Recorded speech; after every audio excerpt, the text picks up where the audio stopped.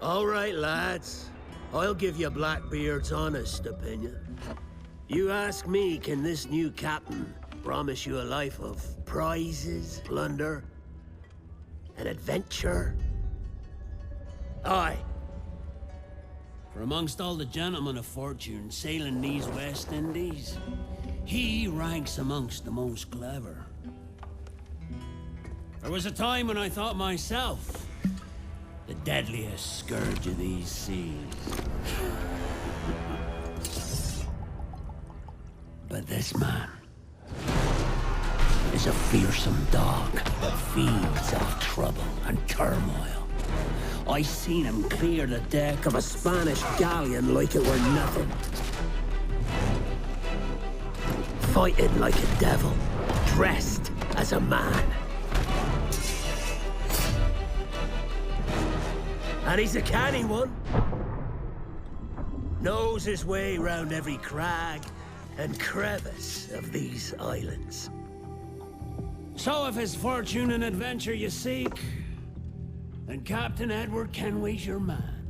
Only, don't meddle in his private affairs.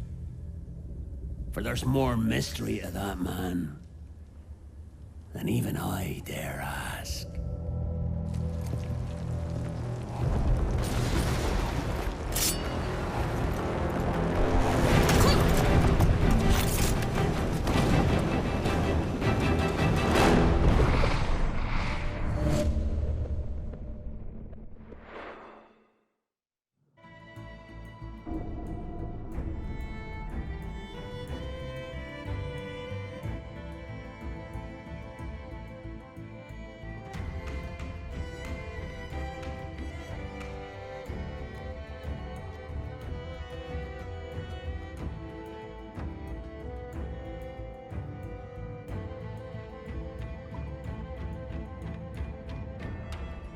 Hello and welcome to Assassin's Creed Black Flag.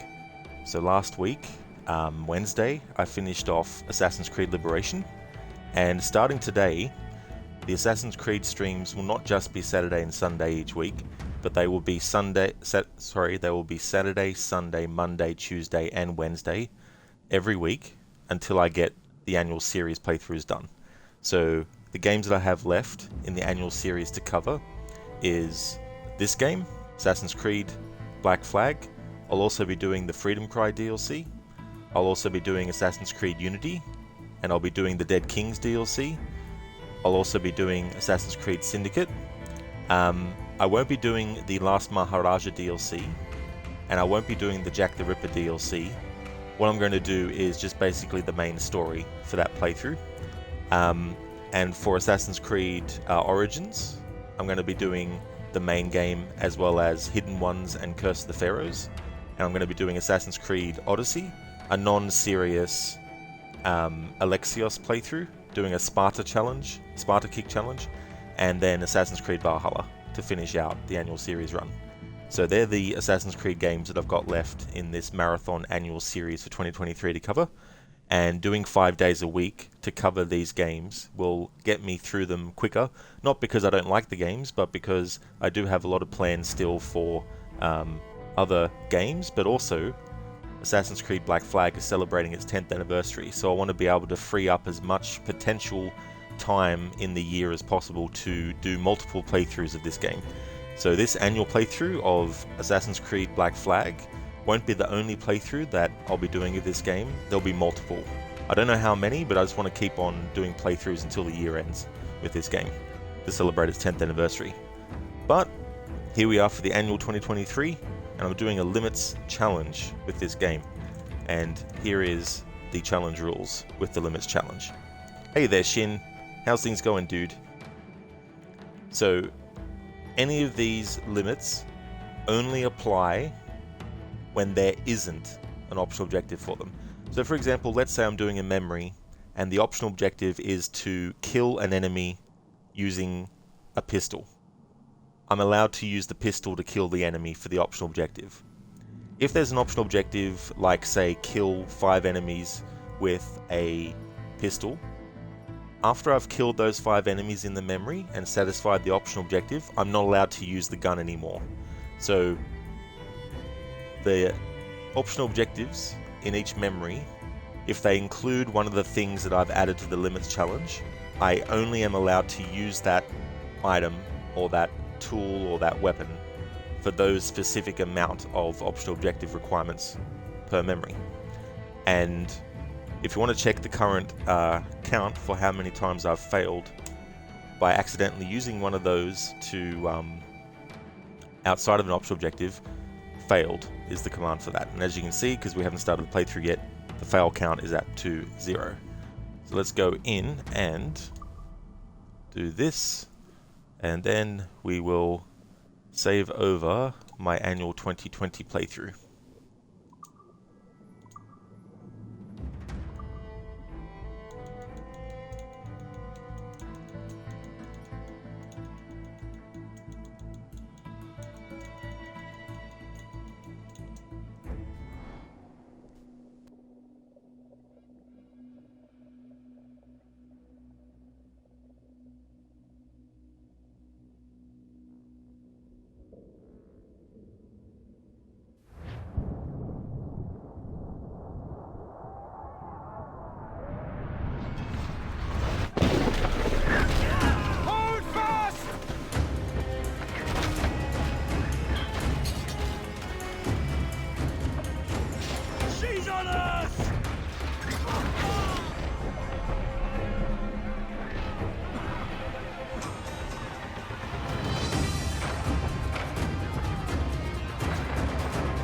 See her! Man the cannons!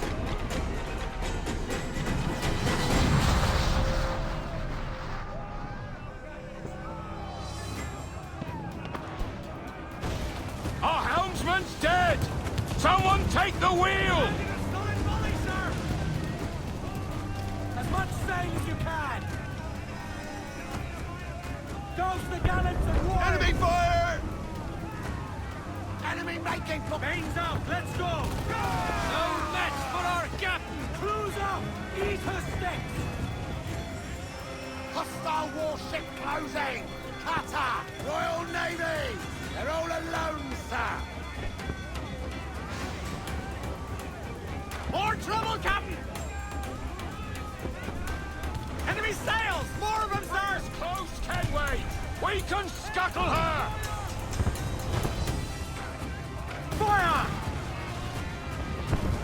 No match for our captain! Ha ha! They're on the bowline to hell!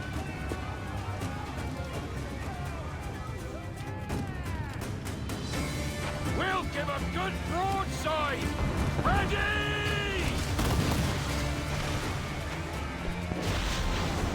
Ready to fire, sir! Haul in the stunsails! Taking damage here!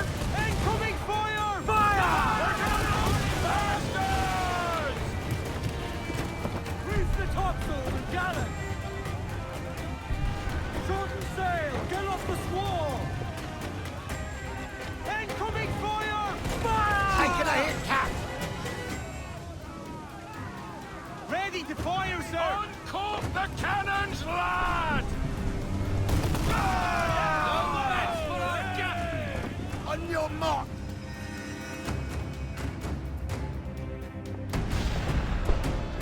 The magazine! It's going out! Douse the flames! Get in there, you mongrel!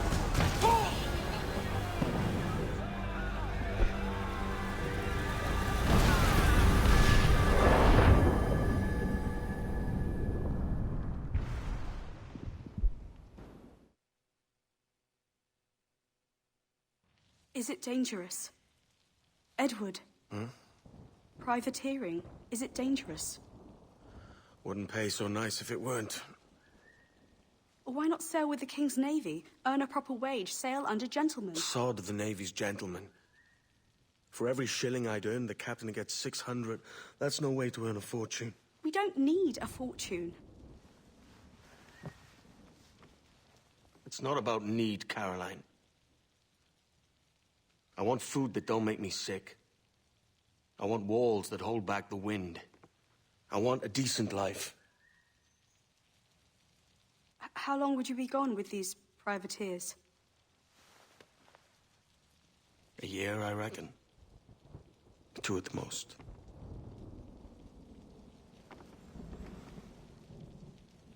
All right. No more than 2. Promise me.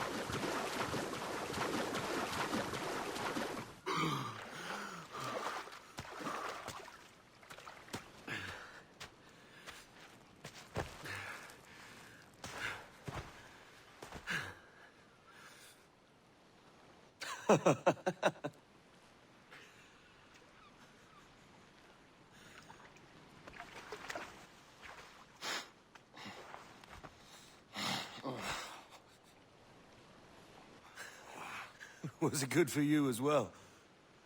Havana. I must get to Havana. Well, I'll just build us another ship, will I? I can pay you. Isn't that the sound you pirates like best? 100 escudos.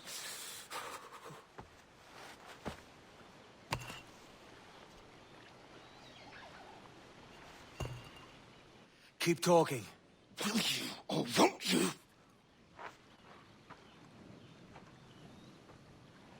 You don't have that gold on you now, do you?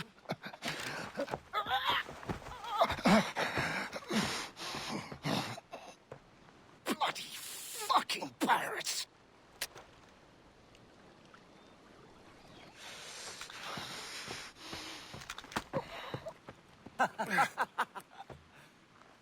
I'm on to you, Sneaksby!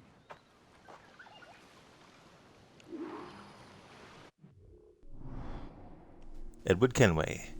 Edward has found himself in a bit of trouble. His only aim is to survive, against all odds and all attacks.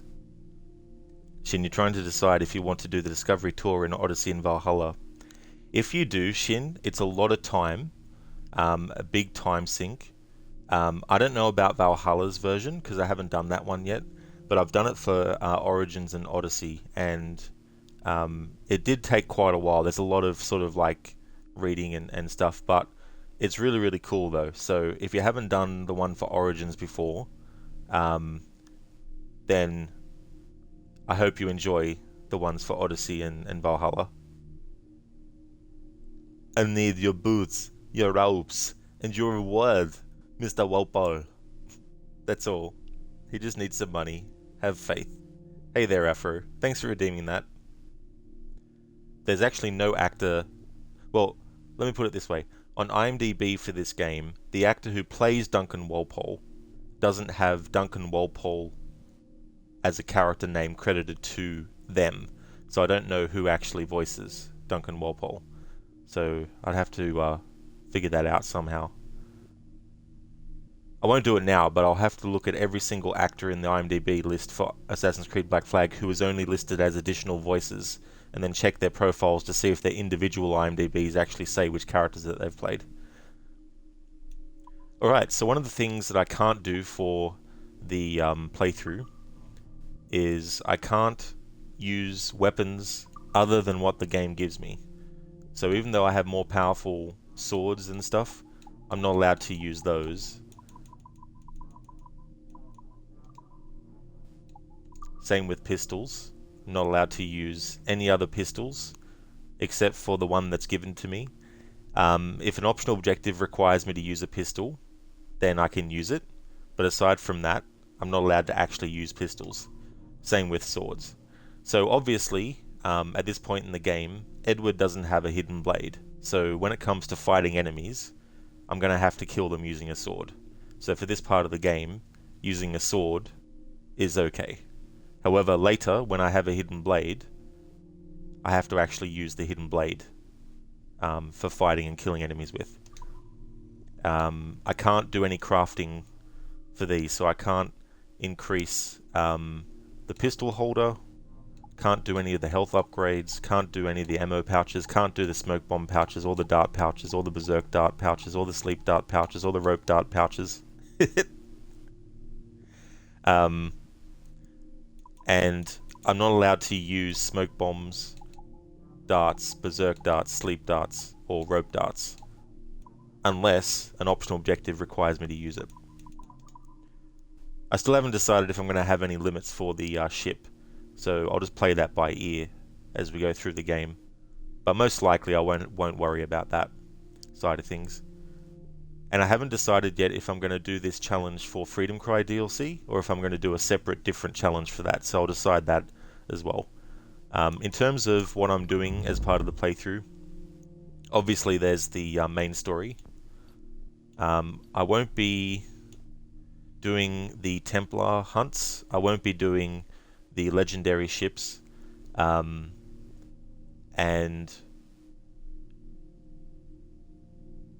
don't know if there's anything else that I'll be doing. I won't be doing assassination contracts, I'm leaving them out. There's probably some other things I won't be doing too, but I'll cover those when we get to the point where the game points it out to us. And not worried about getting all the collectibles and stuff.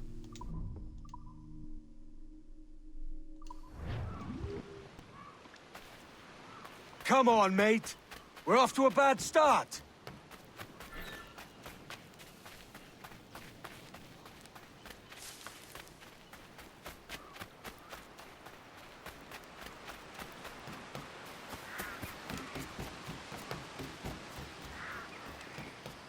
It's 100 leagues or more to Havana.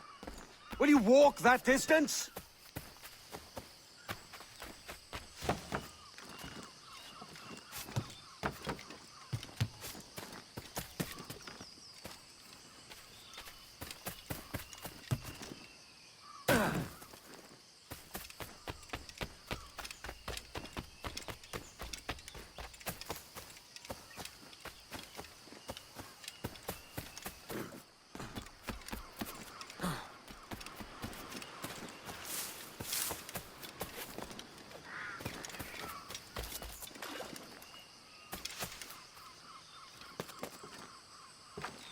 Whoops, didn't have my mic on.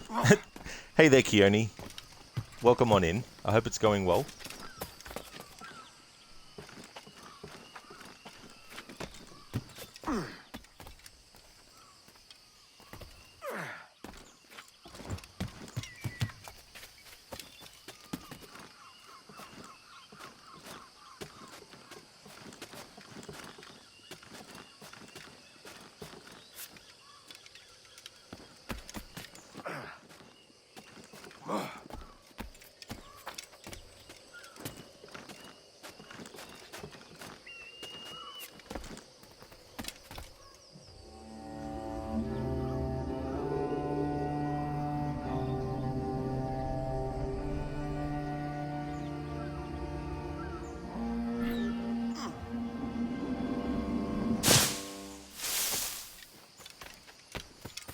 Posh git.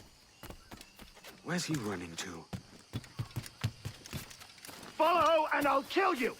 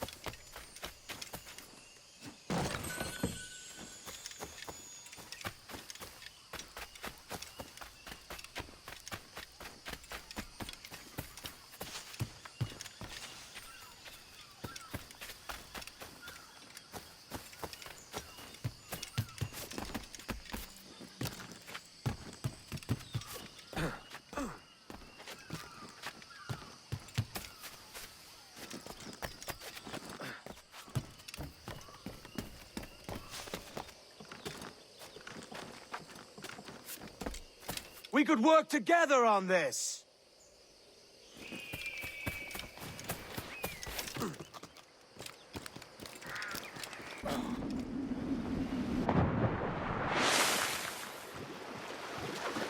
Keep your distance!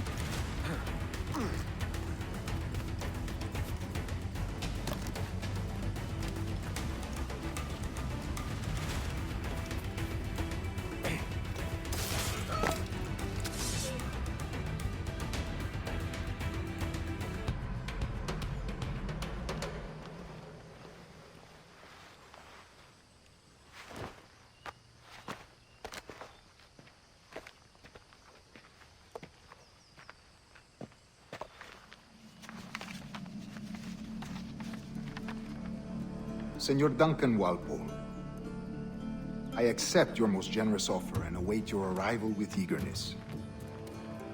If you truly possess the information we desire, we have the means to reward you handsomely. Though I will not know your face by sight, I believe I can recognize the costume made infamous by your secret order. Therefore, come to Havana in haste, and trust that you shall be welcomed as a brother. Su más humilde servidor, el gobernador Laureano Torres y Ayala. You're born for the outfit, mate. Mr. Walpole, let's collect your reward.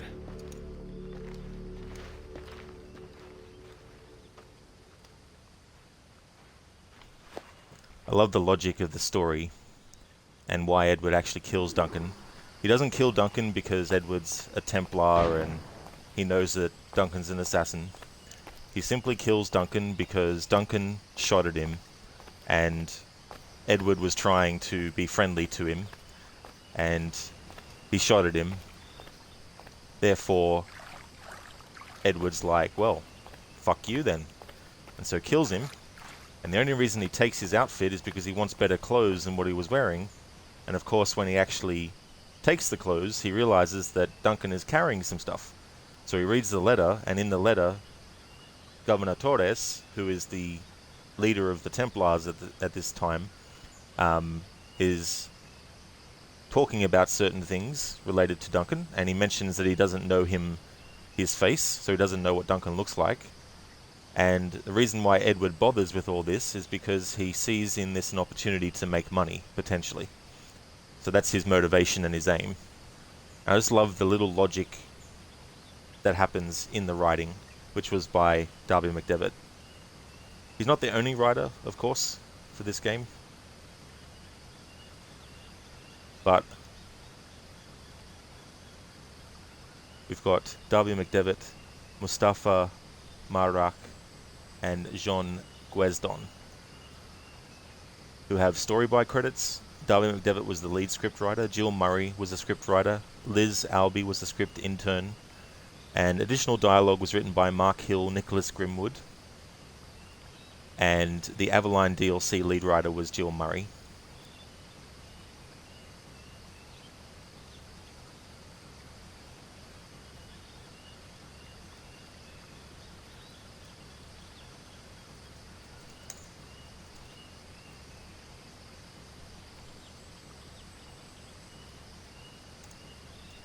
So there's the IMD for Darby.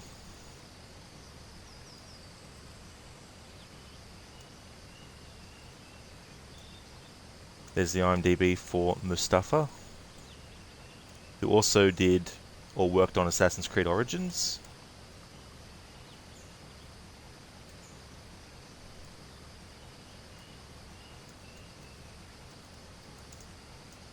There's the IMDb for Jean Guesdon.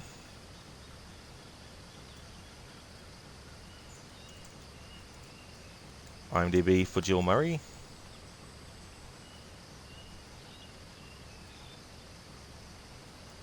Liz Albee, who looks like she also worked on Ghost of Tsushima.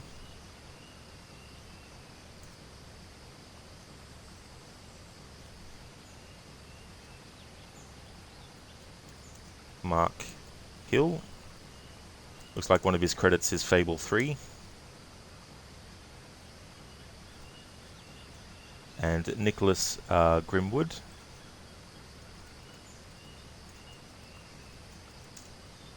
That's their IMDb as well. So they're the people who were writers for Assassin's Creed Black Flag. I just love the writing in this game. There's a lot of good logic in the writing, in how characters come to conclusions and the things that they latch onto and all that kind of stuff. So you've got a logical step process. You have Edward Kenway wearing rags, is shipwrecked on this island. Duncan Walpole is wearing the assassin outfit.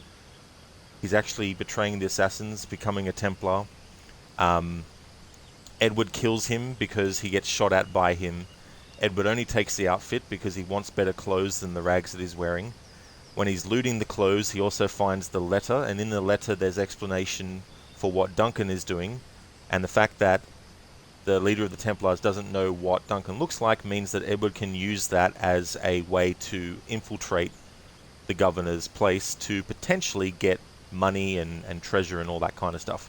And that's why he wants to deliver the blood vial that contains blood of, I think it's the blood of the sage in that particular vial. So all that culminates in Edward deciding that he wants to go after him. Now what's the next logical step? He's shipwrecked on an island, right? So he's got to find a way to get off of this island. So we're about to meet Stede Bonnet, who provides a way for Edward to get off the island on a ship so he can get to Havana to potentially get rich by delivering these items to the governor and seeing where things can go from there. That's a great example of how to write logic in your story for character motivation as well as setting things up. You know, setting up the idea that they don't know what Duncan Walpole looks like, so Edward can use that to his advantage, because they'll be like, oh, as long as you're wearing the outfit, you know. So it's just so good. May I help you? Yes, could I speak to the drug dealer of the house, please? I beg your pardon. It's a beautiful day, and we're out killing drug dealers. Are there any in the house? Hey there, Harbinger. Thank you for redeeming that from Last Action Hero. I don't have it active yet, but I will have the channel points for the replay of memories with only the music, and also to dub Arnie scenes. But I won't activate them just yet until there's a decent amount of stuff.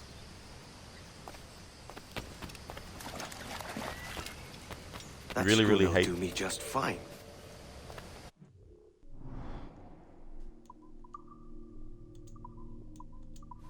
You really hate the camera in Resident Evil 0, do you? What part of the game are you up to at the moment? That schooner'll do me just fine. The Commodore's gone ahead to Kingston. We're to commandeer this lover's ship and follow. Sorry, Kingston? No, our destination is Havana. I'm just a merchant. Quiet, you bleeding pirate. You'll hang for the mess you made out there. Sir, I had nothing to do with this attack. My crew and I had merely anchored to water and resupply. Come on, Hold it! Stede. Say it. Stop them! Give me one reason I shouldn't vent your skull. Take my sugar. Take anything you like. Take my sugar. Take anything you like. I'll pay you. Anything you like.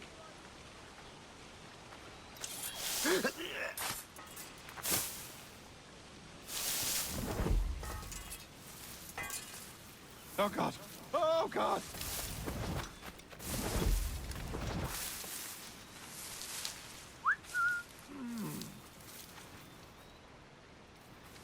Take my sugar. Take anything you like.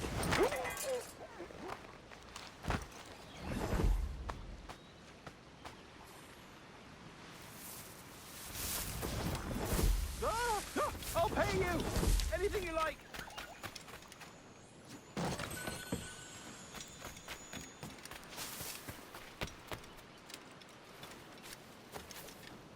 Oh God! Oh God!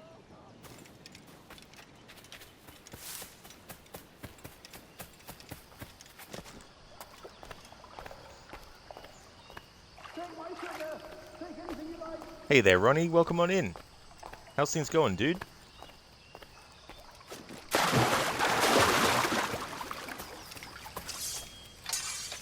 Harbinger, trying to kill the leech zombies with the Molotov cocktails. Half of them miss the target, and even if you hit them, they kill you before you kill them. You're at the training house or mansion, or whatever it is, killed the giant lobster and stopped for the day. That's actually some good progress.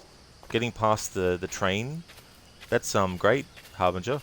But yeah, those enemy types are just so damn annoying in that game. I think I've only done one playthrough of it so far, Resident Evil 0, so there's some stuff that I can't really remember off the top of my head, but I definitely will play it again at some point in the future. Ronnie, what is this game? You've never seen it before, but you have a strange feeling that it may involve sea shanties. It well and truly does, Ronnie. How did you know? How could you have known? Oh God! Oh God!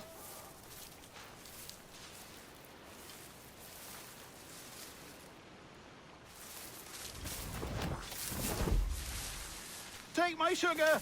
Take anything you like!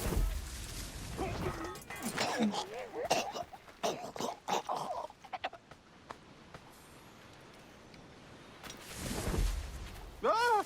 I'll pay you! Anything you like!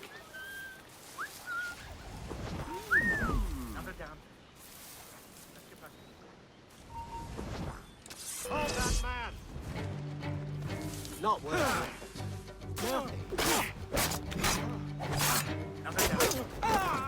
Let's get back. Oh God!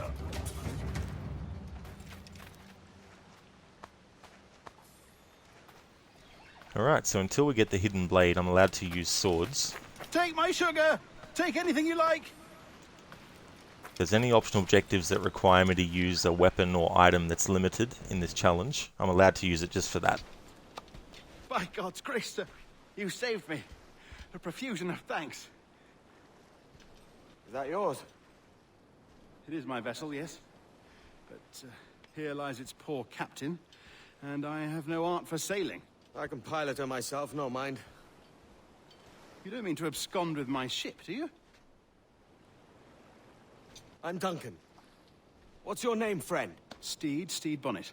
Well, Mr. Bonnet, let this stay twixt us. But I'm on a secret errand for His Majesty the King, God save him, and I must get to Havana with speed. Ah, that is a relief, sir. Havana is also my destination. Our ways lie together. Natural allies, then. Ah, you put me at ease, sir. To think I took you for a pirate when you first appeared. Did you? Yes. You have uncommon way of handling yourself. Quick and easy, if I may say. Gave me quite a fright. But all things considered, I think it's turned out to be a rather fortuitous day, hasn't it? I love the looks on his face. Lacking a rowboat, I'm afraid we'll have to swim to my ship. Hardly the worst thing to happen. Look at this beautiful water. I know the game is 10 years old now, but still looks great. Oh, this is difficult. I should have taken the coat off.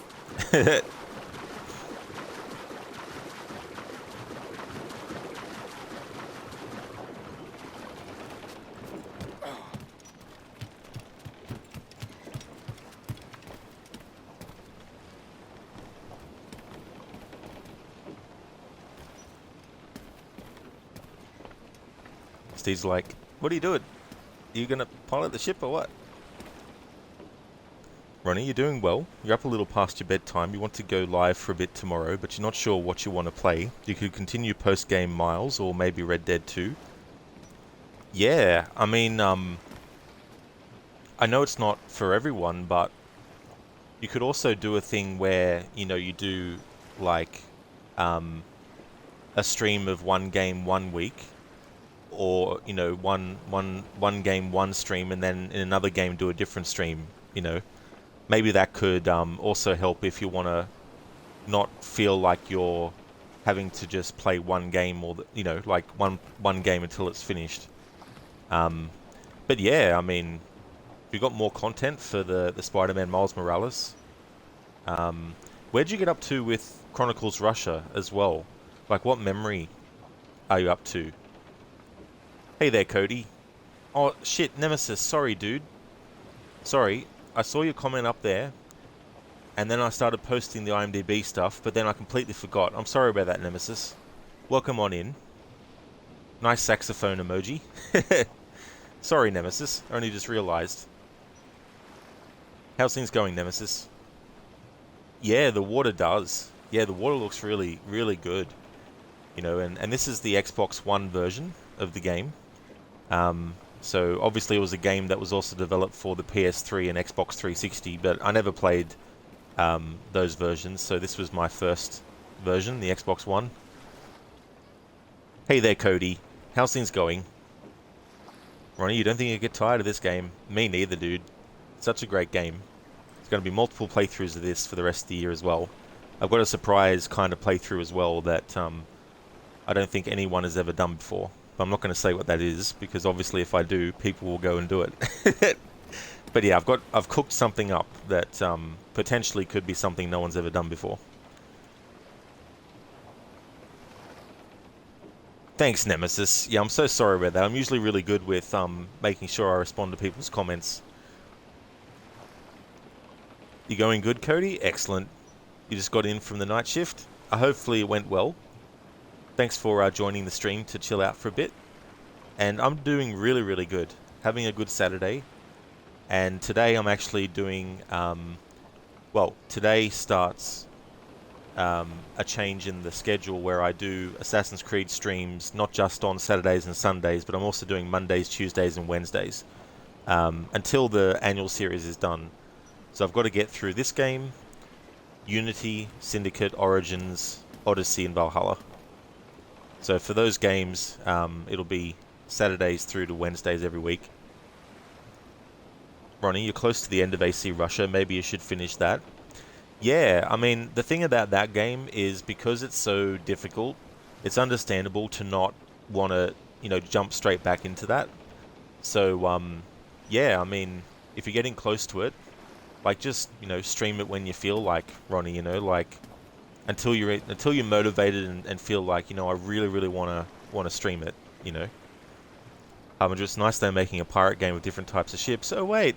Oh, yeah, you mean that game that they started developing in 2013? That still hasn't come out yet? That's had multiple delays, and it's also had resets to what they were doing? You mean that one, Harbinger? Bull Scones. Yeah, Cody. It's going to be good to do 5 days a week of Assassin's Creed streams. And I need more time in the year for other playthroughs of other games, but also to do more playthroughs of this game, because I want to do multiple ones doing different things to celebrate its 10th anniversary, so I'll be doing that too. Welcome aboard, Duncan. She's a modest schooner, but well suited to my purpose, trafficking cargo from my plantation and such. She'll do fine. There's a strong wind now. Let's strike to full, shall we?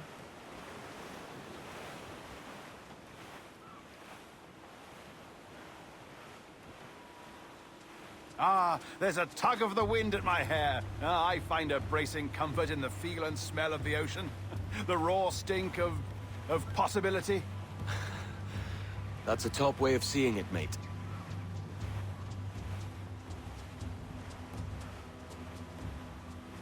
We've really opened it up now, haven't we? Ha ha!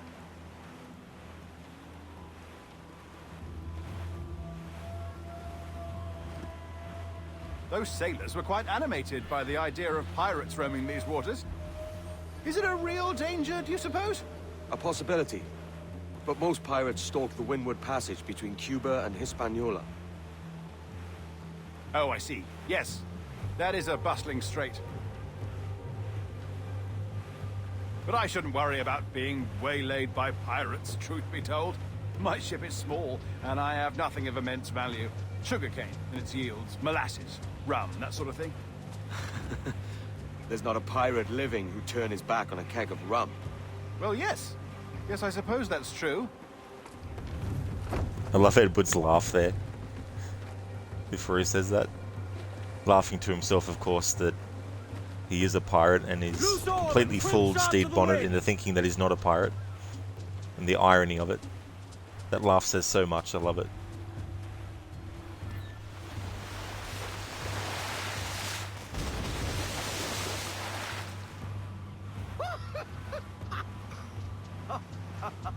Plus he's also laughing at the fact that Stede thinks that rum isn't that appealing for a pirate.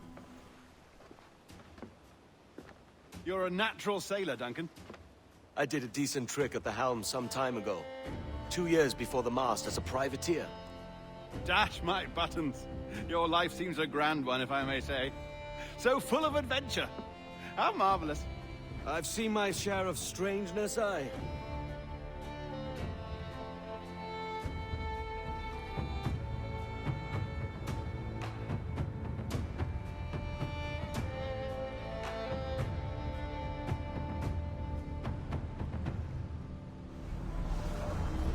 Fantastic work. Very promising.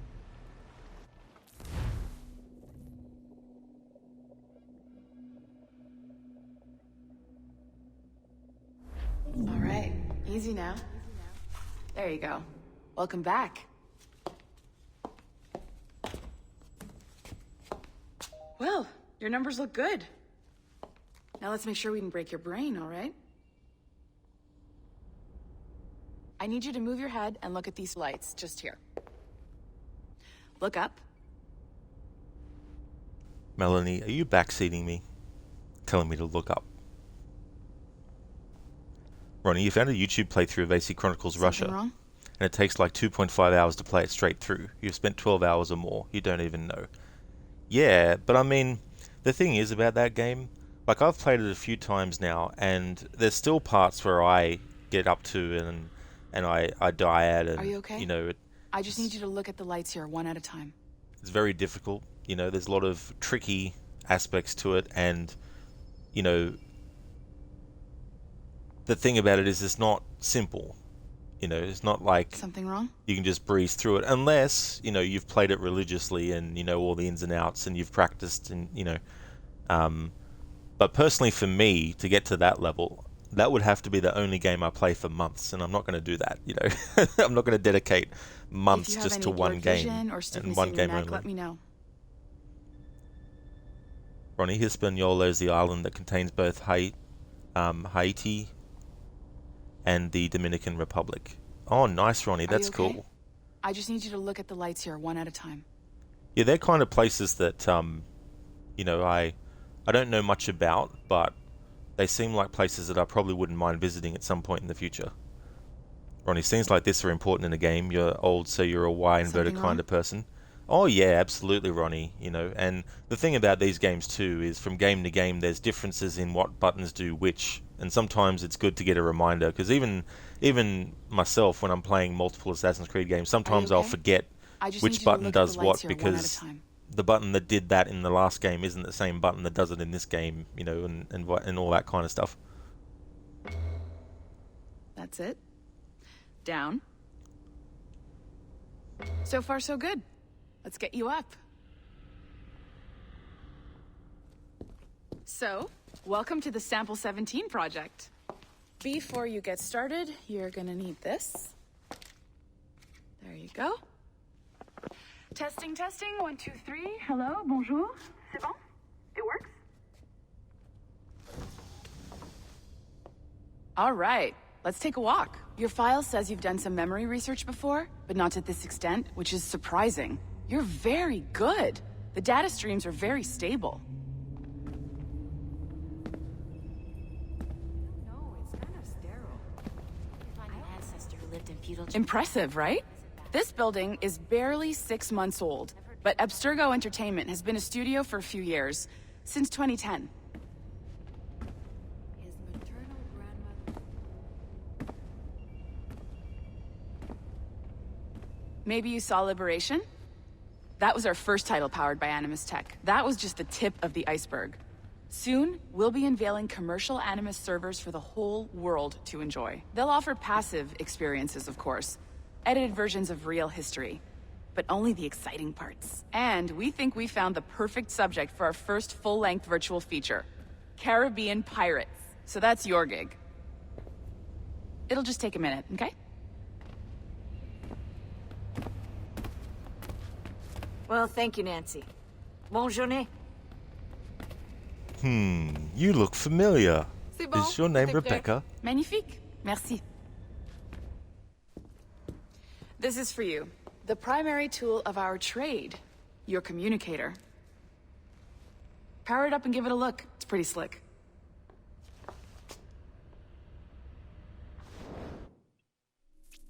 Okay, so welcome to the present day story of Black Flag. In terms of like what you do, it's not really that exciting, I feel. However, I do like the idea of being able to uncover certain things. There's actually a document that you can unlock which actually confirmed back in 2013 that Watch Dogs exists in the same universe as Assassin's Creed, because there's a document from Bloom, and Bloom is a company in the Watch Dogs games, and Bloom sends a letter to Abstergo, and you can actually read that letter. And then in Watch Dogs, which came out the year after this game, in 2014, if you do all the convoy missions, the final convoy mission has you going after a target, and that target is Olivier Garneau. And Olivier Garneau is the head of Abstergo Entertainment, who we meet in this game. There's a discrepancy though, because in Assassin's Creed Origins, you read about Olivier Garneau getting killed, and it shows him being shot by Aiden Pierce, who is in Watch Dogs 1. But in the actual game Watch Dogs, the convoy mission where you actually go after Olivier, you can't kill him. You have to actually knock him out. If you kill him, you fail the mission. So what I like to do when I play Watch Dogs 1, to make it actually fall in line with Origins confirming that Aiden Pierce shoots Olivier dead, what I do is, after I've finished that convoy mission and I've knocked him out, I then shoot him in the head. Just to finish him off. I don't remember who said it, but someone at Ubisoft came out and said that we now have decided that Watch Dogs and Assassin's Creed does not exist in the same universe. And I'm like, well, officially you may say that, but personally I'm still going to treat the two existing in the same universe. So that's an example of what you can find in the present day of this game. But there's also some good stuff, like you get some recordings of Desmond talking about certain things recorded before his death, and you get all these other little bits and pieces as well. But I wouldn't say it's my favorite present day story or part of the story. But there's some interesting things, especially with John Standish and Juno and all that kind of stuff. But we play as a character that we never see, never gets named, and they don't even have any dialogue. So what they were doing was they wanted to have a character that could be a stand-in for us as the player. It's kind of like with Assassin's Creed Liberation, where there's no actual present-day protagonist, but the idea is that we, the player, are actually the present-day protagonist playing Assassin's Creed Liberation, and Erudito, the hacking group, has hacked into that game and is telling us as the player that Abstergo is telling us lies. And so we as the player learn the truth of what's actually happening. So there's that kind of thing going on. And as Melanie mentioned, she mentioned Assassin's Creed Liberation, and I did a playthrough of that before this game.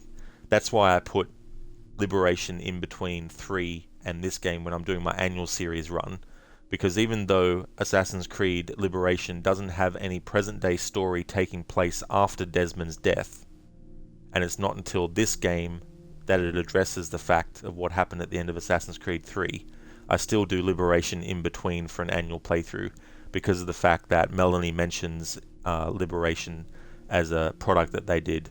But also, I like the game, so that's why I included it with the annual series run. But when it comes to choosing what order to do them in for the annual series, that's why I put Liberation in between. So what's happening in this game story is they want us, the main character that we're playing, who is supposed to be us, they want us to go through the memories of Edward Kenway, and they want us to record everything that we can about what's going on in the memories. And what they're going to do with that footage that they're recording from those memories is they're going to edit it into a movie.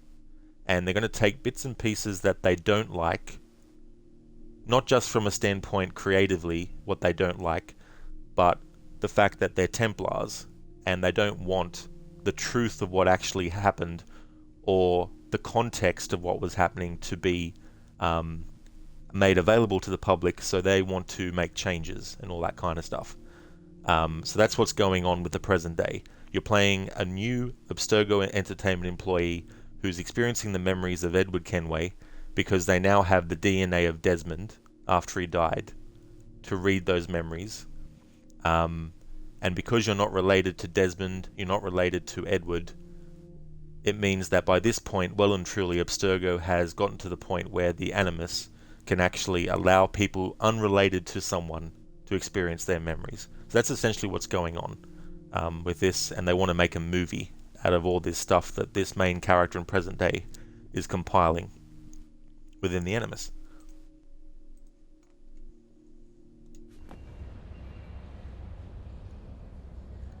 Ronnie, you're trying to play AC2. Security seems a little light around here. That's because you're trying to play AC2 and Valhalla at the same time. The input difference is very difficult. If only Sean was somewhere in the lobby. Yeah, selling like coffee. Never really got into the present day part of this story. It is okay, but there are no sea shanties in the present day. Yeah, not unless you sing them yourself. But that's true. Actually, that would have been cool if you could unlock the sea shanties and the main character had like a had their mobile phone or something so they could listen to them. But that's understandable too as well. There is a big difference with the input from AC2 to Valhalla as well. And there's things in Valhalla that I hope they don't do in future Assassin's Creed games. Like, I don't like the idea of having stamina for the main character. I don't like the idea of those puzzles to get into a building. It's like, just let me get into the building and loot and then leave. I don't have to spend 20 minutes trying to figure out how to get into it, You do, Cody? Awesome.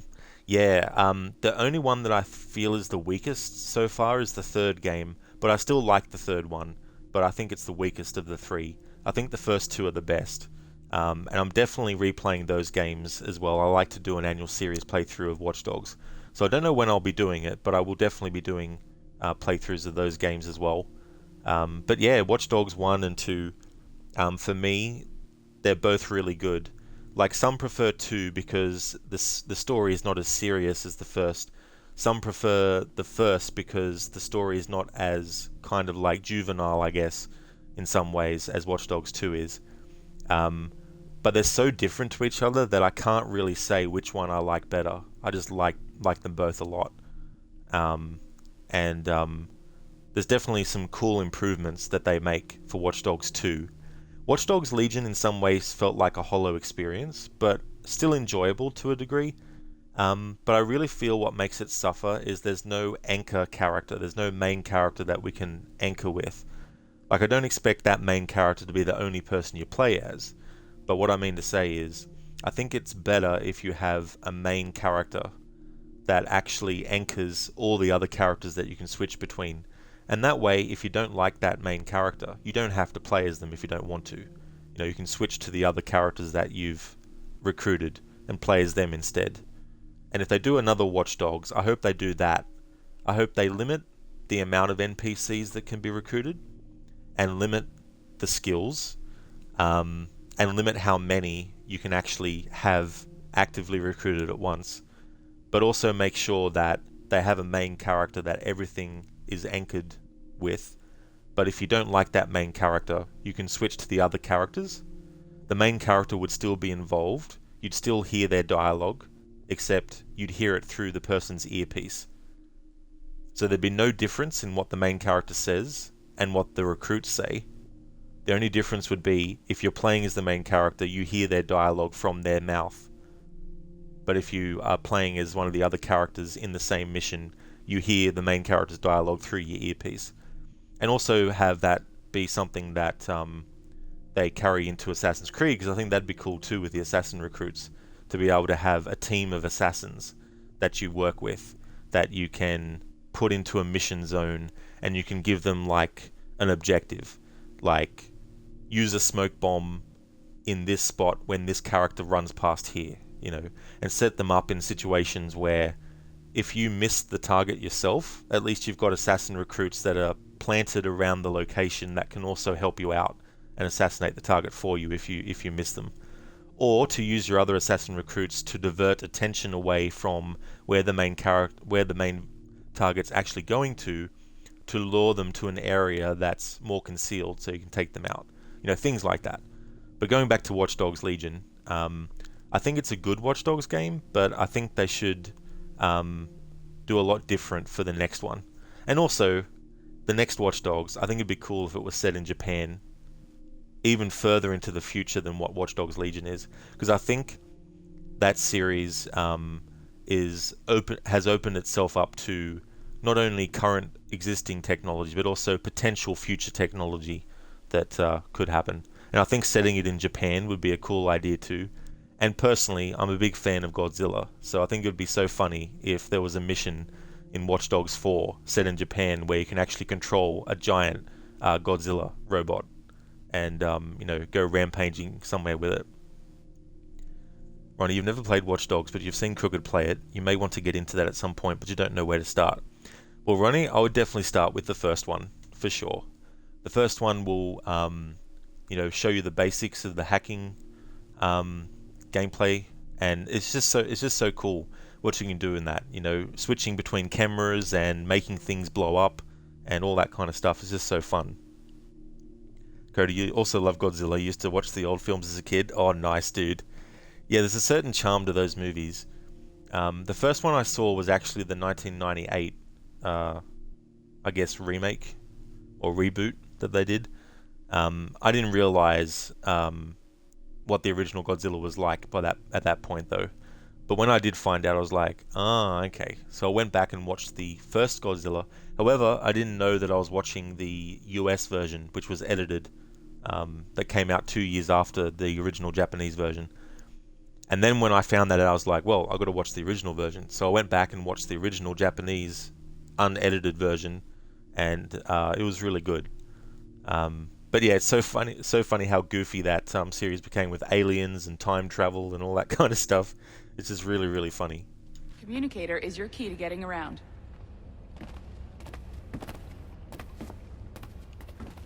Yeah, Shin, that's right. Exactly. Godzilla.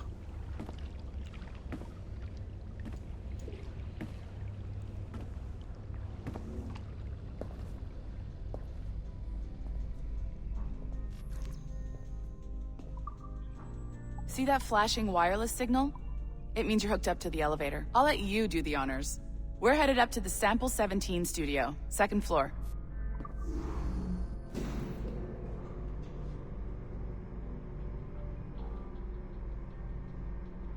You ready? Let's go.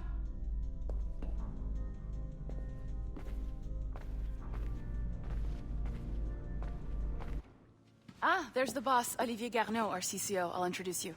Bonjour. Salut, Mélanie. Ça va bien? Well, thanks. Have you met our new hire? Just started today. I haven't. Bonjour. What project? Sample 17, the Kenway line. Haytham, Connor... Edward, the pirate. Ah, yar, matey. Very exciting. Welcome aboard. Mélanie, can we talk in your office for a minute? Just let me get this one settled and I'll see you in 5 minutes. C'est bon. Nice to meet you. So, this is the Sample 17 floor. We're diving into the memories of one very generous donor, Desmond Miles. We're pulling all the best stuff from his DNA. And hopefully one day, we can forge some fantastic experiences from what we find in there. Fucking donor my ass. This pair of legs is John, one of the wizards in IT. He's just fixing something for you. Not fixing, calibrating. Calibrating, right. So here we are. Your very own Animus workstation. This is all yours, so sit back, relax, and find us some good footage. If you need any hints or tips, the Animus is loaded with tutorial programs, so you'll have no problems. And I'll check in on you later. Happy pirating.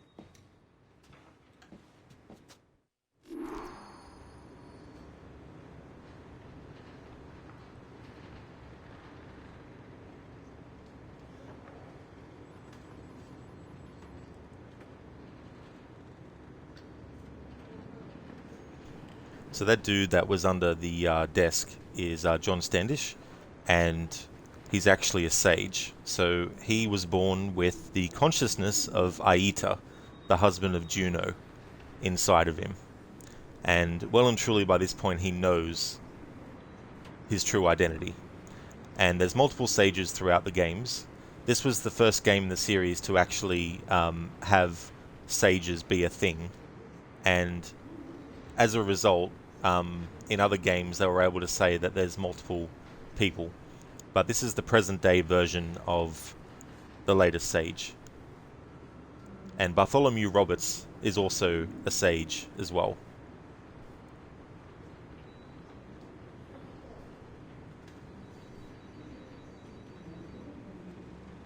Ronnie, there's a crazy version called Pulgasari. It was a North Korean version that was produced with a kidnapped crew. Really? Jeez. I mean, I know that the desire to make a movie can be exciting and all, but kidnapping a whole crew to make a movie is like, what? Jen, you happen to like the Godzilla movie with Matthew Broderick over the original movies? That's fair enough. Yeah, I mean, it wasn't a bad movie. But after I saw the original Japanese version of Godzilla, I was just like, eh. But, the 98 movie wasn't too bad, but I sort of became more of a fan of the original version of Godzilla. Shin, Olivier is also in Watch Dogs 1. That's true, yeah, Shin. Yeah, I've covered that not long ago. Yeah, Ronnie, generous donor. Yeah, sure. Shin, you have way too many games. 1,386 at last count. Holy shit, that is a lot of games. Ronnie, seriously, someone needs to go on a slap fest. Absolutely. Hey there, Spectrum. Welcome on in. How's things going? Shin, San Diego pro teams have this tendency to suck during the big games. Ronnie, yeah, Pulgasari had this whole anti-capitalist theme. Never actually heard of that before, but it is interesting though when other countries do their own version of something.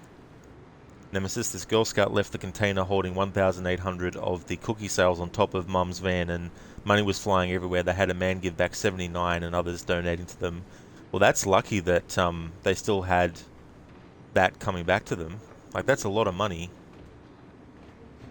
Cody, Skull Island is awesome.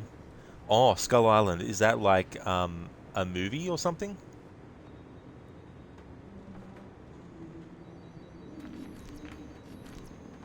So there's these post-it notes that you can find.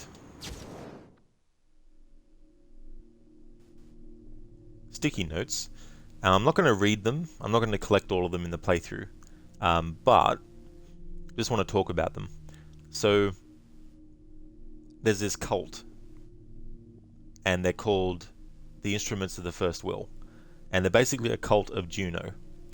And the thing about them is that they have no problem being a slave to a different race of beings. So they actually want the Isu to take over the world again and to have humanity serve them. And the thing about the Instruments of the First Will is they are their own group, and so they're not allied with the Assassins and they're not allied with the Templars. And there's a lot of comic books and things that I've never read that actually cover a lot of things related to these groups, and Otzoberg and Black Cross and all this stuff. There's actually so much information that I wouldn't even know where to really begin, and I'm not really a comic book reader anyway, so I'd probably have to listen to an audiobook of these comics and all that kind of stuff. But anyway, these post-it notes are messages. I think it's written by John Standish and left around the office, and it's talking about the instruments of the First Will. In Assassin's Creed Valhalla, there's an early version of the instruments of the First Will, and that is the Order of the Ancients.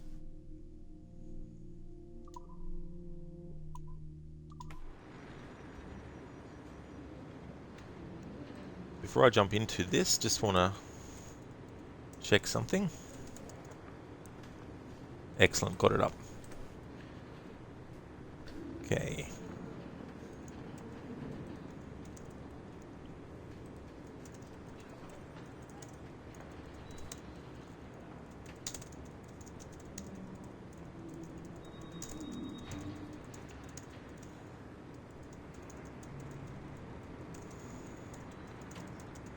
Just setting up another IMDb link for a voice that we're going to be hearing in a moment. Welcome to Animus Omega, Abstergo Entertainment's proprietary ancestral memory research tool. If you have any questions, comments, or concerns about how to operate your Animus console, please contact your project supervisor, Melanie LeMay. You have been registered as part of the Sample 17 project. Your primary research target is Edward James Kenway, born March 10, 1693, Swansea, Wales. Calibrations complete. All signs normal. All systems optimal. Extra neurotransmitters activated.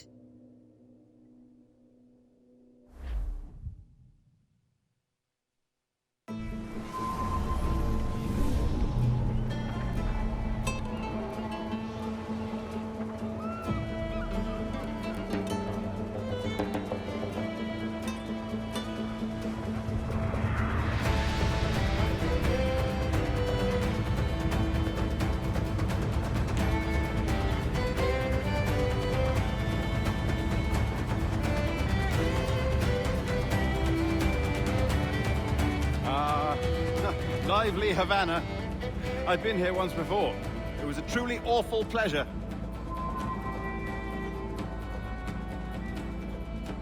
See someone you know? No. Just putting on a friendly face. I shouldn't want to be mistaken for a pirate again. Right. Flash rogue like yourself must be cautious. Yeah. Yep, Stede Bonnet, the Flash Rogue. Has to be cautious.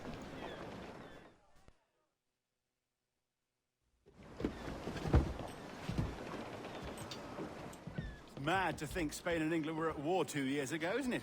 Here I am, bartering with Spaniards like they were my cousins. Something wrong, Duncan? No, it's nothing. Sand in my hampers. So where's the best squad in town? I'm dying for a quick kip. Or a siesta, should I say. I'm just headed to a public house now to meet some merchants. I could show you the way. Well, lead on.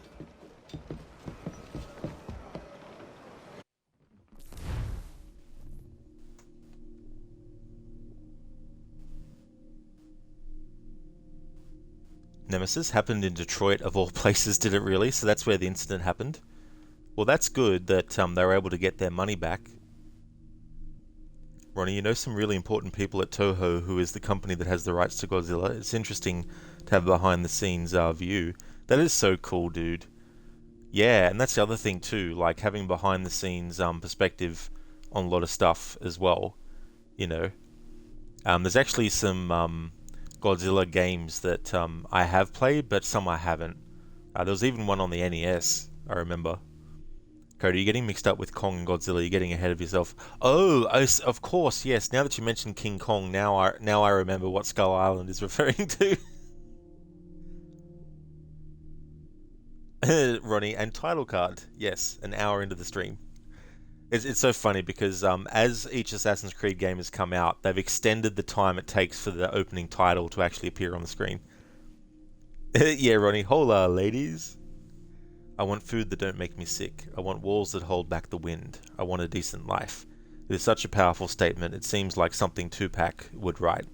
It really, really is, you know, and it gives you an insight into Edward's motivations, and he wants to make sure that he lives a life that is going to be comfortable, you know. Now, obviously, there's pros and cons to that. There's nothing wrong with wanting that kind of life, but it's how you strive to get it that can become the issue. And the thing with Edward, especially with his wife Caroline, is that Caroline loves Edward. She wants him to be with her, like she doesn't want him to go. That's why she asks, you know, how long does Edward expect to be gone for? And she's like, you know, 2 years at the most is what she says to him, you know, and asks him to promise her. Now, we don't actually see Edward say the words, "I promise I'll be back." A year, 2 at the most from when I leave, you know, but years and years actually end up passing, you know. And the motivation of Edward in wanting that stuff is fine, but how he's going about it ends up not being. And there's a few ways you can look at it. You can look at it, well, how do you know unless you try? And also, how do you know if it's going to take that long? Because this is the other thing too. Success in anything to someone else may seem like someone just fell into that success. What that person doesn't know or doesn't realize sometimes is how many fails that person went through to get to that success. You know, some people find success a month after they set out to do something. Some people take a year, some 5 or 10 to reach where they are. So from the perspective of someone who wants to succeed in something versus the perspective of someone who is like, man, you've been working for years on that end and you haven't reached that point yet. Why don't you just give up? Why don't you go and do something else? You know, and it's a very valid and understandable point of view to have, because for some people, if they don't succeed at something within a certain time frame, then they're like, well, if I'm not going to succeed at this a year from now, there's no point in continuing to waste my time on that, and then they try and find something else to pursue. So with Edward as a character, he really, really, really wants to live a comfortable life, but the way he wants to go about it is to basically forsake anyone else in his life in the pursuit of that as well, you know. But he kind of gets embroiled in the pirate life, and that's the thing too as well. And I guess an analogy you could probably use that I don't have experience with myself, but people who have been in a relationship with someone and then that other person decides, oh, you know, I want to move somewhere else, and they're moving far away, and they say to you, do you want to, I want to be with you, but only if you move with me. And the other person is like, well, I can't, you know, I've got you know, obligations and responsibilities here. And then the other person is like, well, I don't want to stay behind here any longer. And that's where you part ways, maybe, you know. So with Edward and Caroline parting ways, he's doing it hoping that he's going to be back a year or 2 from there, but that's not how things turn out. And instead of going back home after that time is finished to honor his promise to Caroline, he decides to keep staying there and keep at it, you know. And that's what motivates Edward to keep going, is this hope that he's going to fall into some riches. Ronnie, really, it's not much to ask. Now, is a lot of murders the way to get that? That is more problematic. Yeah, well, that's true too. You feel like your wife would be upset if you went to Cuba for 5 years or so? Yeah, it's just like, yeah, I'll be back in a year or 2. 10 years later. Still haven't gone back. Still haven't returned.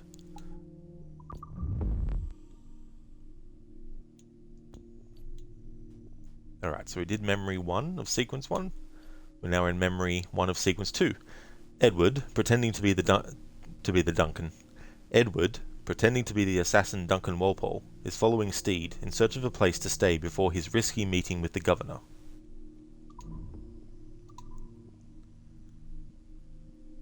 Last sequence recap. Sequence 1, Prologue, in which our hero, the notorious pirate Edward Kenway, acquired for himself a disguise and a purpose: the deliverance of a letter, maps, and a strange crystal cube to the governor of Havana, in exchange for a perceived reward.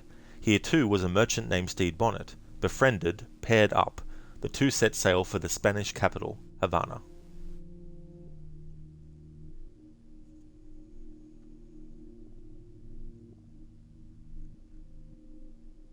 Harmonger, AC Black Flag has by far the saddest ending.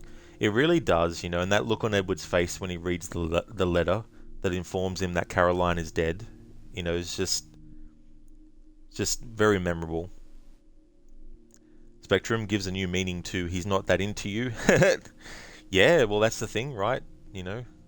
But yeah, like it's one of those things between the two characters that they have, you know, this marriage that gets split up because, you know, Edward, and to Edward's credit as well, he does stay faithful to Caroline for a long time, and that, but that's like years and years into him being away and stuff as well.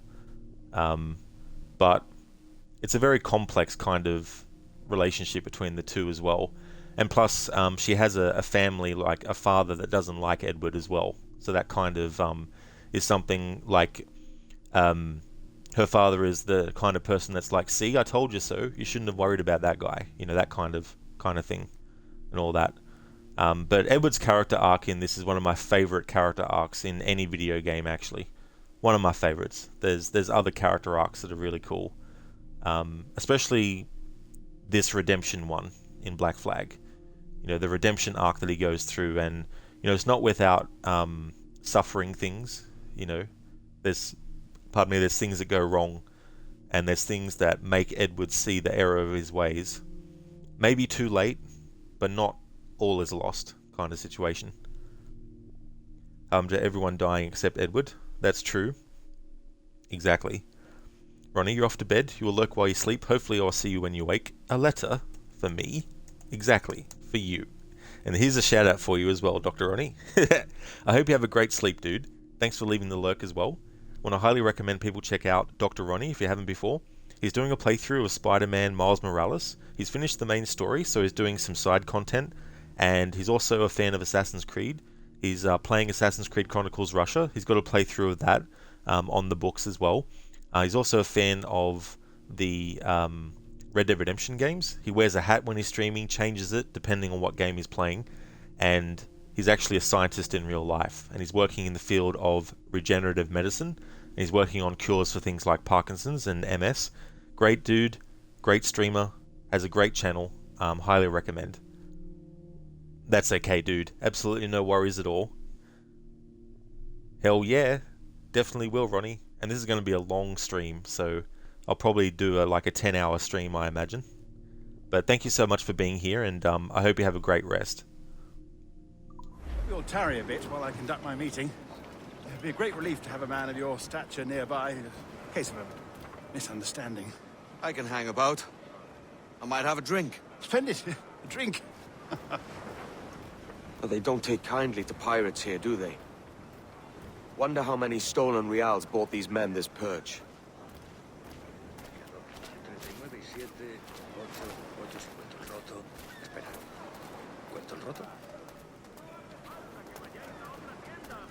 Hola, ladies.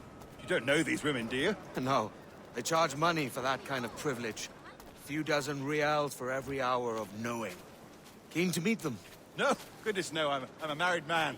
Married men are their forte, mate.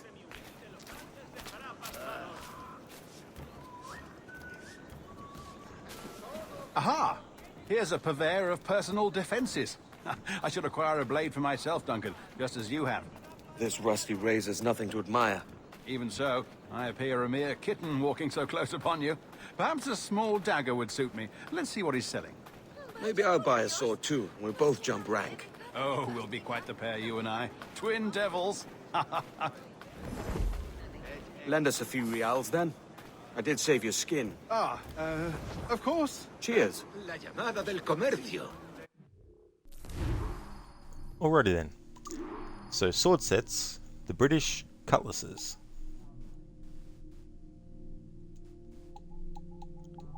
These are the other ones that you can get. However, for this playthrough, I'm doing a limits challenge. And here are the rules for that. Whenever there's an optional objective that requires me to use anything mentioned there as not being able to be used, that's an exception. So if the memory says the optional objective is to kill an enemy using your pistol, I'm allowed to use the pistol just to satisfy that optional objective. Once that person is then killed with the pistol, I can't use the pistol for the rest of the memory or the rest of the game unless there's another mission that has an optional objective requiring the use of that. So that's how it works. So we can get this, and you have to. The game forces you to get this. If I go back, the game won't let me go back. If I press the B button, or whichever button or key if you're playing on PC is the back button, the game won't let you. So you have to buy this.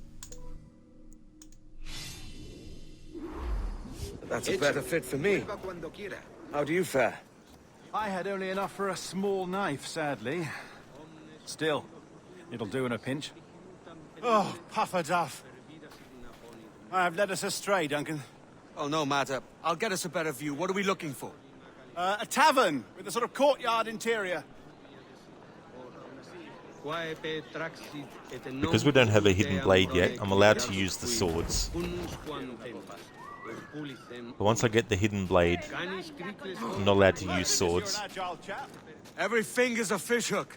That's how you tell a true sailor. Yes, a fine way to put it.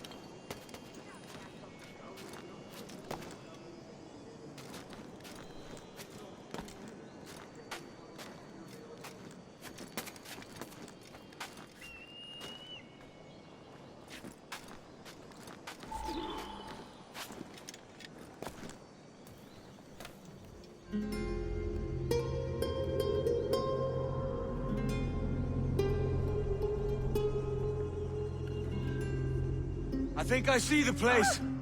We're not far. No te resistas, Gordinflón! Para! Para! Hang tight! Oh, he's brought me blind! Go, go, what do I do? Oh! I can't breathe. I think my heart's Stop or I'll break your knees when I catch you.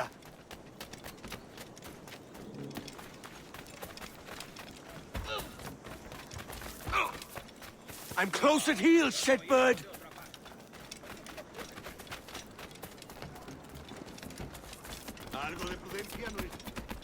Here I come!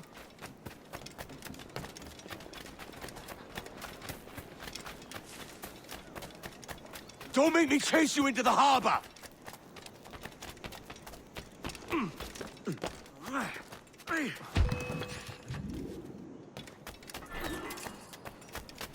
You robbed the wrong man, mate.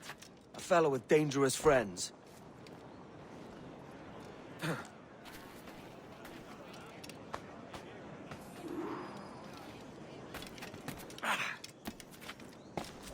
¿Tan cansado estoy?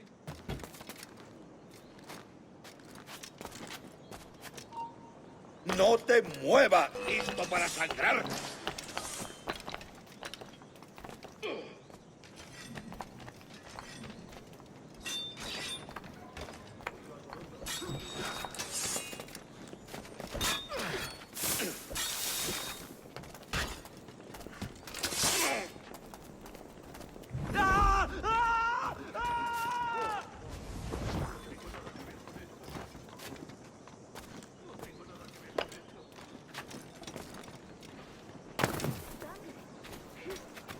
Oh no, he de pedir ayuda. El siervo del diablo en plena faena. Alguna patrulla te pillará, carroñero. Profanador, arderás en el fuego del infierno. ¿De verdad es necesario? Quiero una copa.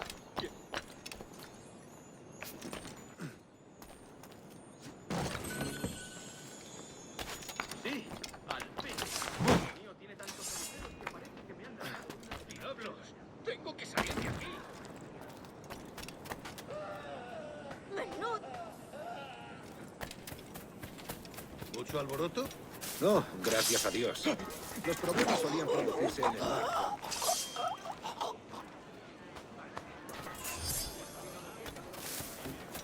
Tengo que largarme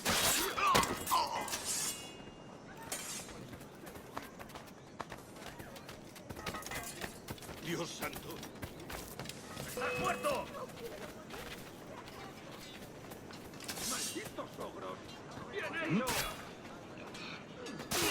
¡Ahí! ¡Seguidlo!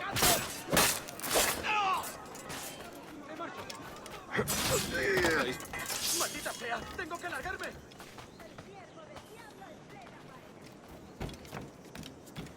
No quiero saber cómo acaba. El siervo del diablo en plena faena.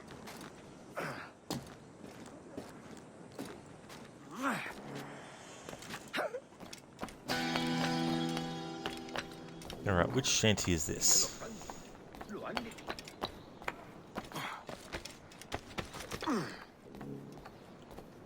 Bully in the alley. Way, hey, hey, hey, bully in the alley.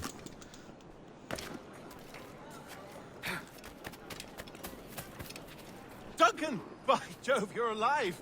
Of course I am. That filch was no fuss. Oh, yes. Ah! We've arrived.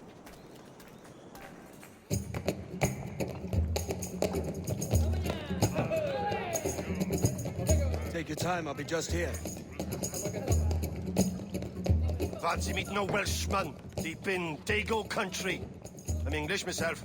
Biding my time till the next war calls me to service. Lucky King George, having a piss pot like you flying his flag. Oi! Skulk! I've seen your face before. You's mates with them pirates down in Nassau. Shut your fucking gob or I'll fill it with shot, you hear me? Edward, is it?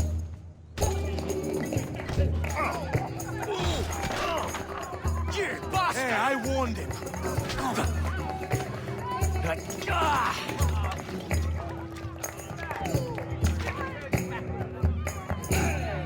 You want a dust up? I'll give you one.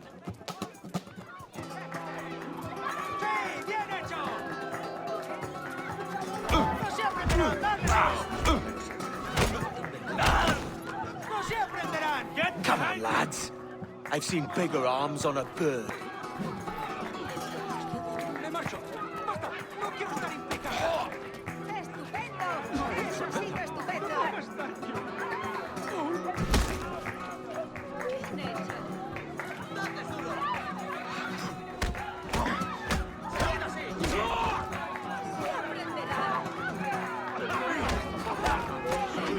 One more. Come on!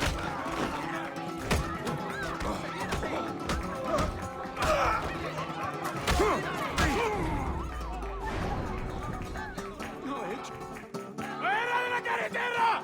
¡Vienen soldados! ¡Corre! You're not leaving me. I'll catch you up. The look on Steve's face. Inglés.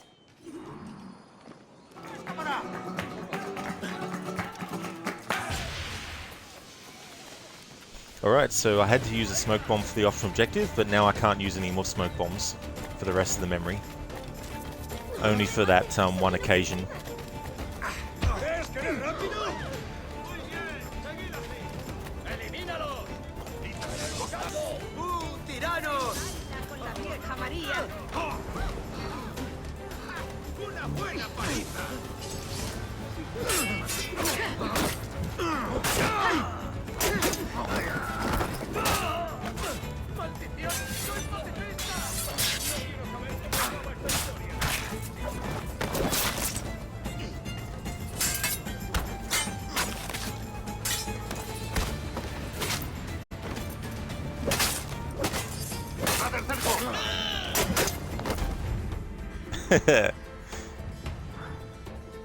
Nice image that it paused on.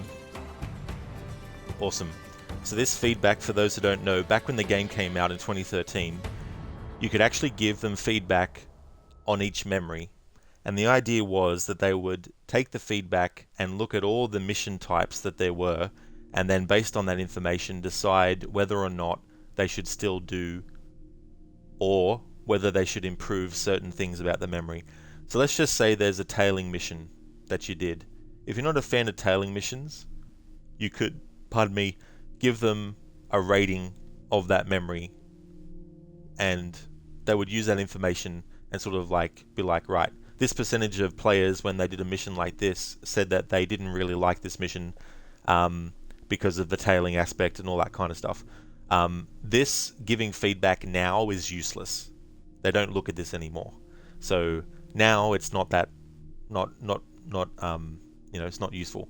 But back when this game came out, and for probably some time after, maybe a year after, they probably looked at the feedback.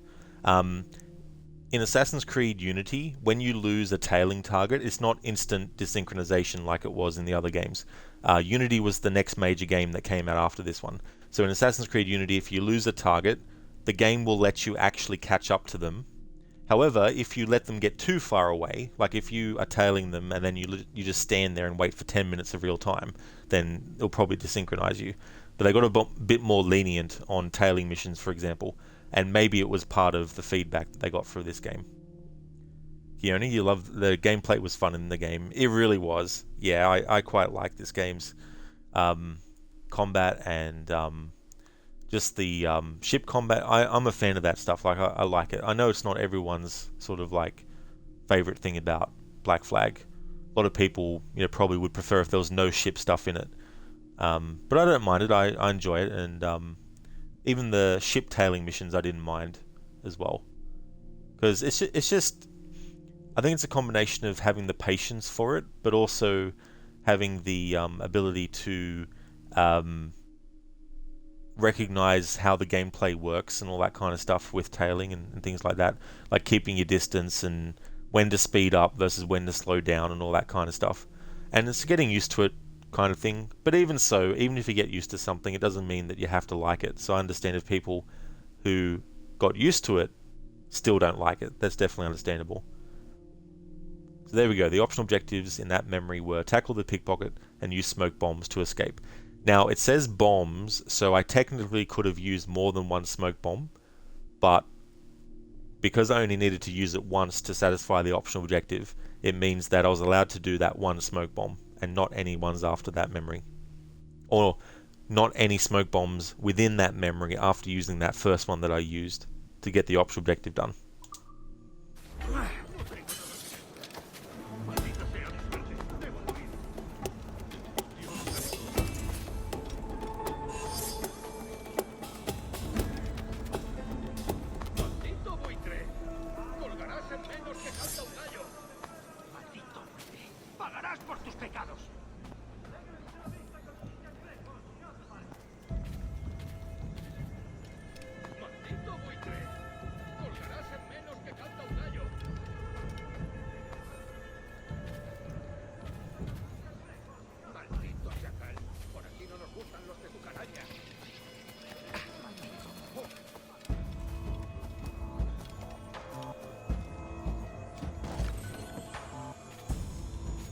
One of the little good things in this game is that even if you're being chased by enemies, you can actually still open up chests.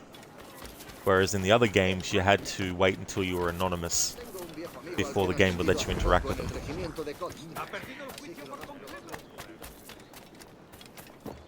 Now, I did say at the top of the stream that I'm not going to be collecting everything, but you watch, I'll probably end up collecting all the sea shanties.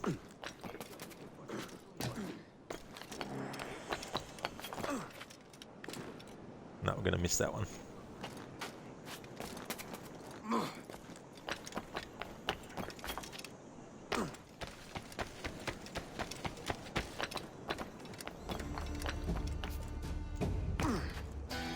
Oh no, got it.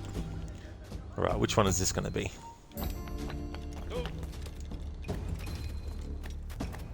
Billy Riley. Oh, Billy Riley, old Billy Riley. I won't sing too much in this playthrough, I promise.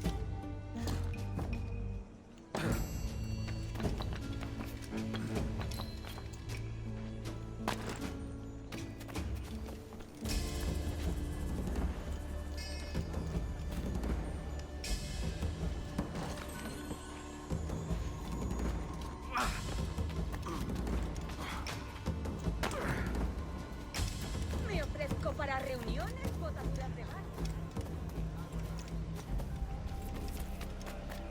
Basilica Menor de San Francisco de Aziz. Probably butchered that pronunciation. I'm just singing sea shanties as Ani. That's one thing he hasn't done. Pirate movies. That would actually be quite cool. I could definitely see Arnie being in a pirate movie, wearing an eye patch.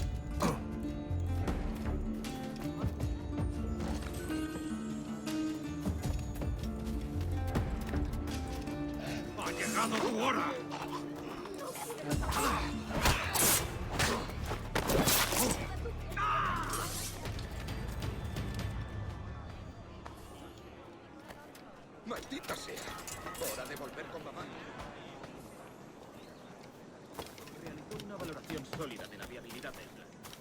Something that's good in this game too is when you actually get sugar and rum, there's nothing in the game that requires sugar and rum to craft anything, so you may as well just sell your sugar and rum. That's a good way to get money.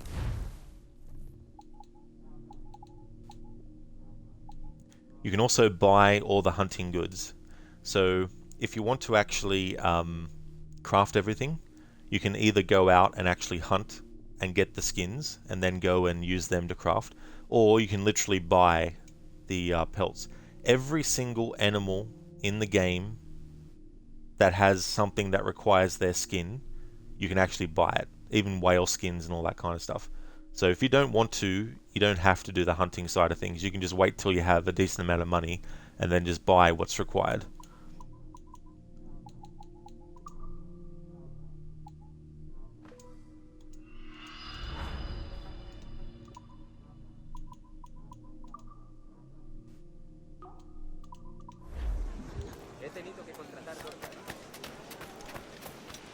Alright, let's do the next memory.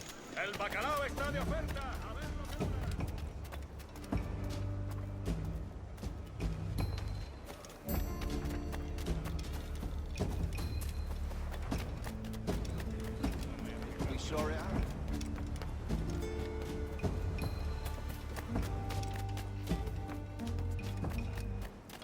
Niño tonto. Por eso tus manos son tan insensibles.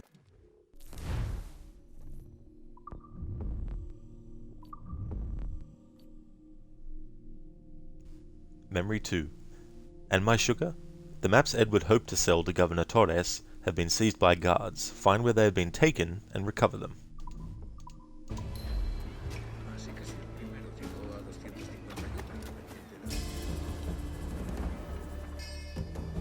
Sorry about the swift exit. Bit of a misunderstanding. One heaped upon another. Oh, Jesus. I'm sorry, mate. This is my doing. I'm only trying to keep these Spanish eyes off me. Oh, it's no bother. Regrettably, the soldiers confiscated my sugar when your dispatches. Damn! And where have they gone? Haven't the foggiest idea, I'm afraid. I suspect those chaps might, but my Spanish is muy mal dad, so I'd rather not ask. Shit! All right, come on, let's follow them and recover my maps. And my sugar? What, in my drawers? We'll see what happens.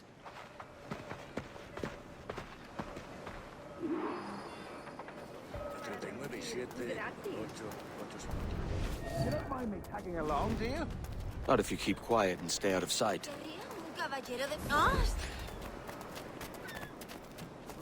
Bonnet! I believe I'm getting the hang of this. Quiet! I fear they're onto us. Hang back. Fuerat Camelos Epistalia Bernal. Ducit sapiunt vobis ut vestris scrotum. Temparum digitis fecit canis. Quod fructices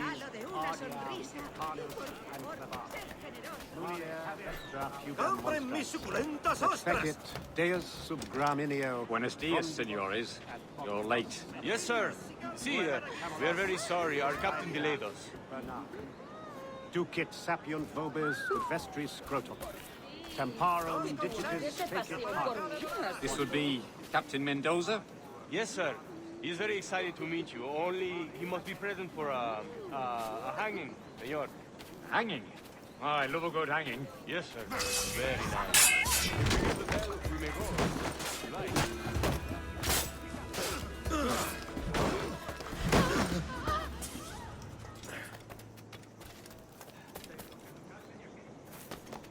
I'd love to. Especially if Captain Mendoza's pulling the trap. Man owes me money for the slaves I sold him. Of course, sir. Captain Mendoza is happy to pay you. We have goods to sell, sugars and such. Excellent.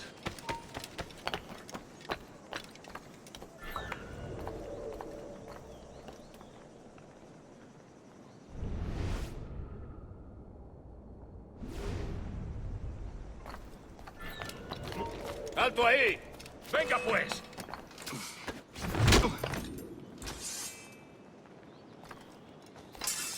The bell, senor.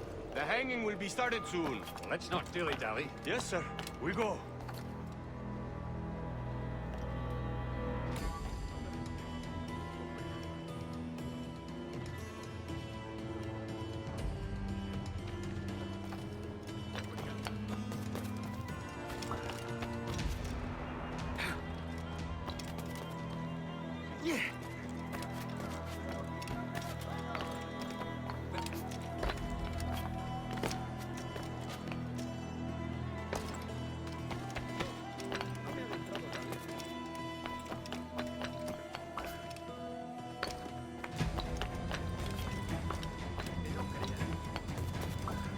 Almost there.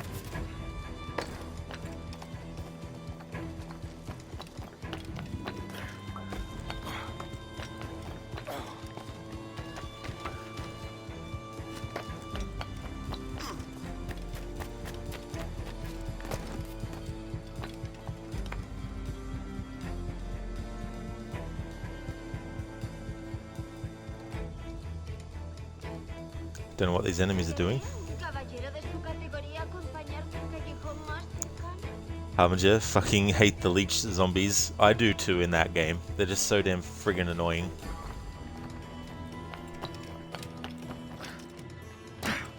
This way! This way! ¡Vuelve aquí! Hay más cosas por hacer.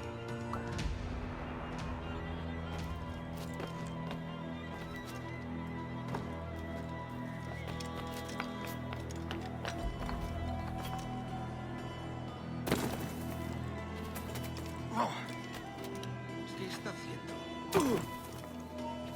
Todas por tontos, detente ahora mismo.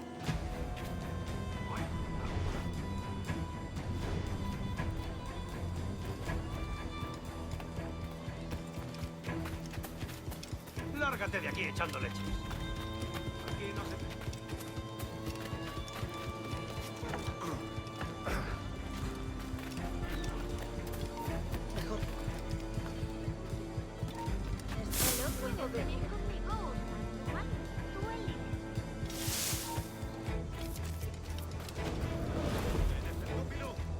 Será un placer.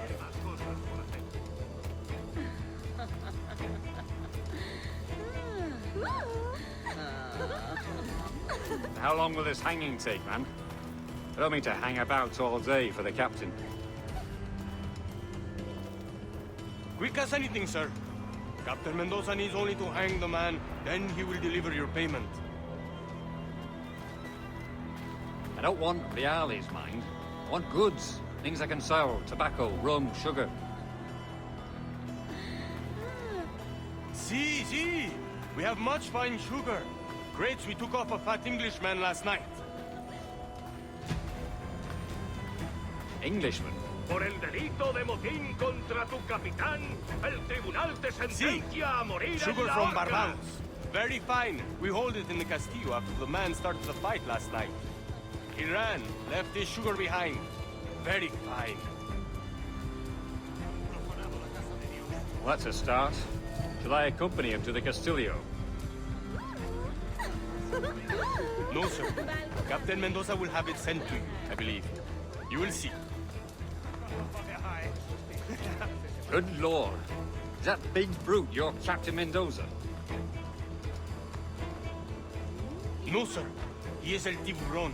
El Tiburón, Governor Torres' man.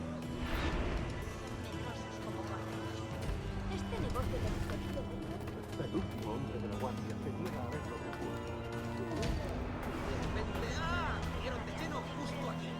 Nos amenazan con palizas. Yeah, Harbinger. Yeah, it is weird. Sometimes it will flag words like that, sometimes it won't. Bodas y funerales. even when there's a word that I've actually allowed after AutoMod's picked it up, it'll still be like, do you want me to deny or allow this word? I'm like, AutoMod, we've already been through this. ¿Sabes cuándo llegará nuestra paga? Muy bien, corazón. Haré cualquier cosa para complacer a Que lo más seguro es derribarlo y volver a empezar. Los salvajes intentaron arruinarnos. Hasta le rompieron los dedos a mi marido.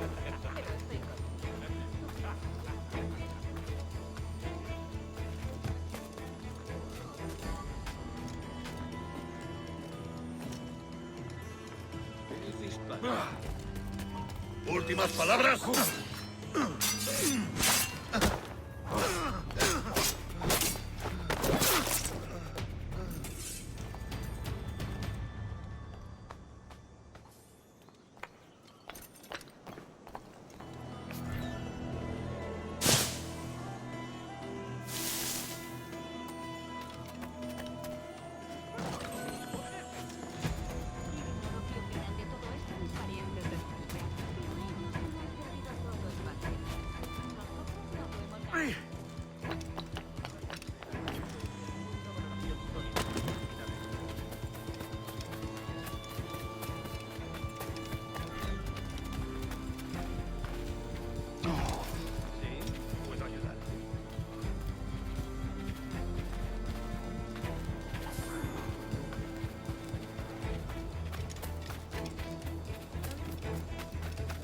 Debo 4 reales a Mende.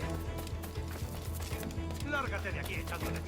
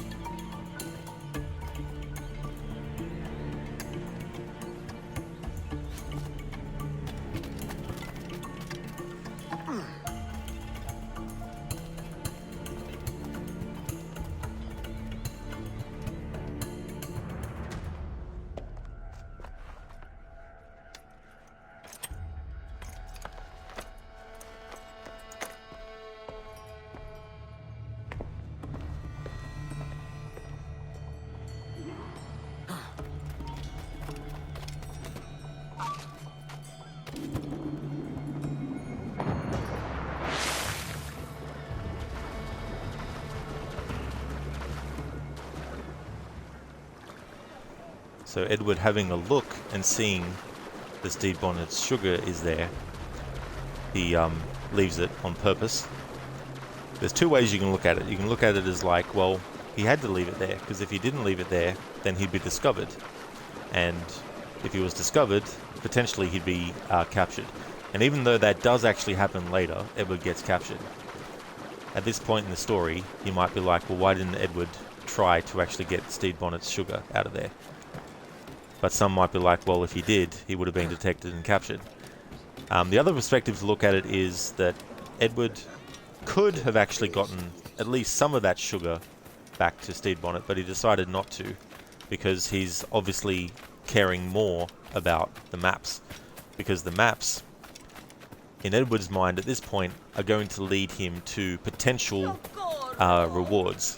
And that's why he's investigating this whole thing with the governor, because he wants to see where everything falls into place and see what's going on. And he doesn't care the why about what the governor wants and all that kind of stuff. Therefore, Edward has no idea that he's essentially making things harder for the assassins, who he hasn't met yet, who he doesn't even know exist yet, is making things harder for the assassins in their conflict against the Templars. And the Templars are a group that Edward also doesn't know about. So he doesn't realize that he's actually doing things in their favor at this point in the story. And all Edward wants is money, money, money, money. Doesn't matter how he gets it. So in that respect, he doesn't care about Stede Bonnet and the fact that Stede Bonnet has lost sugar. Now, Stede Bonnet will say that he still made enough profit from the trip to be able to go without the sugar. But it's still one of those things where you could have said, well, why didn't Edward at least get some of the sugar for him?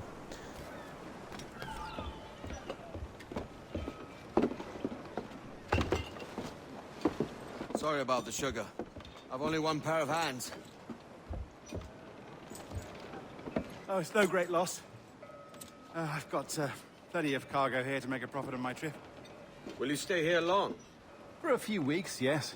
Then back to Barbados, to the tedium of domesticity. Don't settle for tedium. Sail for Nassau. Live life as you see fit. Haven't I heard that Nassau is crawling with pirates? Seems a very tawdry place. Not tawdry, liberated. Oh, God. That would be an adventure. But no, I'm a husband and a father. I have responsibilities. Life can't be all pleasure and distraction, Duncan. Hey, our Bonnet. The name's Edward, in truth.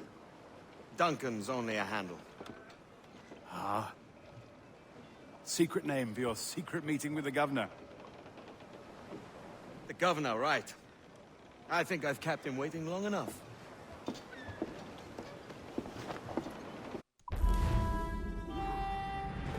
There we go. So optional objectives: hire dancers to distract guards and stay out of combat.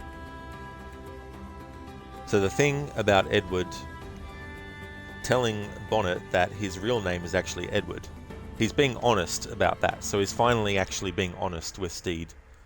And I think one of the reasons he does that is because he recognizes that even though Stede is someone that he was easily able to hoodwink, there's still a part of Edward that I think actually likes Stede and felt that it was only proper to actually give him a bone, so to speak, and actually say, hey, you know, my name isn't really Duncan. It's actually Edward. I was just using Duncan as a cover name. However, the great thing about that is that later, Stede Bonnet will see Edward again and call out his name Edward, which almost backfires, because you've got to remember that the Templars don't know what Duncan Walpole actually looks like, his features and all that. So they think that Edward is actually Duncan Walpole when he turns up. So Duncan Walpole was an assassin who was betraying the assassins and was going to give these maps and the blood vial to the Templars as a show of, I'm with you guys now, kind of thing. And Edward obviously doesn't want them to know that he's not Duncan Walpole. So when later Stede Bonnet is like, Edward! Woodes Rogers, the Templar that Edward will be with at the time, asks him, you know, he just called you Edward. And so on a twist, in him telling Stede Bonnet that his real name was Edward and that the name Duncan was just a cover, it then flips, so he tells Woodes Rogers that he used the name Edward as a cover when he was actually sailing with Stede Bonnet. So he's very, very lucky in that aspect. But it also just shows how quick thinking Edward is to actually say something like that. And it's convincing enough for Woodes Rogers to accept that the name Edward was just a name that he had given. So it's funny how little things like that play, and it's like an example of how one little detail can lead to another thing later on. Hey there, Fewer. Dang it, did you just miss the famous sugar scene? You did. Yeah, you did. Take my sugar. Take anything you like. Welcome on in, Fewer. I hope it's going well. We just finished that memory. Grabbed a couple of sea shanties. But, yeah, things are going well so far.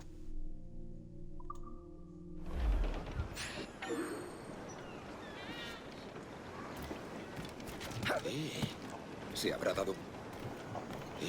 ¿Qué está haciendo? Never actually checked to see if Stede is still on the ship. He's not.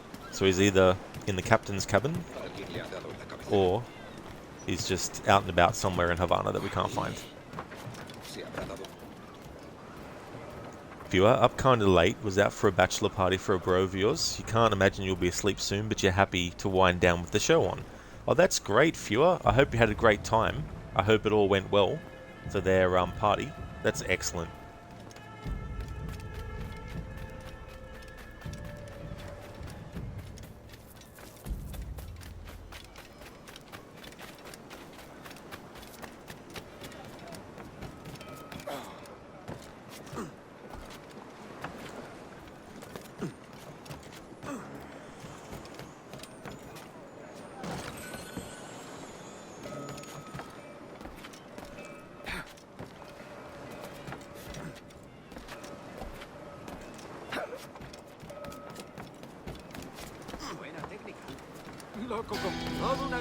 Alright, which sea shanty is this one?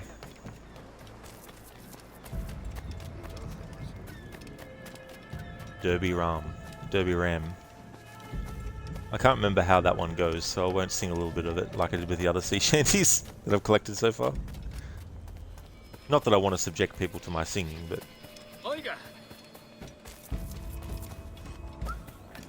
You'll never see me go on those singing contest shows, that's for sure.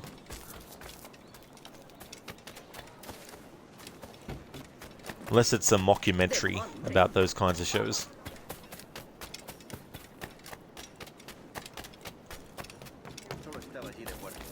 Viewer, you had dinner, top golf, then to a strip club. Your first time at such a place, probably your last, Lois. Not really your thing.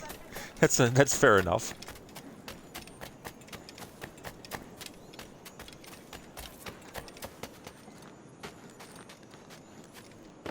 That makes me think of that scene in Beverly Hills Cop, which is so funny.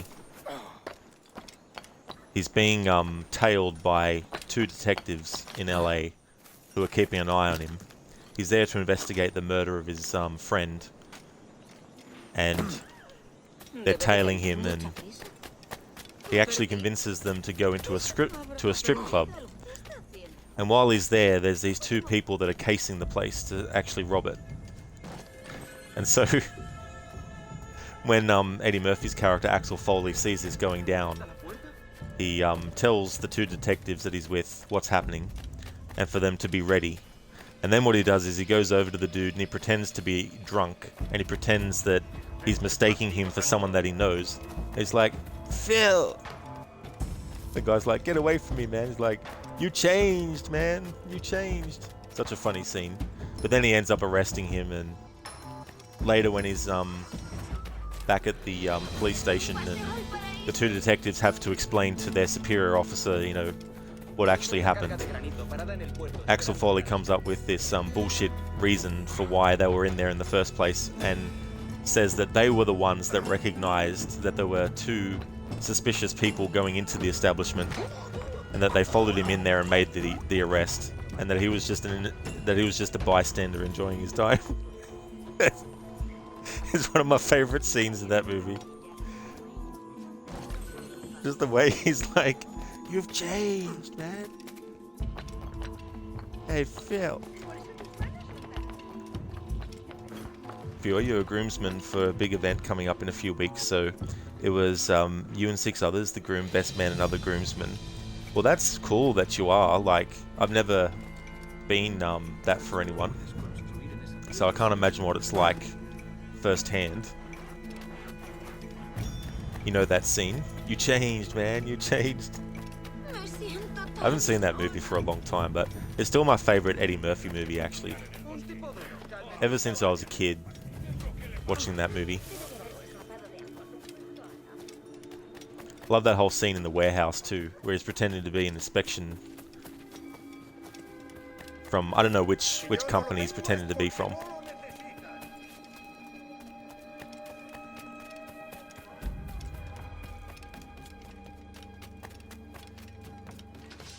I think that movie should actually be studied for actors who are doing or learning improv, because the stuff that he does in that, like, because a lot of what he did in that movie was improvised,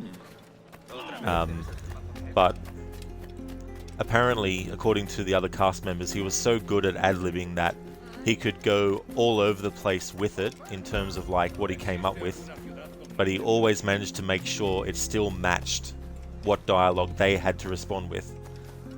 I mean, it's one thing to come up with dialogue on your own, but it's also another thing to make sure that it actually relates back to what the next person actually has to say as their character. Like that scene where he parks his car out the front of the restaurant, I think it is, and the valet goes to get his bags, or it does something. No, he doesn't get his bags at that point. That's when he's going to the hotel, sorry. And he says something like, you know, keep an eye on my car. All this shit happened to it the last time it was here, or something like that, to explain why his car is all run down and everything. But that wasn't actually in the script. He came up with that on the spot during the scene. Because the script was him just getting out of the car, the valet taking care of it, and him walking into the building, and that was it. Viewer, 2023, the year of many firsts for you. Interesting year, I can tell you so far, and you just started April. Well, that's great that you're off to a great start with your year. You know, doing things that you haven't done before and getting new experiences and things like that. And you're right, you know, it's only April, so, you know, there's still a lot of the year left.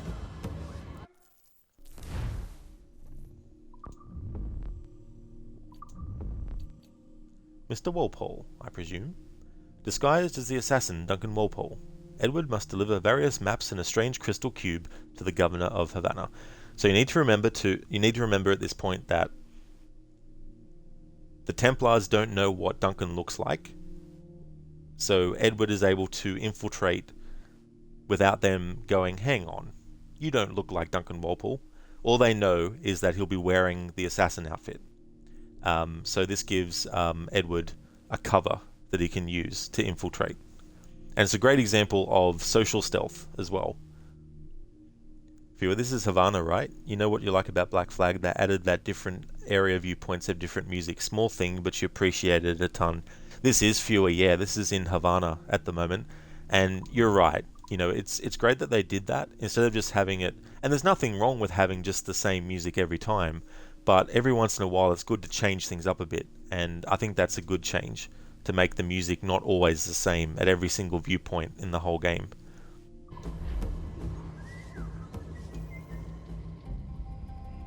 Buenos dias. Mr. Duncan Walpole of England to see the governor. I believe he is expecting me. Sí, señor Walpole. Entre, por favor.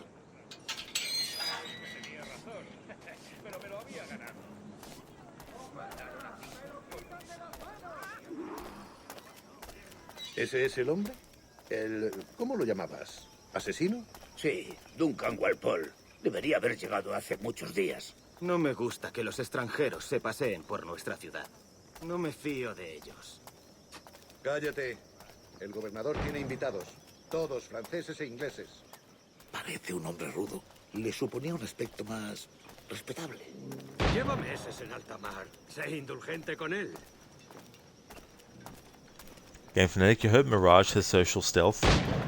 Well, the cinematic trailer has it, but that doesn't mean that the gameplay is going to have it, so I hope they actually reveal gameplay to back up all the claims that they've made in interviews that they're doing such and such and this and that and that and this. For your Rogue's viewpoint music for the 3 areas is actually really good. Also, Syndicate has great viewpoint music. That's true.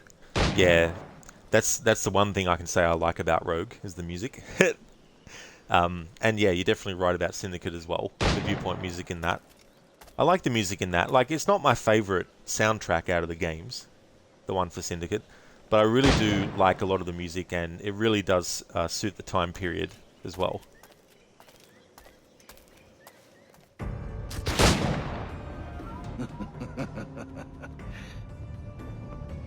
Good morning, sir. Would I be correct in thinking you are Duncan Walpole? I am indeed. I thought as much. Woods Rogers. A pleasure. The same. I must say, my wife has a terrible eye for description. I'm sorry? My wife. You met her some years ago at the Percy's Masquerade Ball. Ah, quite. She called you devilishly handsome. Obviously a lie to stoke my jealousy. Julianne, our guest of honor has arrived, Mr. Duncan Walpole. Ah. Julien Ducasse. I hope your conversion to our order is an honest one. I have no love for assassins, but even less for liars. I have not come to disappoint. Up for a bit of sport, Duncan? The old man isn't ready just yet.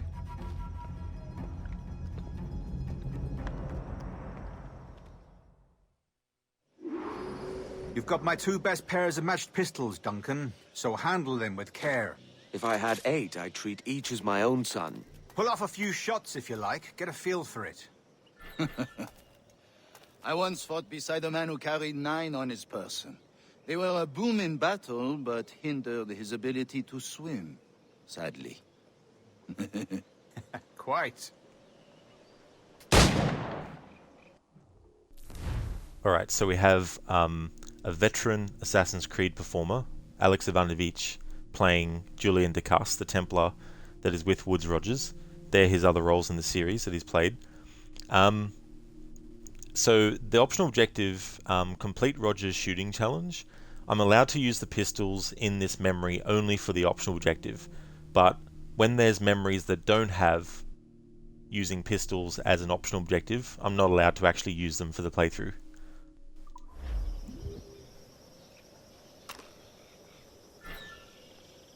A good kick, yes? I long for the day when one firearm carries 4 bullets, and not the opposite. Like how the game's lying to me about the fact that that's going to be a hit. I have a friend in England you may like to meet, Julian. James Puckle. He's working on something extraordinary. Magnifique.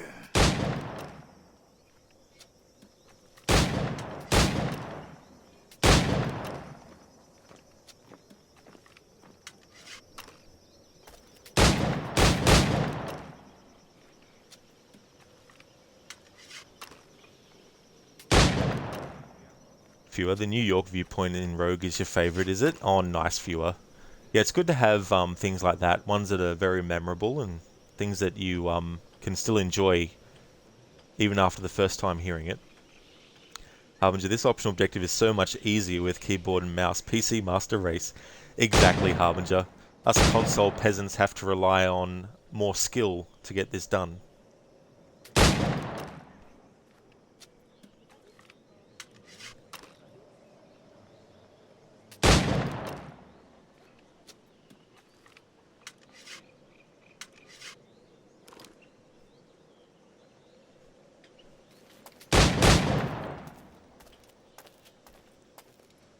All right. Here's a simple challenge. Try to strike every target before this hourglass empties. Remember, hit every target within the allotted time.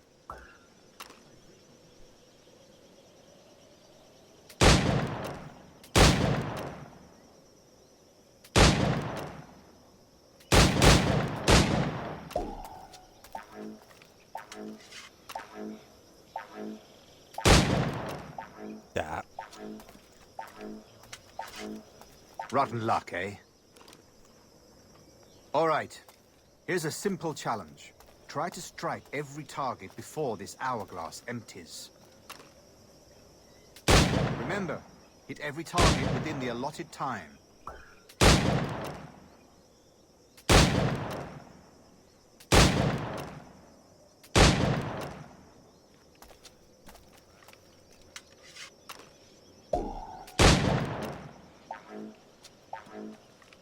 I'd actually counted that other one. Yes! Alright, now that I've actually completed the shooting challenge, I'm not allowed to use the pistol for the rest of the memory.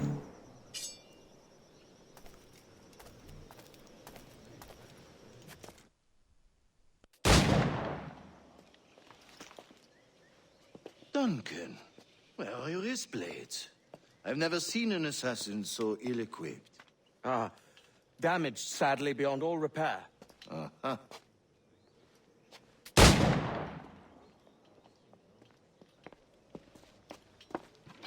Have your choice. Where did you find all these? I did not find them. I took them. These are souvenirs.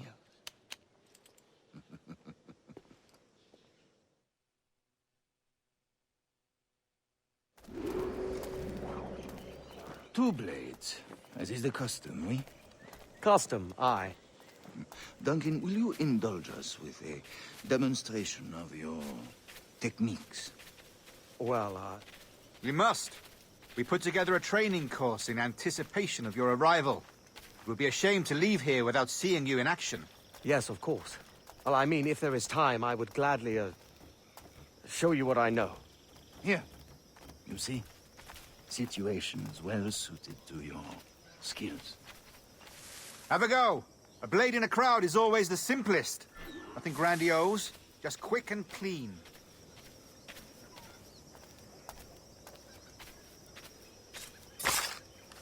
Show us another technique. Quite ingenious to use bales of hay for cover, don't you think?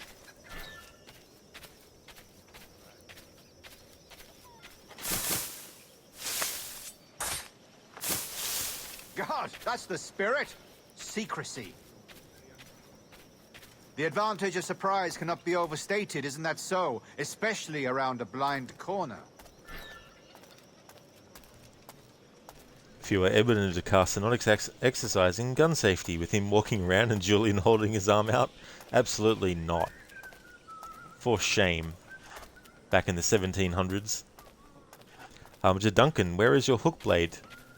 Oh, the hook blade, Harbinger. Isn't that thing that's a combination of two parts? The hook and the, damn, what's the other part of it? Shit. Damn, it's a difficult thing. Oh, yeah, that's right. The hook blade has two parts, the hook and the blade. That's it. I wouldn't have known that unless I had played Assassin's Creed Revelations. Just want to take an opportunity to mention, in this game, we have Edward, who's not an assassin, not a Templar, doesn't know anything about the Assassins or the Templars, doesn't know about their conflict, all that kind of stuff. Doesn't realize that he's actually helping the Templars against the Assassins, doing all this kind of stuff. I talked about earlier how Edward is pretending to be Duncan Walpole. The Templars at this point don't know that Duncan Walpole is dead. They don't know what Duncan actually looks like. So they don't know that Edward is pretending to be him at this point. Earlier, we had a conversation that we saw with Woodes Rogers and Edward, where Woodes Rogers commented that the way that his wife, who has seen Duncan, described how Duncan looks, doesn't match up. So there's a point where Edward's very, very lucky that Woodes Rogers doesn't go, hang on, if my wife is saying that you looked a certain way and you're not matching that, there's something suspicious here. So he's lucky there. And then on top you have the fact that they have set up this training course expecting him to show his skills as an assassin when Edward's not an assassin, you know, and he doesn't know about their techniques. So there's a bit of luck involved with Edward being able to go undercover like this. But there's also skill in other aspects as well.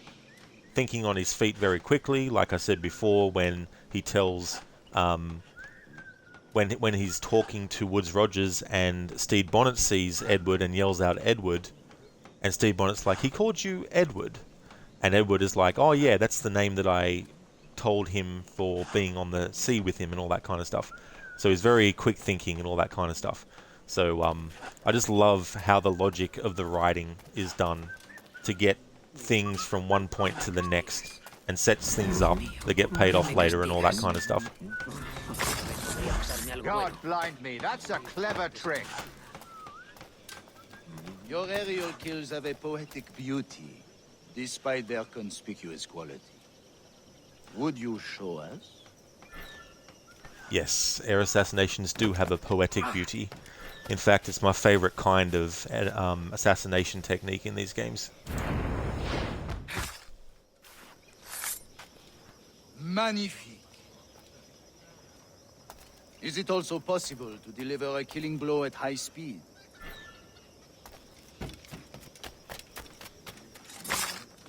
Mon Dieu, such a powerful strike. Fascinating.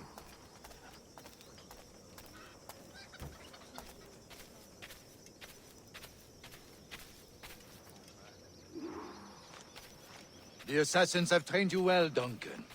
You chose a perfect time to leave them behind. At great risk, I imagine. Betraying the assassins is never good for one's health. Well, neither is drinking liquor, but I am drawn to its dangers all the same. And what is your business here, sir? Are you an associate of the governor's, or a pending acquaintance like myself? Guns, blades, cannons, grenados. Anything that may kill a man, I am happy to provide. A smuggler of sorts. And how is your wife these days, Captain Rogers? Is she, here, in Havana? I trust she's well, but I wouldn't know. I've been in Madagascar some 14 months hunting pirates. It took some work to dislodge the criminals there, but we managed it. In future, I hope to use these same tactics throughout the West Indies. And how did you deal with their kind? Very simply. Most pirates are as ignorant as apes. I merely offered them a choice. Take a pardon and return to England penniless, but free men, or be hanged by the neck until dead. Oh. I imagine Nassau would be your next target. Very astute, Duncan, indeed. Best of luck with that.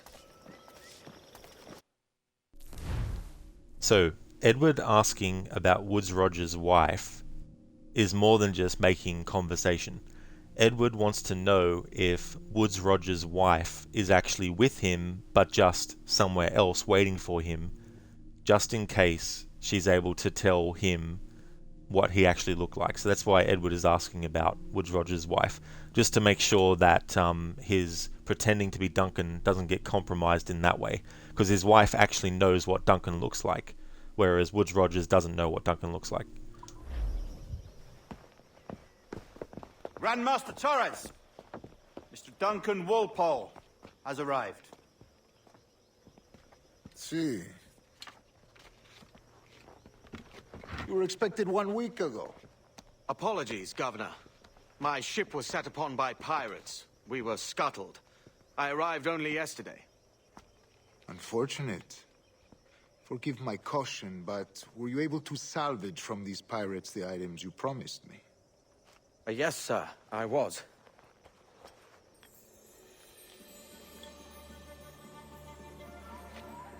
Increíble. The assassins have more resources than I had imagined, but not nearly enough to deter us. It is a pleasure to meet you at last, Duncan. You are most welcome. Come, gentlemen. We have much to discuss.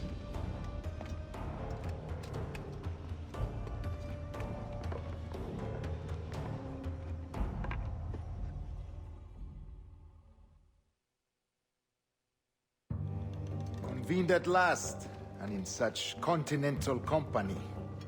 England, France, Spain, citizens of sad and corrupted empires. But you are Templars now, the secret and true legislatures of the world. Please, hold out your hands. Mark and remember our purpose. To guide all wayward souls till they've reached the quiet road. To guide all wayward desire, till impassioned hearts are cool. To guide all wayward minds to safe and sober thought. By the Father of Understanding's light, let our work now begin.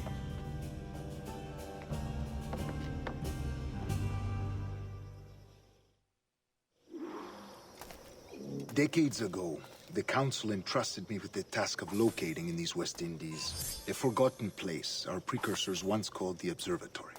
See here. Look upon these images and commit them to memory.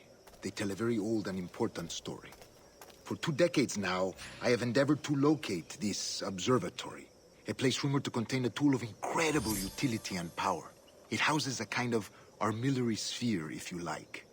A device that would grant us the power to locate and monitor every man and woman on Earth, whatever their location. Only imagine what it would mean to have such a power. With this device, there would be no secrets among men, no lies, no trickery. Only justice, pure justice. This is the Observatory's promise, and we must take it for our own. Do we know its whereabouts? We will soon. For in our custody is the one man who does, a man named Roberts, once called a sage. It has been 45 years since anyone has seen a true sage. Can you be sure this one is authentic? We are confident he is. The assassins will come for him. Indeed they will. But thanks to Duncan and the information he has delivered, the assassins won't be a problem for much longer. All will be made clear tomorrow, gentlemen, when you meet the sage for yourselves. Until then, let us drink. Let us find the observatory together. For with its power, kings will fall, clergy will cower, and the hearts and minds of the world will be ours.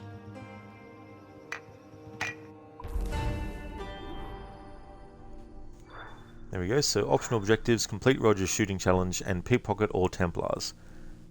The optional objective for doing the shooting challenge means that I was allowed to use pistols, but they're something that I'm not allowed to use in this challenge unless the optional objective says I can. And we also pickpocketed all the Templars. It's just so funny pickpocketing all 3 of those, and even pickpocketing one in view of the others, and they didn't say anything. Viewer, you pickpocket the bodyguard in the scene too. Oh, do you? I didn't even realize you could. That's funny. I should do that next time I play this, actually, because I've never thought to do it, because I'm always just focused on, if I'm doing the optional objectives, I focus on doing that, or if I'm just engaged in the dialogue, I don't usually try to loot the guard as well. That's funny. When he was giving out the Templar rings, he was saying different lines of dialogue. Now, that dialogue is actually reused as a reference in Assassin's Creed Valhalla.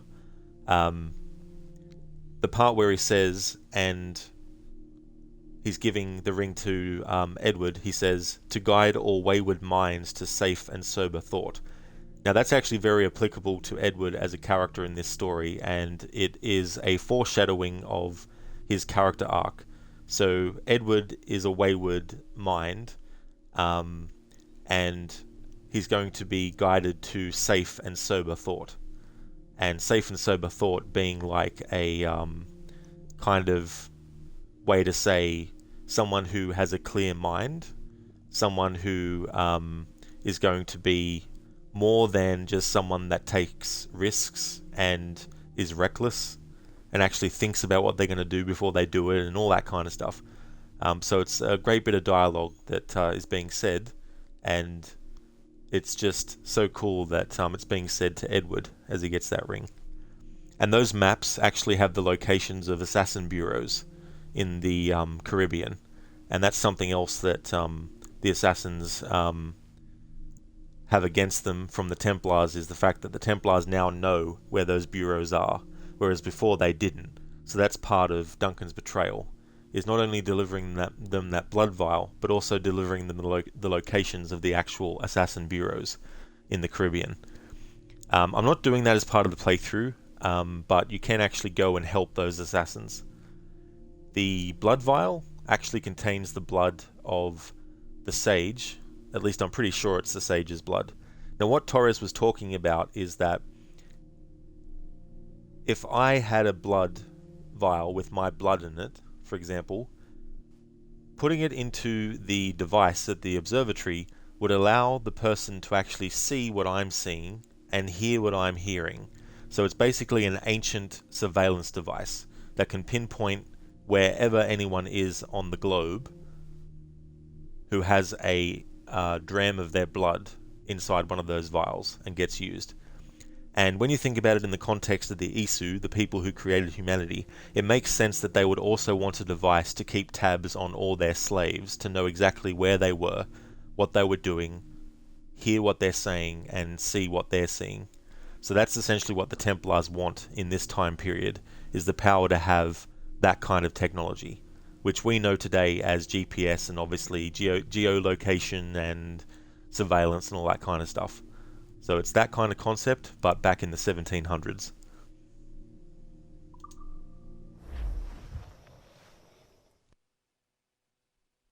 Rest well, Duncan. Tomorrow the treasure fleet arrives, and with it, your reward. After which we will discuss further schemes. I look forward to it. Excelente. Meet me down at the docks first thing tomorrow morning.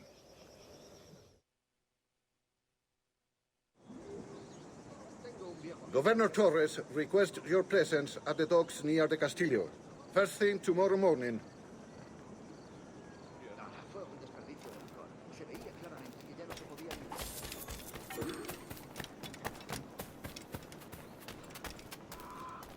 So now that Edward has the hidden blades, unless an optional objective says otherwise, I'm not allowed to use swords to kill enemies.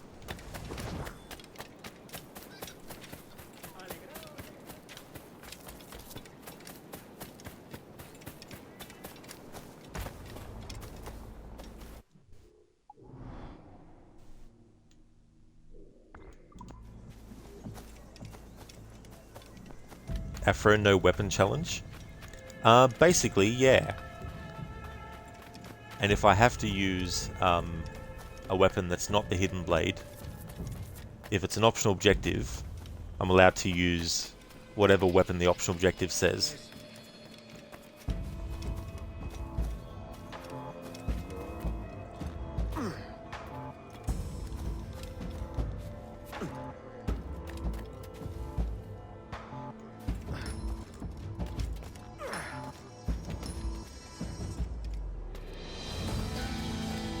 Alright, which sea shanty is this one?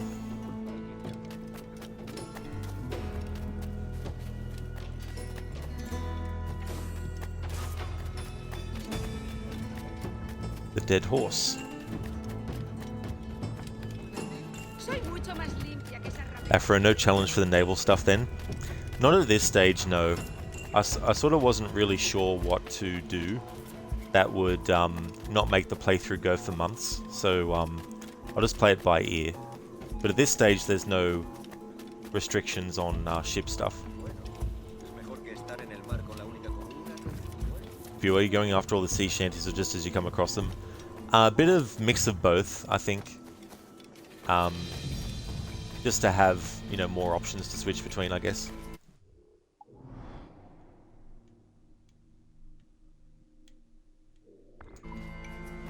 And early on grabbing, you know, treasure chests and stuff, just to build up Edward's money. Especially for ship upgrades and things like that. Afro, the last game with good ambient themes. I really like the ambient themes in this game.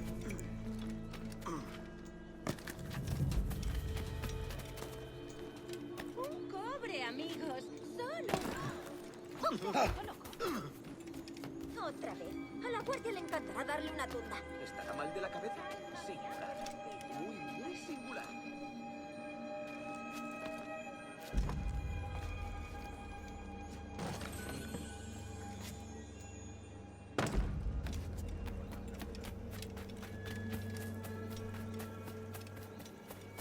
Good morning, Duncan. Here we go, Woodes Rogers again.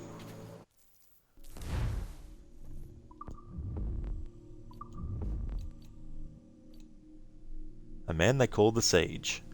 In anticipation of getting his reward, Edward must meet the Templars near the docks. Afro just gives the kind of generic looking city's characters. You can tell just what the city is like by its ambient theme. Yeah, it's a good way to apply music actually. Use it for signifying a different place, or applying it to characters, and then taking those same themes and then changing the context of them. Like, you might take a character's theme and make it uplifting, you might make it sad, you might make it action-packed, you might make it, very serious, or any area in general. Exactly, yeah. Good morning, Duncan. Just over here. Edward? Hello, Edward! I found a man to purchase my remaining sugar! Huh? Quite a coup, I must say. He just called you Edward. Oh, that's the merchant who sailed me here. Out of caution, I gave him a false name. Ah, well done. We'll catch up on it later. Very punctual, Duncan. This way. Here he is. A man both Templars and Assassins have sought for over a decade. I am told your surname is Roberts. Is this so? You recognize this, I think. According to old tales, the blood of a sage is required to enter the observatory. We have the key. Now we need only its location. Perhaps Mr. Roberts will be eager to provide it. Transfer him to my residence.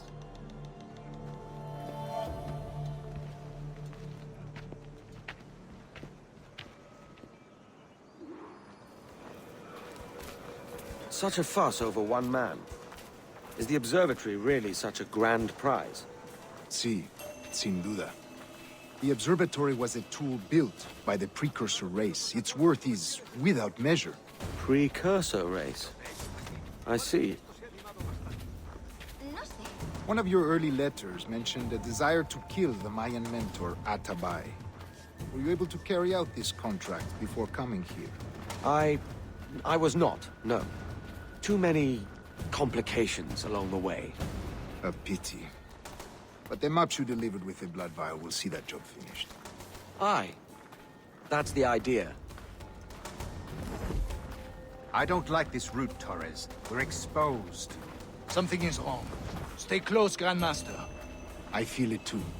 Do not let them get their hands on the Sage, at whatever cost.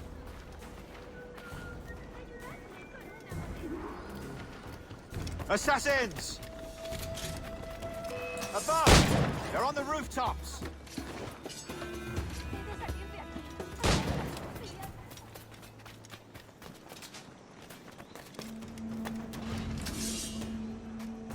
Watch the streets and alleys. They could be anywhere.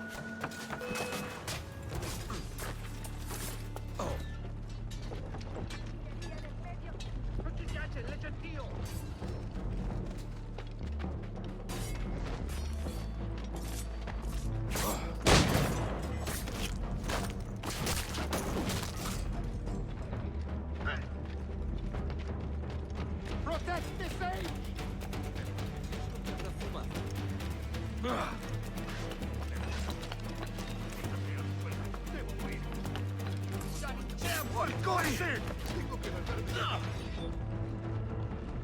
Blanco claro.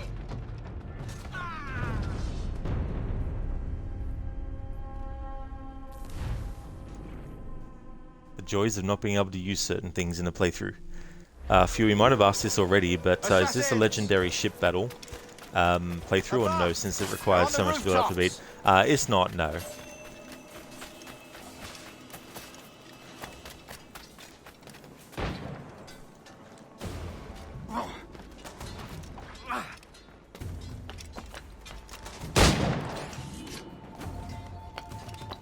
Alright, I'm allowed to use the pistol just for that one kill, to satisfy the optional objective.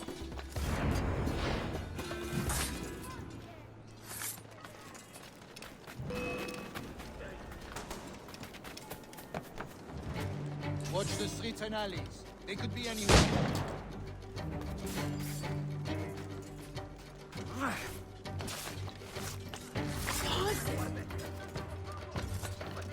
¡Tengo que largarme!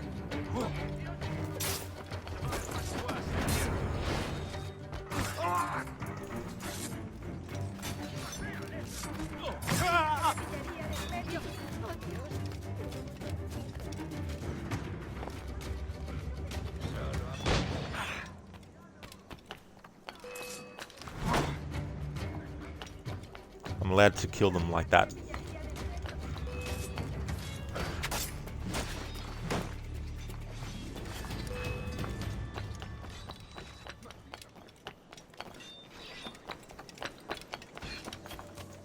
Knocking enemies off of buildings is okay as long as I have the hidden blade equipped and I'm attacking with that. Crushing me is fate, sir.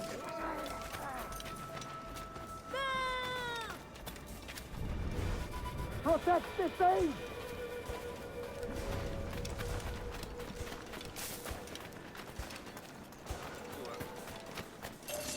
Te chequimen winnie catch! ¡Bien hecho! ¡Dios me guarde! ¡Están todos locos!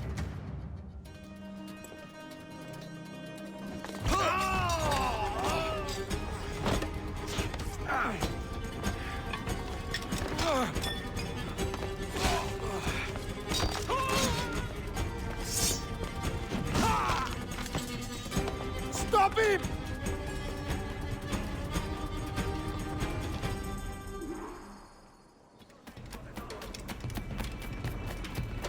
You're a nimble one, I'll give you that.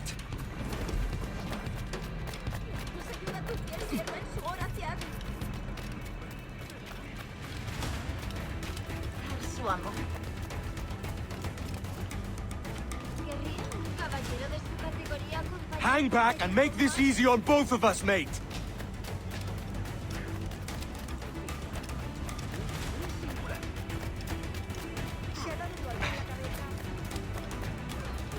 Stop, or I'll kneecap you.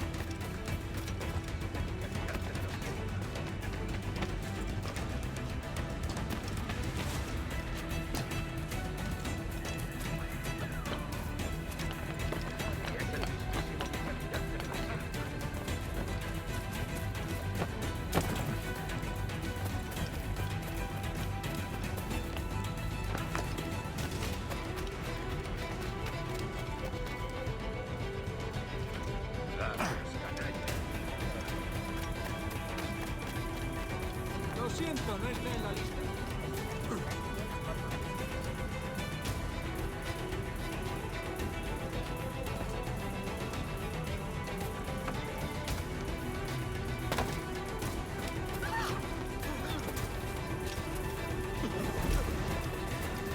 ¡Socorro!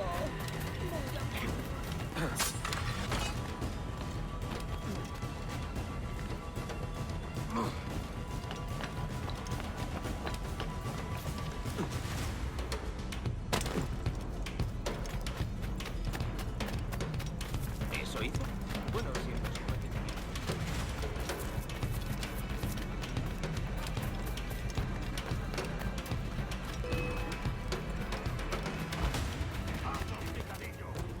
¡Bien hecho! ¡Dadle duro! ¡Muy bien! ¡Seguid así!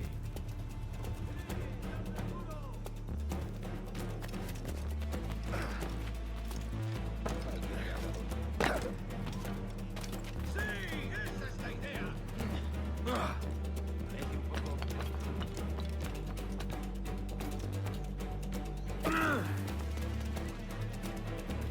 ¡Sí! ¡Esa es la idea!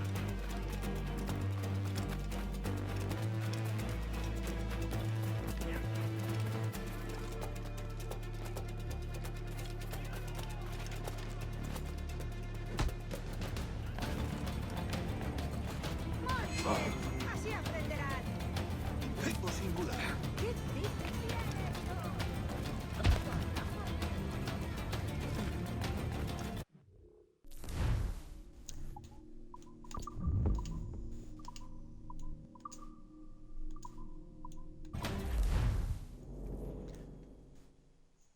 Yeah, Afro.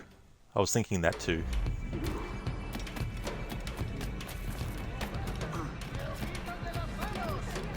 You're a nimble one, I'll give you that.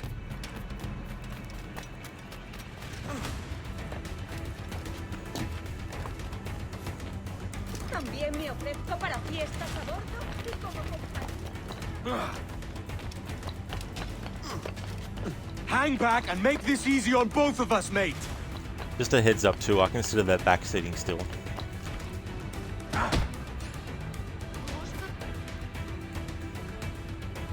Well done, lapdog. Quiet. We'll see him to the prisons, Grandmaster. Double the watch. Well, I'll be buggered. What an active day we've had, gents. See, beset on all sides by our enemies. We must be more cautious. I do wish I could remain to see our drama done, but I must avail myself of these winds and sail for England. By all means, Captain, speed and fortune to you. With luck, I'll return myself a governor. And with my idiot king's blessing, no less. Adios. As for you, Mr. Walpole, I consider this the first payment in a long-term investment. Gracias. Obliged. I would like you to be present for the interrogation tomorrow. Call around noon. Yes, sir.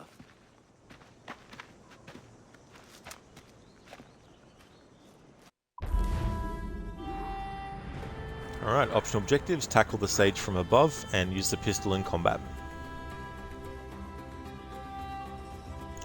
Afro assassin killing. Yeah, I'm not really a fan of doing that. The Delma Negra and the Ghost Ship are pretty easy to beat, same with the twins. It's only the ramming chump Impoluto here's the real pain. Phil, given this game is having the 10-year anniversary treatment this year, can you maybe pin your hopes on a legendary ship battle playthrough later this year? Yeah, I mean, there will be a playthrough where I do it, but I need to get these annual playthroughs done before the year ends, and I need to still have quite a few months left in the year. So that's why, with a lot of these games, I'm trying to do challenges that also don't extend the playthrough longer than I want them to. It is Afro, it's a great chase theme. If you were having to knock him out of his little war bug there, yeah, that was so funny when that happened as well. It's like, come on, what are you doing? Hello there, Hit Pigs, welcome on in. It's going good. Yeah, it's going really good, thanks, Hit Pigs. How's yours? How's things going?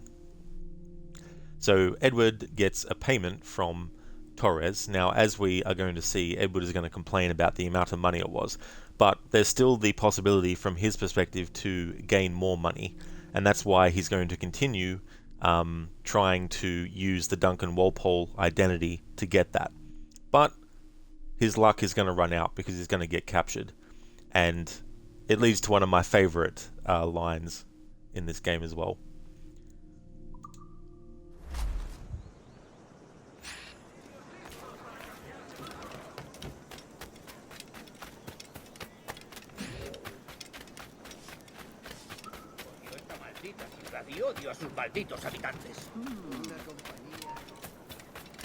So yeah, for this playthrough, the only thing I'll be doing, aside from the main story, is getting the optional objectives.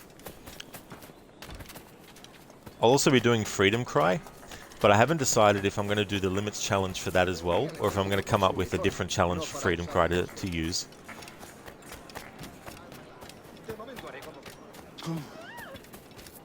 For no music replay reward for this one, the channel points thing. Not yet. I want to wait till I've done a few memories first, before that becomes available. Unos tiranos.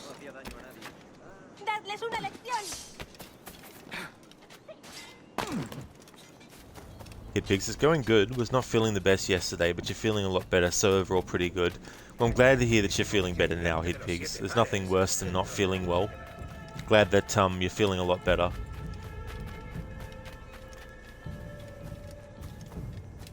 Join me for a drink, Edward. Edward?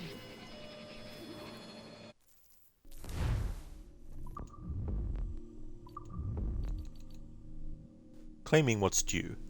Disappointed with the size of his reward, Edward decides to infiltrate Torres' compound and rescue the man called the Sage. Because now Edward is thinking, this observatory place, if I was to find that, I could sell that for a lot of money. So Edward is still, of course, thinking what he can gain from doing all this. He doesn't yet really understand the repercussions of what he's actually doing and how it affects the assassins. just yet. Hitpigs, so Edward scammed to the guy. Yeah, Hitpigs.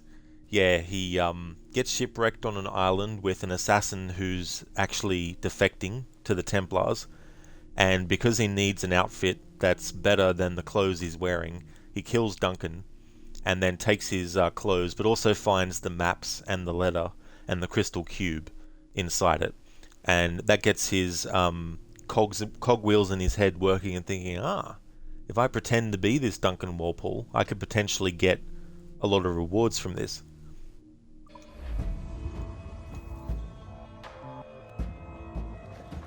God sink me for this pittance. 1,000 reals for those maps. That's what? £100 at most. How's a man supposed to become rich in these times with a miser like Torres running the world? Have you ever, worked on a plantation before? You know what I'm thinking? I'd like to see this observatory the governor's going on about. He said it were like a device that could follow people around and show where they were. A ludicrous idea.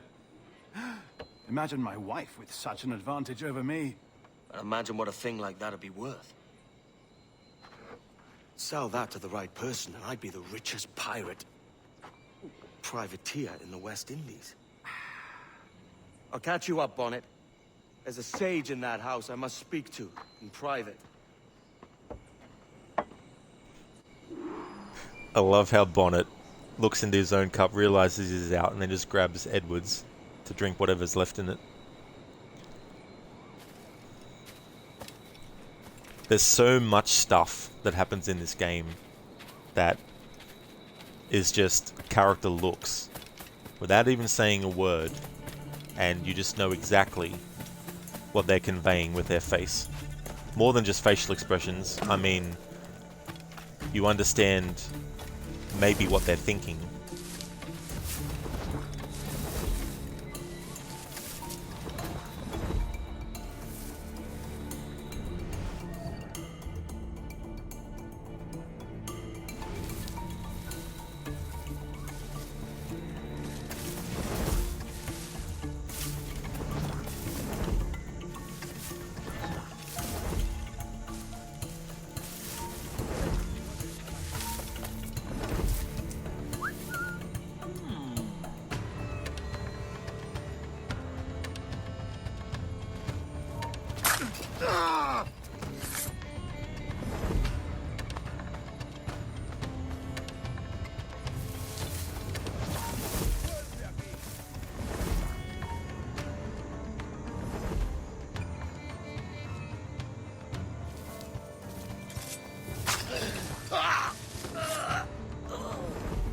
That's a good tactic to use to bait an enemy to go near you, especially if they're too far away to hear your whistle, but they're able to actually see you in their line of sight.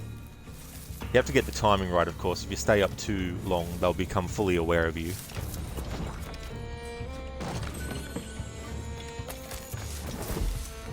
After a scene, in this game, much like Odyssey and Valhalla, you don't play as an assassin most of the game, but the story follows the two parties in their story. You're either working with the assassins or Templars, or against both of them.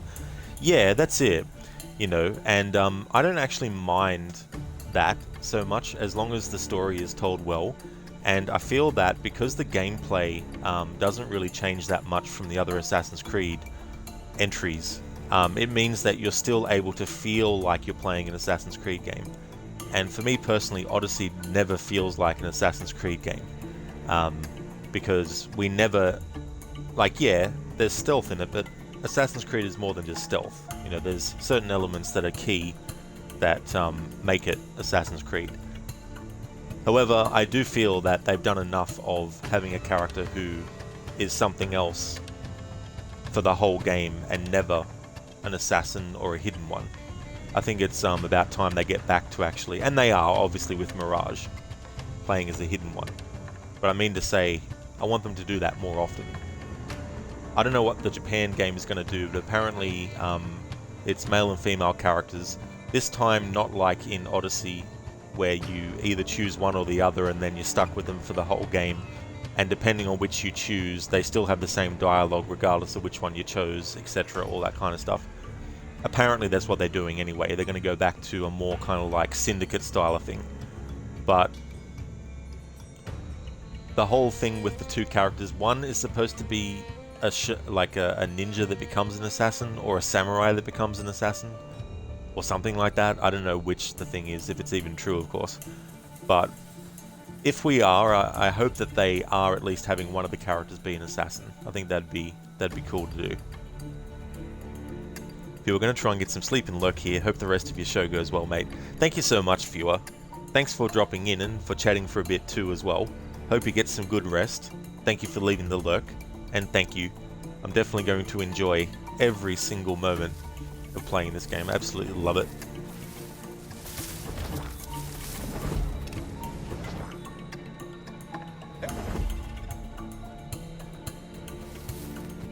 It's my second top favorite.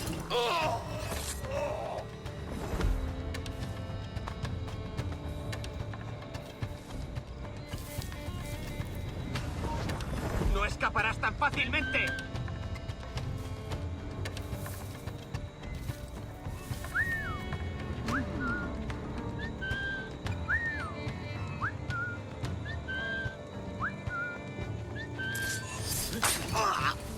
Took him long enough.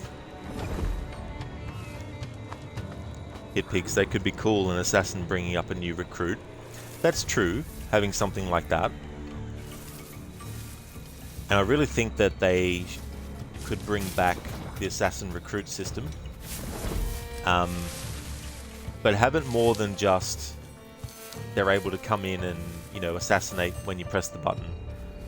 Actually have them so that you can do side stories that are strictly associated with one particular assassin.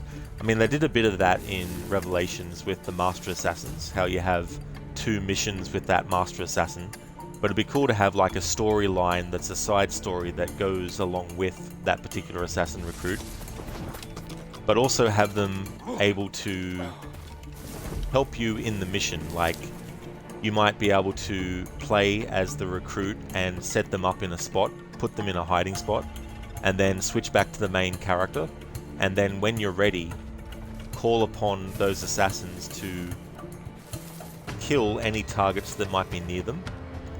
Or you can also set up situations where you might create an ambush, so you can lead the target to where you want them to be, and all that kind of stuff.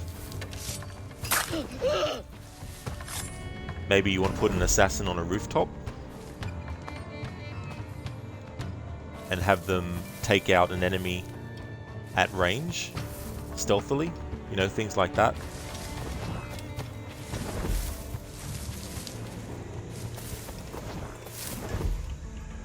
Like, say for example, there might be an assassin recruit who is in an abusive relationship, and basically you're like, well, you know, your husband is going around doing this to you, but they're also, you know, doing other stuff, and so there's someone that we need to assassinate. And then that would be how you recruit that person to the assassins. And then after that point, there might be repercussions, like maybe the husband had a brother who finds out that they were killed and is investigating it, and they find out where the assassin recruit is actually stationed, and they go and try to assassinate them. And you get to play as that assassin recruit and then, you know, take care of the brother of the husband that was abusing you, who is after you to kill you, you know. Just as an example. They don't have to do something like that. But as an example of something to have where you have the assassin recruits being more than just, here, press this button to do this, and then they run off. Afro, looking from the Mirage trailer, it looks like you'll be rising through the ranks from a novice to all the way, seeing how Basim's outfit changes. It'll be great going back to that AC1. Was similar, but they were just redeeming ourselves. Yeah.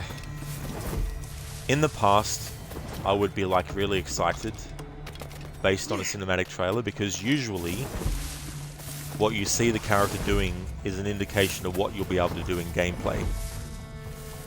But we don't have any gameplay footage. Yet Ubisoft in interviews has been saying all these things that are going to be done in the game without the proof of the gameplay footage to back it up with. And until they reveal a gameplay trailer, I think anything they say in interviews should be treated with a grain of salt. Tú! Para!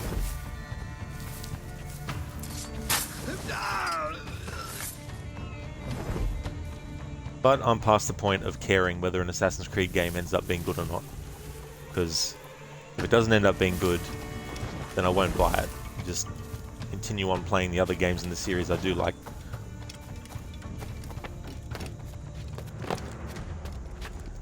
So when Mirage comes out, I'll be watching other people play it, read spoiler reviews, watch spoiler videos, see what the ending's like, and all that kind of stuff. And from a story standpoint, if it's crap, I just won't bother buying it.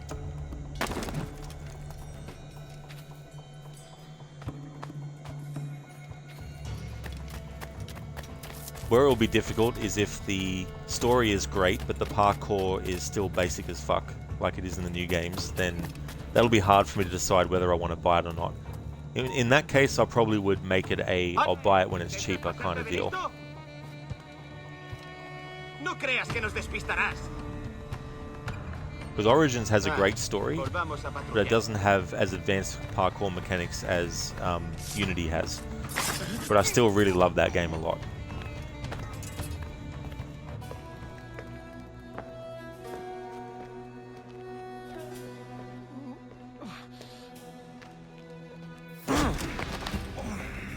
Basta ya!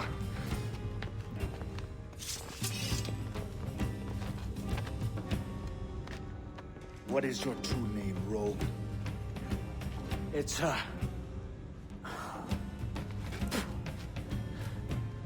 Captain Pissoff. Bien que pauvre paysan. Where is the sage? Did you set him free? I had nothing to do with that. Much as I wish I did. Take him to the ports. Send him to Sevilla with the treasure fleet. Oh, wait now! I delivered your treasures, didn't I? You did, yes. But you robbed us of Duncan Walpole.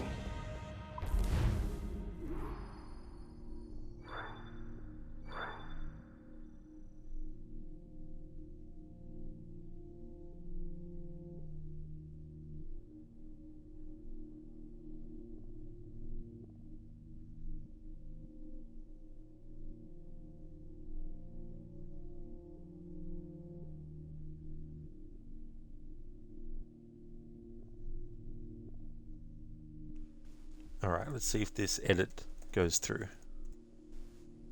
Nice, excellent, there we go. Just changed the command so it includes the Edward Kenway emote. There we go, so we got the optional objectives done. Stay out of combat and kill guards from stalking zones, 3 of 3.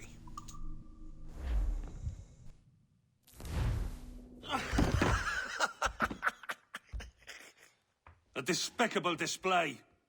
This tosspot is a ruined man, Caroline. Unfit for life on land, much less at sea. If he goes to the West Indies, it's you who'll suffer. Father! Father! Come, love. Up with you now. That old muckworm! He's wrong about me! I hope it's so. You believe me, don't you? Can you not see me?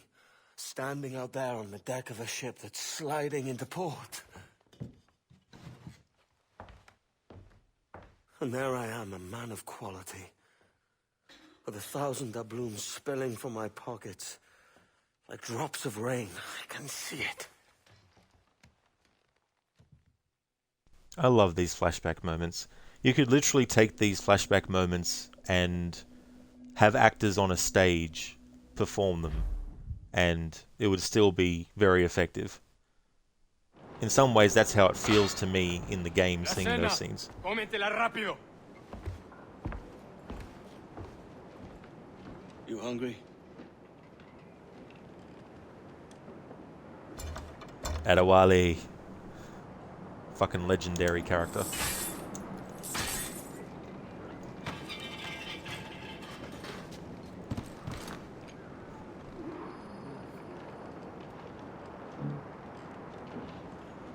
Alright, so we don't have any hidden blades, so it's okay to kill enemies with the fists. Afro Walpole got killed by a nobody pirate. Don't think he was much useful, Torres. Yeah, he happened to pick a fight with a man who is no stranger to combat, is very skilled, and Edward was just, you know, too skilled for him. Now what's your plan, mate? Find the weapon and steal a ship. Que Dios nos ayude. No me gusta la pinta de esa tormenta que se acerca.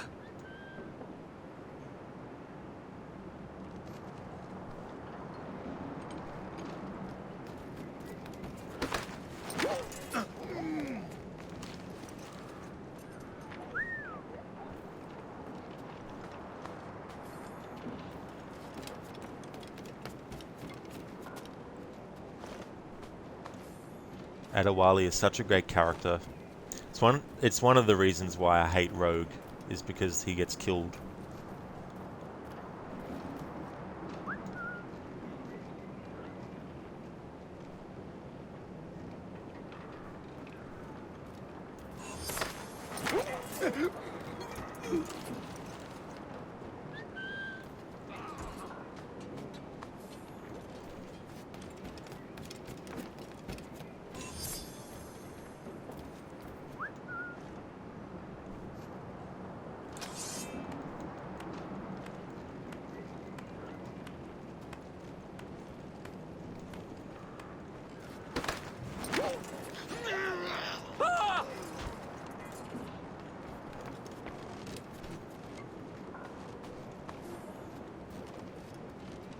I like how the game doesn't take the money off of Edward that you might have actually attained before the mission, where he gets thrown.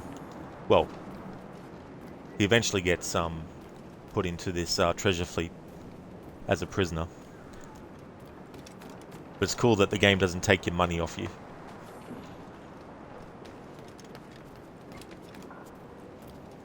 Alright, because we still won't have because we still won't have hidden blades, these swords, I can use them. A brig.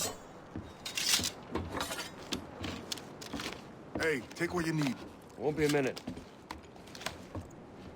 Or are they there? Oh no, they might be there still. Yeah, I think you got There's many them. prisoners held on these ships. Set them free, and they'll sail with us, no question. There we go. So hidden blade, I can't use the pistol unless an optional objective requires me to use it. So that's the idea then. Free what men we can, then find a fast ship to flee in. Aye, there's a brig in this fleet. I'll make my way to it.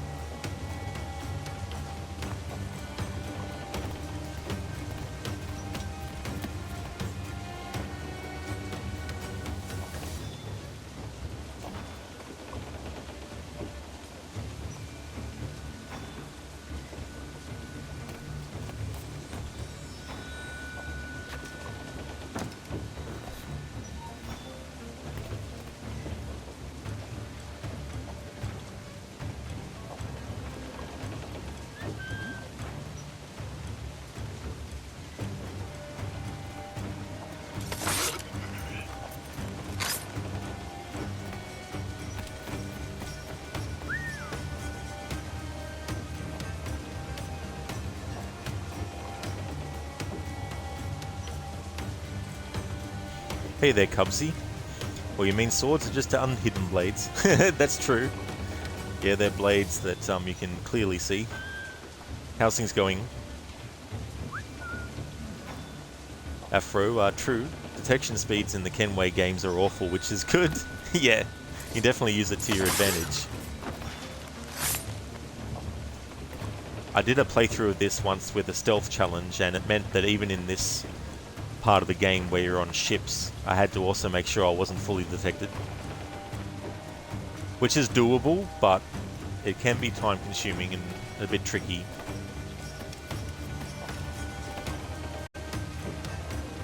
Plus I think I also had to do the optional objectives on that playthrough as well. whatever challenge you do with these games that have optional objectives, if you also do the optional objectives, you're literally adding 2 challenges on top of each other, really.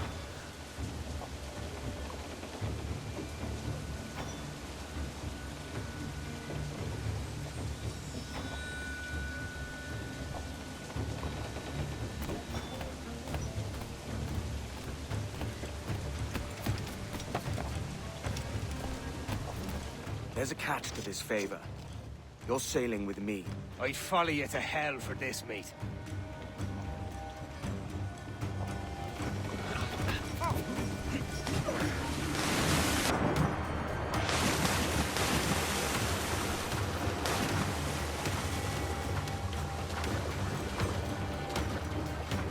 ¿Qué nos está retrasando?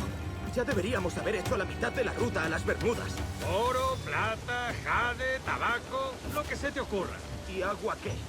¿O comida? Me preocupa más mi estómago que las arcas del rey.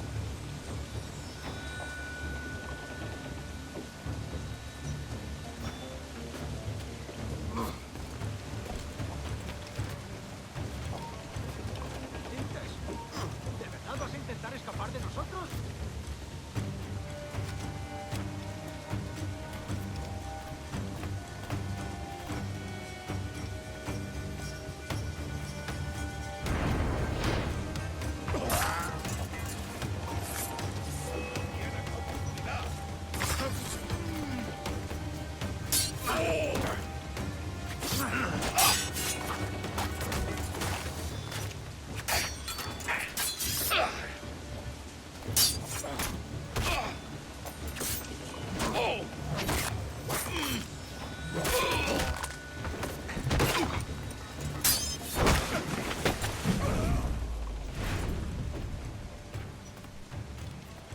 If enemies get knocked off of anything, as long as I have the hidden blade equipped and I was attacking them with it, doesn't matter.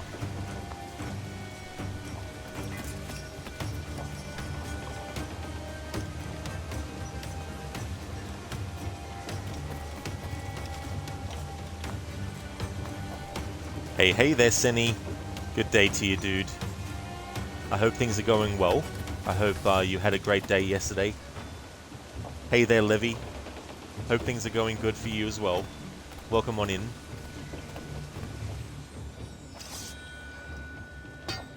It's going really good, Come on, thanks. lads. If we're to drown today, it won't be here. So far, no fails. So far, so good.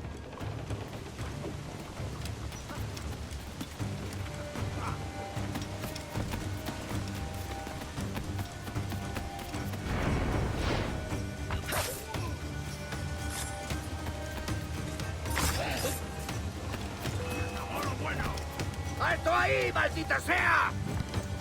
Preparaos para partir, casi tenemos encima la tormenta. ¿Y qué pasa con los prisioneros? Que se ahoguen.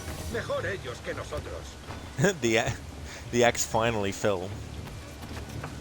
I couldn't track it visually, but I was waiting for the sound of it.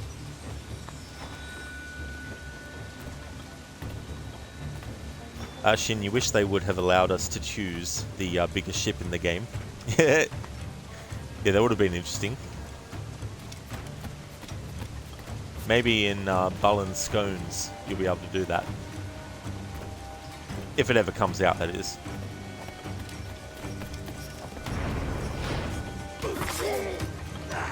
Ah, really crooked. Yeah, I do like it. I like Vegemite. Whenever I have it though, I never apply too much to it on a sandwich because it can be very bitter. And I always have it with butter. I never have it just on its own. It's also great to have on cracker biscuits as well, like the plain ones. There's a brig nearby just waiting for us to take her.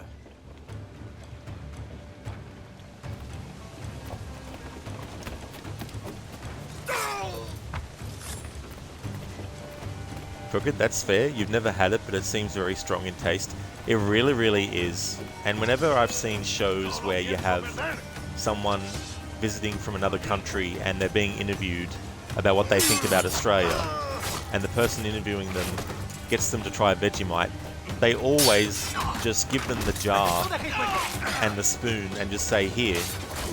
And so the person has no idea that it's going to be very bitter. So they get a big spoonful of it, and then when they put it in their mouth, they wince. And I'm like, you could have at least given them a warning.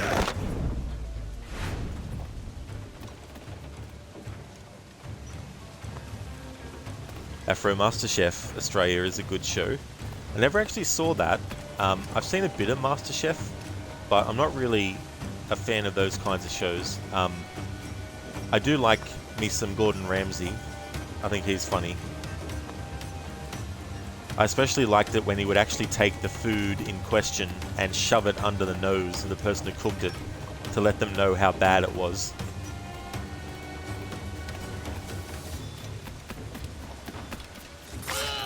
In fact, I don't know how some of the people don't break up in laughter at that. If I was on that show, he'd probably get angry at me because I was laughing too much. You think this is a fucking joke?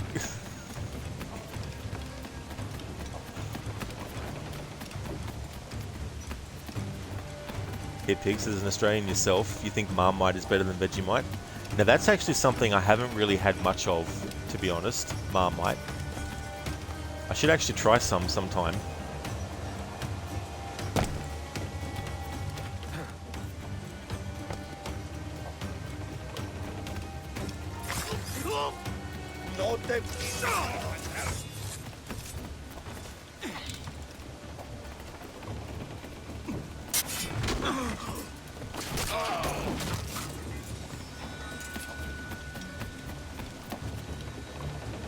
Crooked, that's so mean. You fucking donut. It is though, like I'm like, come on, you could have at least said, hey, this actually tastes very bitter depending, and the severity of it depends on how much you apply. So I'd recommend just taking like the tip of the spoon and applying a little bit of it to the tip of the spoon and then trying it.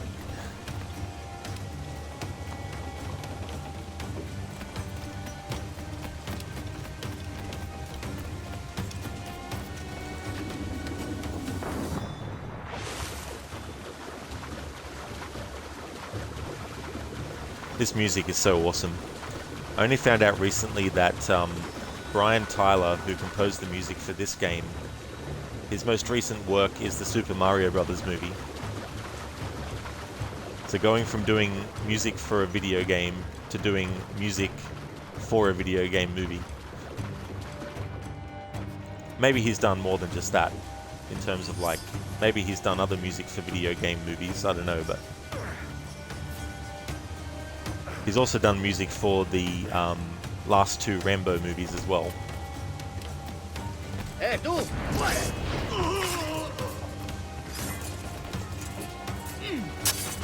¡No tienes escapatoria!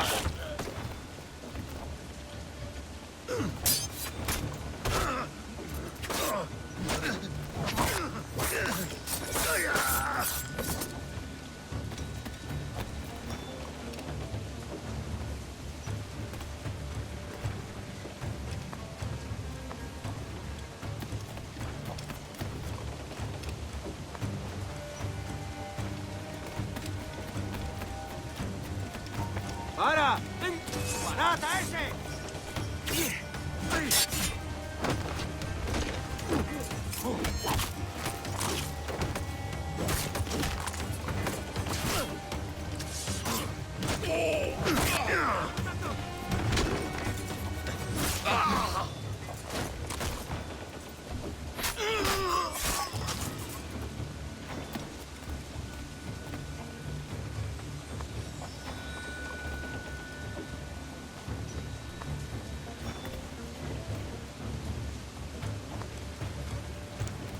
So for those who aren't aware, starting today, the Assassin's Creed streams I'm doing for my annual series playthroughs, usually I only stream Assassin's Creed games on Saturdays and Sundays, but starting today, I'm going to be doing Assassin's Creed streams Saturdays, Sundays, Mondays, Tuesdays, and Wednesdays. So 5 streams a week for Assassin's Creed.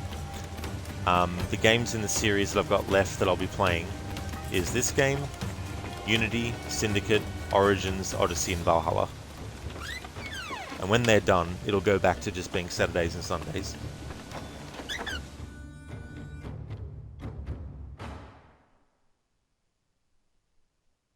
Voy a ir a lo más alto. Esto es una locura. Cálmate, no pasará nada. En unos minutos partiremos. Afro Brian Tyler did music for F1, bunch of Marvel movies, this game, Yellowstone, Fast and Furious. He's a pretty big composer. He is. Yeah. With the Rambo movies that he did music for, the composer of the original 3 Rambo movies. Not that there's been remakes, so I shouldn't really say original 3. But the first 3 Rambo movies, the music was done by a great composer who's long since dead now. I think he died in 2001 or 2002, Jerry Goldsmith. And for Rambo 4 and 5, they still used Jerry's music. But new music for those movies was composed by Brian Tyler, and he did such a great job at making the two mesh together so well.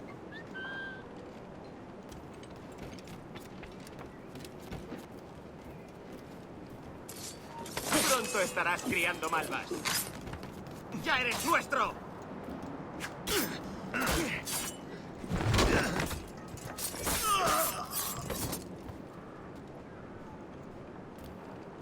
He also did The Expendables. Yeah, that's a movie that I liked. I think the sequel's better though. And it's also cool that you get more of Arnold, Bruce, and Bruce Willis in it than you did in the first one. It's good to actually see them in action together.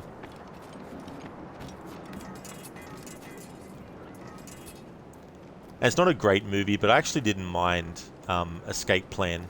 I haven't seen the sequels, but I really liked the first one. It was good to see Arnold and Sylvester Stallone in the same movie where they're playing the main characters together. And it's just those two. Deja de retorcerte, pirata. ¿Me entiendes? No te muevas.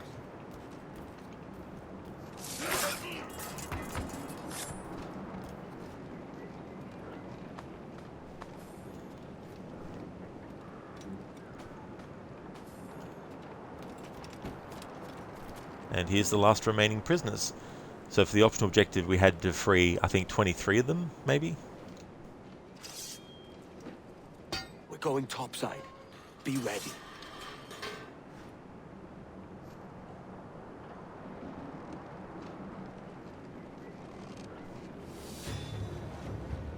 Yep, 23 pirates for the optional objective.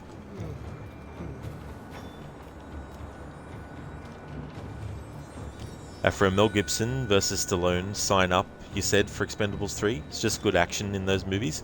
Still haven't seen that one, to be honest, the third one.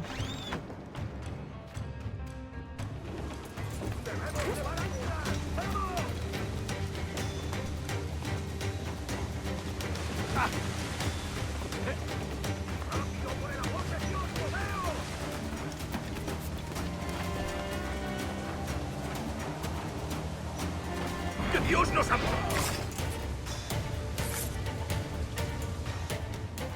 Lay aboard, lads. Save your singing for Davy Jones, you jagabats. It's a hard wind coming. The man speaks true. You lot weigh anchor. As for the rest, half on the foremast and half at the main. Let's outrun this hurricane.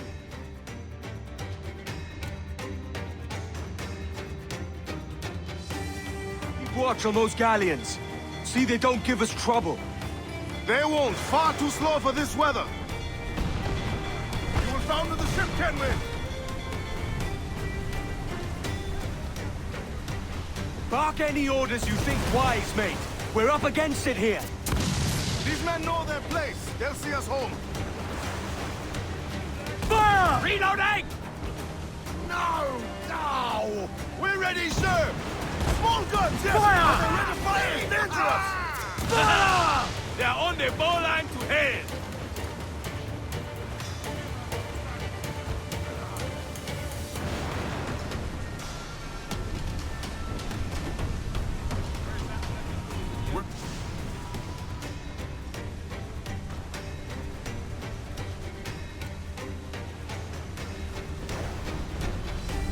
Look out, man!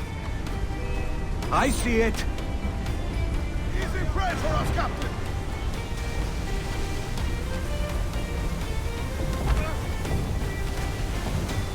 Here it comes! It is firing!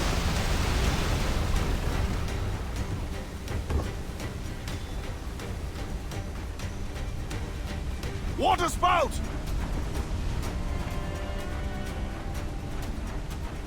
Steer clear of that thing!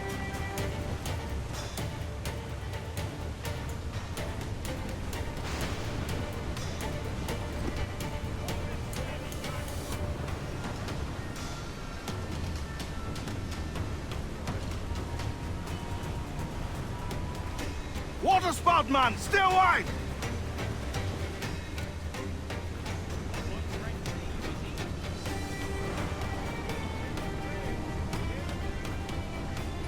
It's not looking good.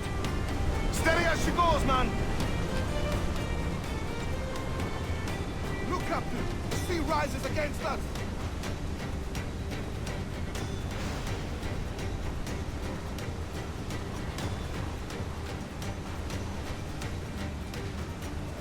Reef the topsails and gallants!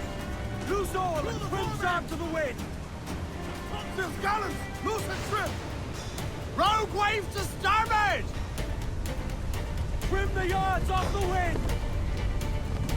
Throw them in! Move, damn you!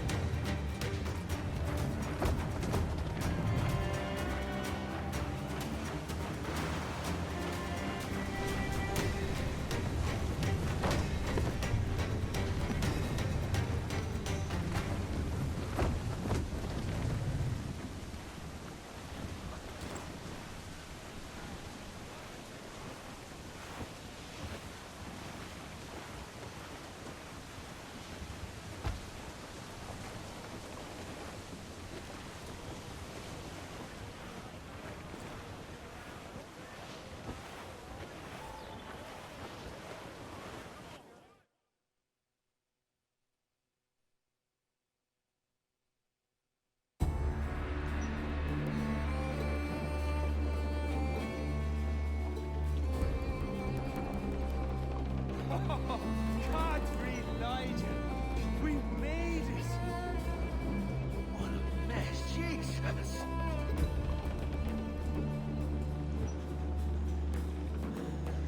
Oh, by God, we pulled this one straight from the teeth of Neptune. I'm Edward. Much thanks for your aid back there. Adewale.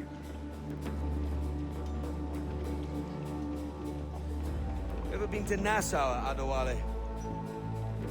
Not yet. By God, she took some knocks, didn't she? I think I'll keep her.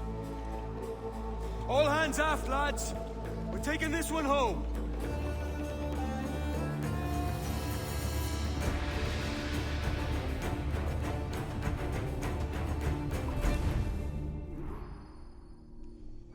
There we go. So we got the 23 pirates free, and we killed guards from behind corners 3 times. Afro, this outracing the Storm and the defense of Montelegione and Brotherhood. Hardest missions for you as a kid. Still are, you'll say. Yeah, especially first playing this and getting used to how the ship actually maneuvers, and you know when to slow down and when to speed up, and you know using the wind to your advantage and all that kind of stuff, plus those water spouts, the water tornadoes, you know, things like that. Hey there, Royal Twix. How's things going for you?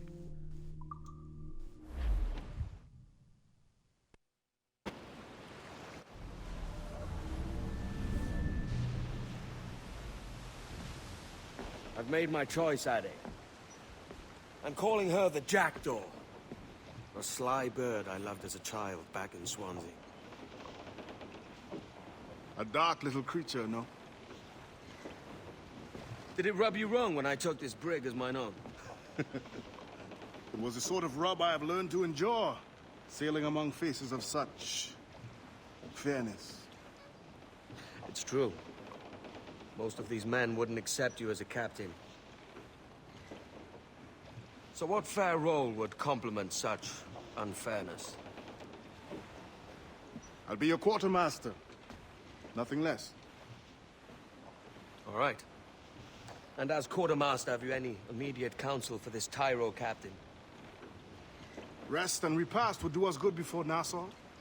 Water for drinking. Hunting for food and repairs. Well reasoned, sir. Hunting, it shall be. We'll find a decent place to drop anchor. I spied a few items in the hold earlier. Powder and a few pistols. I think I'll fashion a second holster if I can. It's a good start. One you find laughable. Could we talk a moment about the condition of the ship? What's the trouble? I had a walk about the gun deck this morning, and couldn't stand for what I saw.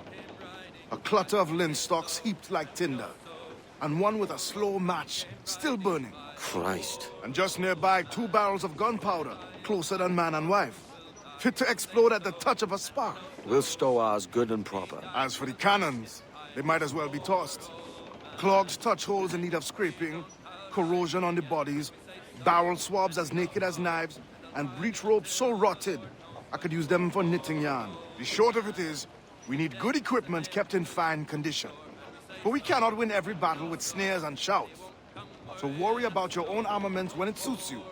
But don't forget about your jackdaw as well. No, indeed. We'll make it a point to keep this ship and its crew in fine condition.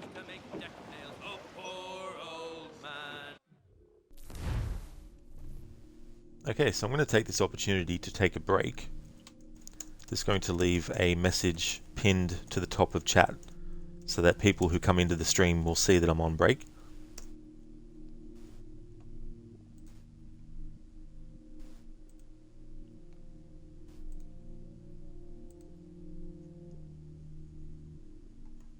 Be right back.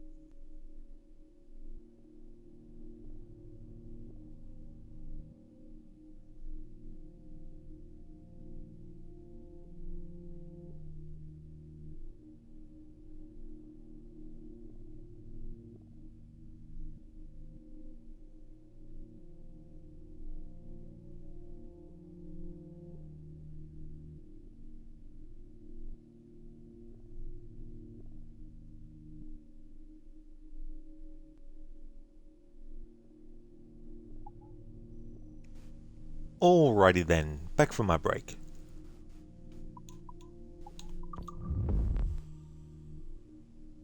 Alright, so we're up to sequence 3 now.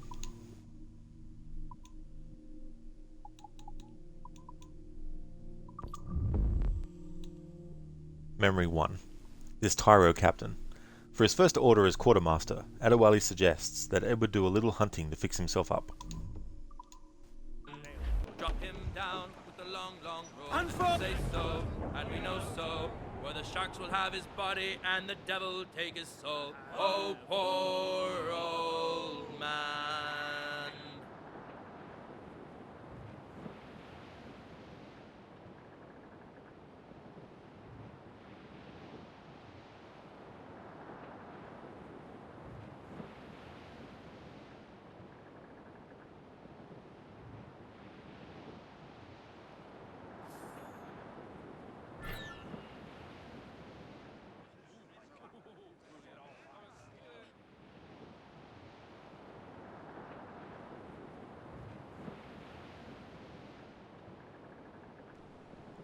As part of this mission, the game wants us to actually do some crafting upgrades for Edward. So for this challenge playthrough, I'm only allowed to get the upgrades that the game forces me to get. But after that, I'm not allowed to craft any other upgrades for Edward. Ease off the wind! Further men! Reef those gallons!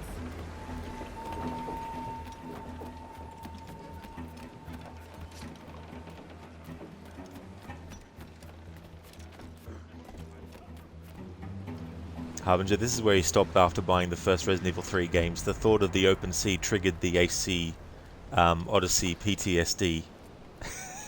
The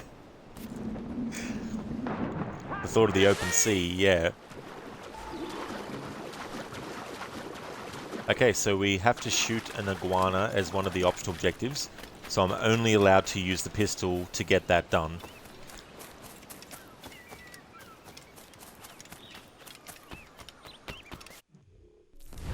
Have to be careful to air assassinate an ocelot, shoot an iguana.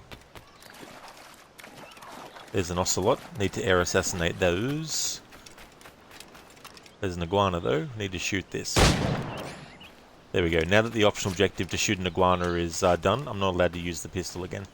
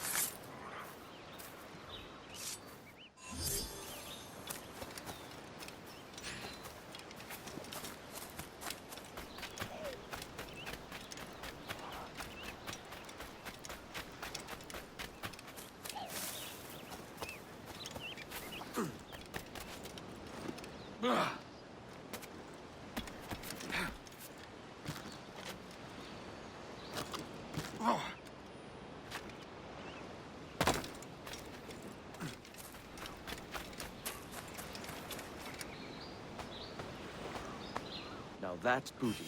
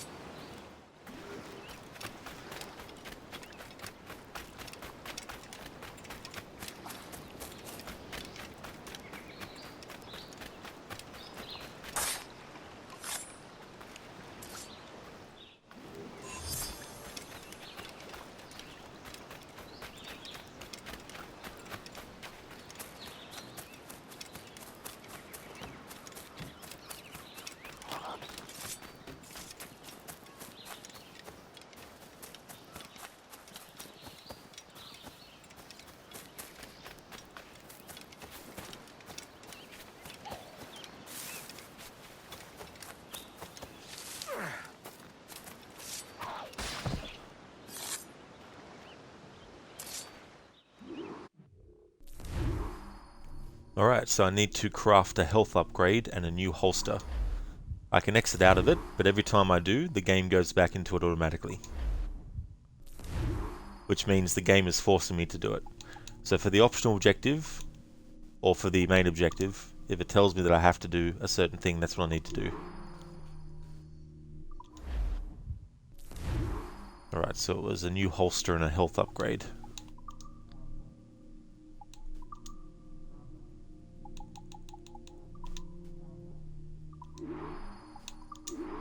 Crafting that would help.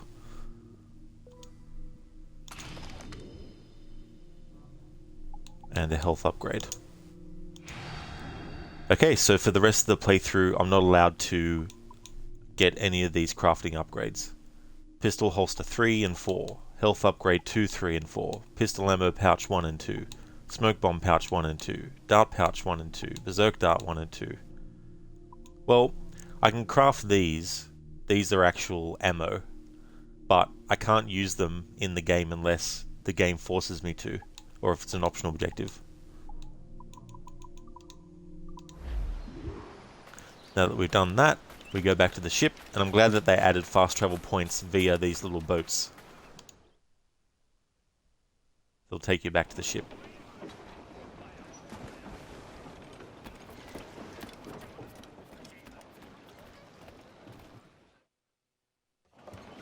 Ahoy, Captain. Find what you need. My needs and wants are oceans apart, mate. But I did fashion myself a new holster. All I need now is a pistol to lie in it. Yeah. Taken from the holds, just as you said. Little more than a blowpipe. But it'll do. So, are we rested? Or should we idle a while longer? Best way anchor. I think the crew is itching to reach civilization. You'll find no civilization in Nassau. But it's a fine place to be merry all the same.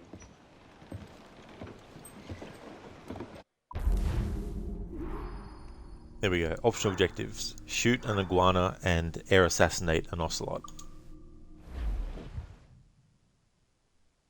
Give me some speed!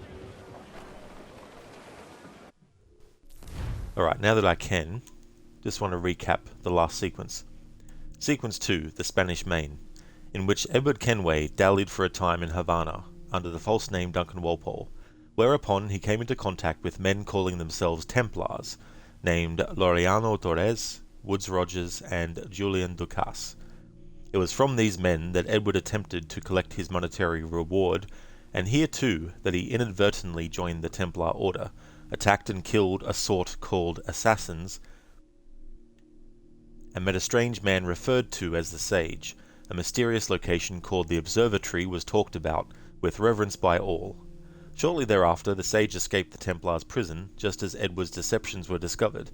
He was then imprisoned and set aboard a departing Spanish treasure fleet for delivery to British Templars in London. Yet using his wits and cunning, and accepting the aid of a Trinidadian called Adewale, Edward escaped his bonds, acquired a Spanish brigantine, and sailed away at the head of a hurricane to safety. For kinda cool, they sort of gave a backstory of Hatham's coat. You like those kinds of details? Yeah, it's good for that kind of stuff, you know. Not something that everyone looks for, but if you are interested in finding out that stuff, it's good that it's actually there for those players. Loose up!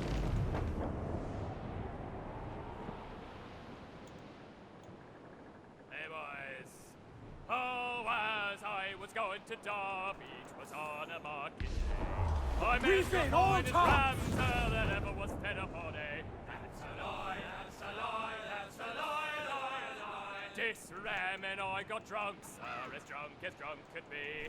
And when we sobered up, so we were far away out at sea. That's a lie, that's a lie, that's a lie, lie, lie. This wonderful old ram, sir, was playful as a kid. He swallowed the captain's spyglass along with the bosom's fid. That's a lie, that's a lie, that's a lie, lie, lie.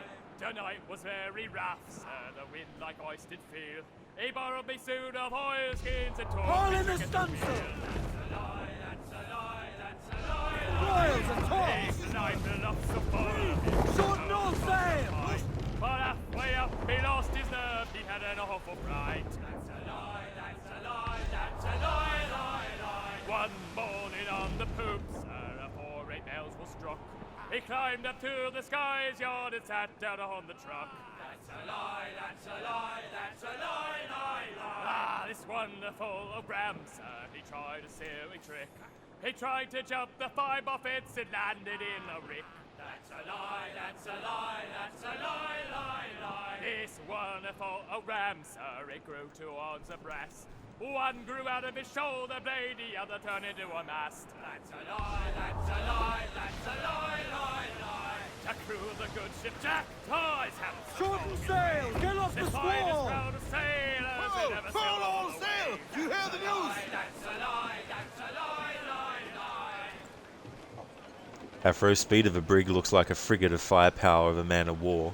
You love the Jackdaw. Yeah, I think the fact that Edward takes a liking to this ship because it reminds him of a sly bird that he knew. And of course, he's not meaning a woman,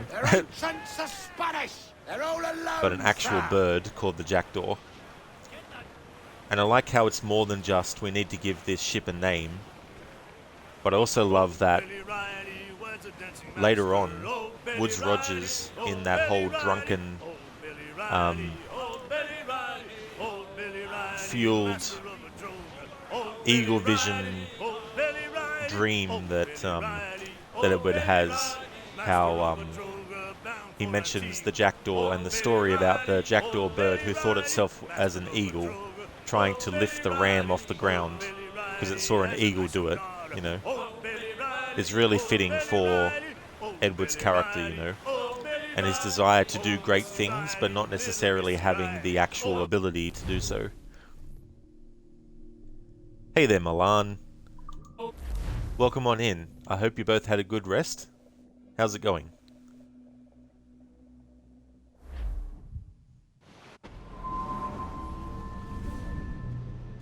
Go on, Captain Queernabs. Tell me I'm under arrest. Tell me! Them your breads. Fly away, boyo! Back to your master! Aye. We was privateers together before the wars ended.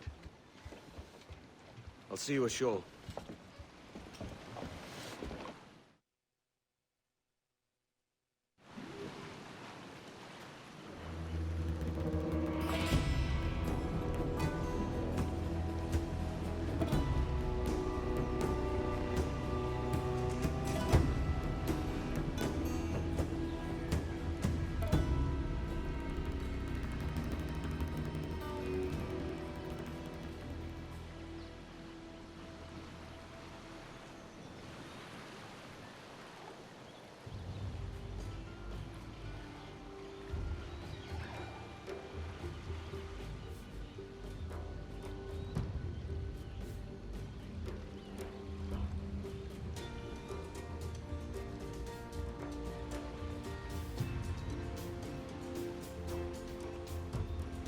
There we go, so Mark Bonnar is Blackbeard, and Ed Stoppard is Benjamin Hornigold. I love Mark's performance as Blackbeard, it's just so damn good.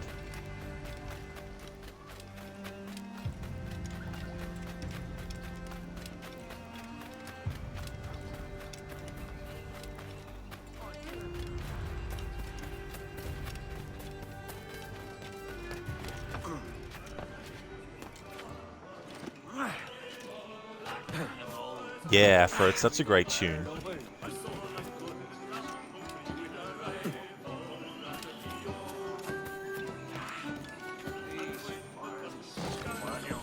Kind of fitting they use this in Valhalla. Yeah, I didn't actually realize, to be honest. I'll have to listen out for it when I play that next.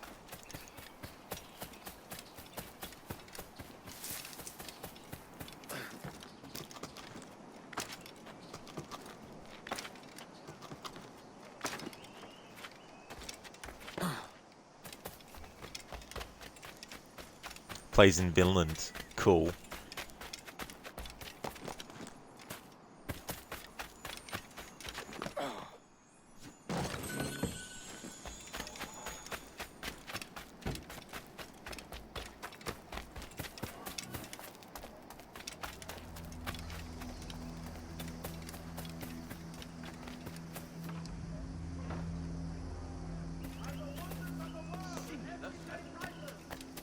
I really like this ambient music.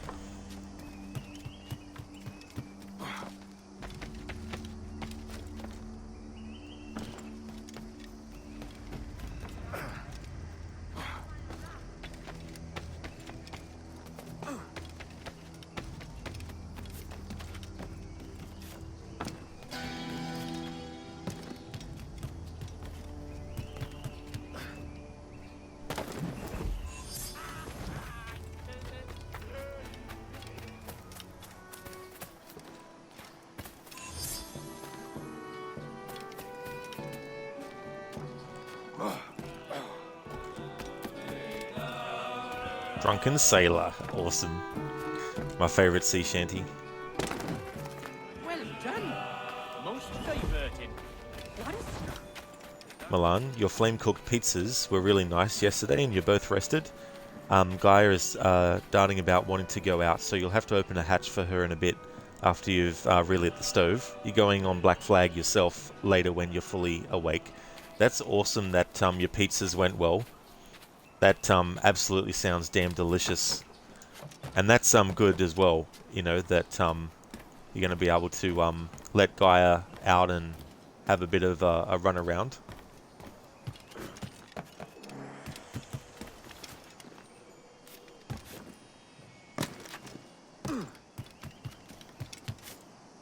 What a strange fella.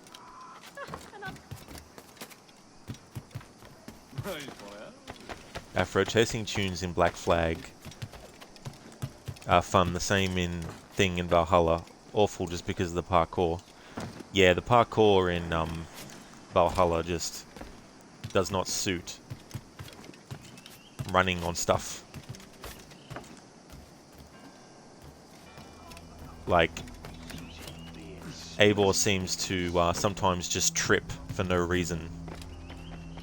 Well, not necessarily trip, but you'll be running along one of these ropes, for example, and all of a sudden he'll just stop dead for a split second before continuing to run on, as if it's a great struggle to just step onto something. They should ship him to Bedlam. She's really clumsy and heavy. Yeah, it's unfortunate because, you know, it's just a gameplay thing that they've made the character like that.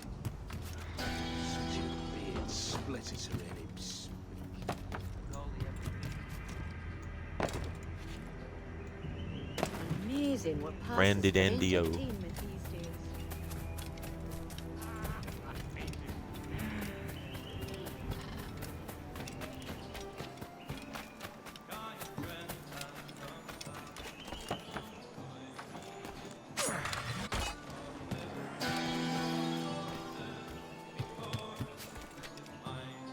Singular fellow.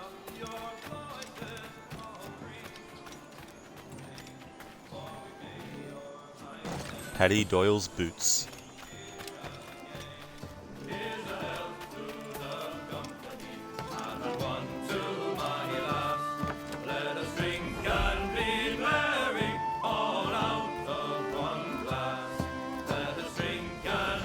How Benjamin Hornigold reacts to Adewale versus how Blackbeard reacts to it says so much about both characters, and it also is indicative of the fact that the Templars, even though Laureano Torres doesn't really care for the idea of keeping slaves, he feels that it's an archaic institution from his perspective.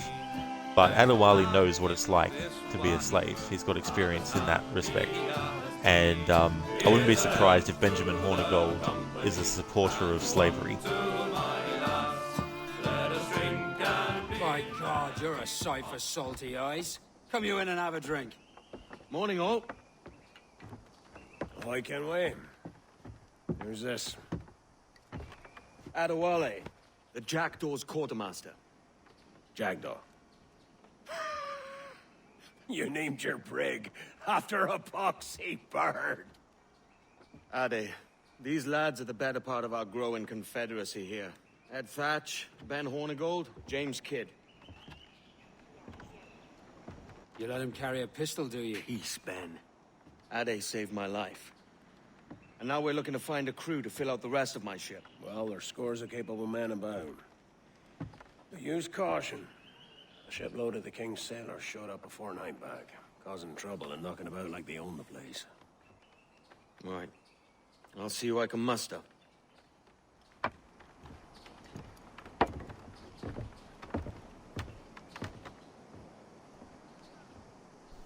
So essentially, Ben Hornigold's like, you let a black man have a gun, did you? Send any men you find to the Jackdaw. I'll put them to work. Cheers, Ade.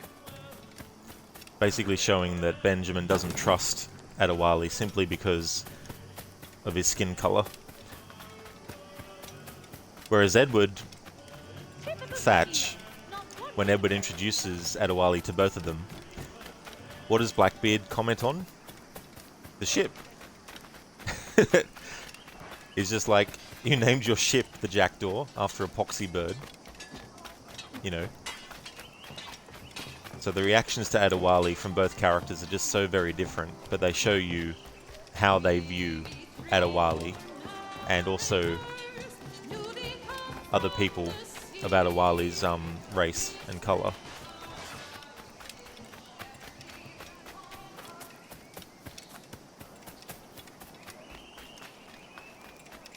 Hey Orochi. I am, yeah. I definitely will be. I'll be doing Freedom Cry as well. I don't know yet if I'll be doing the same challenge for that DLC that I'm doing for this, for the main game. Maybe I might switch it up and do a different challenge, I think.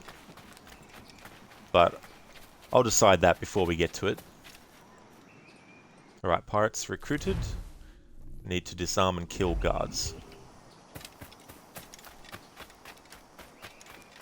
Well, it turns out the pirates in this game are pretty good at checkers. They really are. Like, talk about mini-games in Assassin's Creed. I definitely prefer checkers in AC3 in this game than to the other ones that they have. No pillars! You've a bloody nerve! Be careful! Alright, so we need to counter and disarm.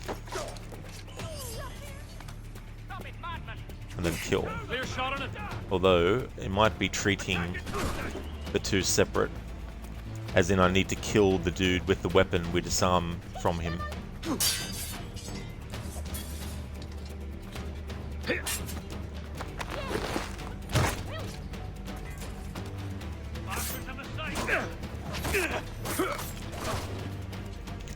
I can't use human shield because that's essentially setting up an enemy to be shot.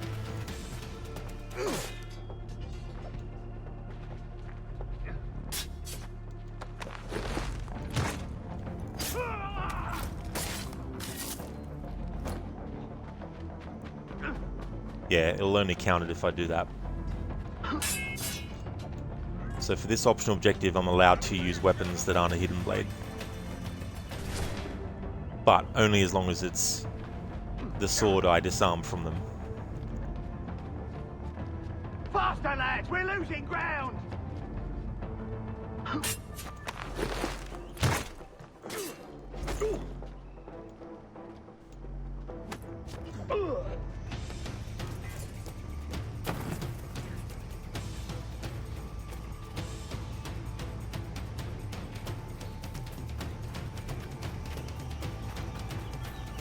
Sniper's going to be annoying.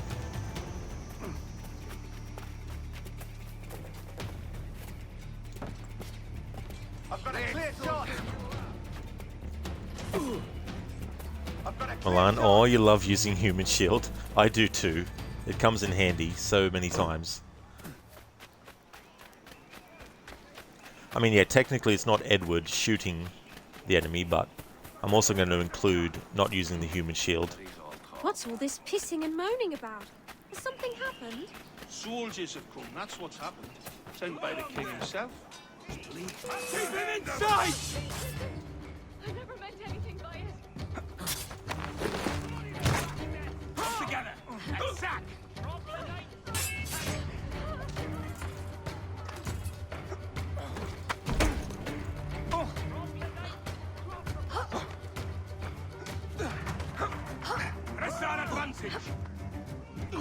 It's like, thanks for the help, NPC, but I'm actually trying to do something.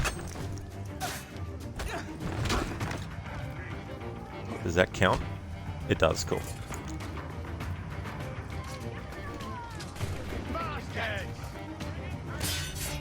I think I can hit him.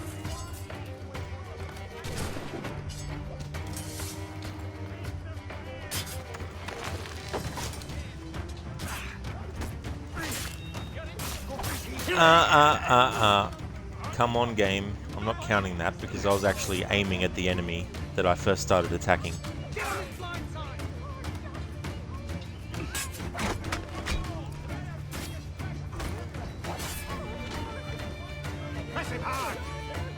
There we go. Now I've satisfied the optional objectives. I'm not allowed to use any other weapons except for the hidden blade to kill them.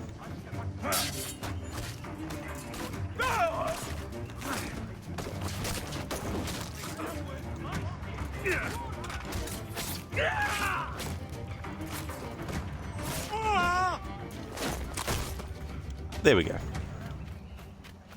But yeah, I'm not going to count that kill with the sword on the enemy that wasn't the one that I disarmed, because I was literally aiming and holding the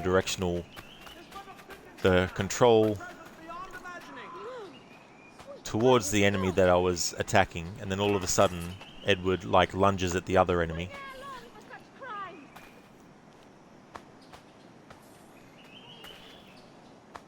I'm not gonna wait around to see how this ends.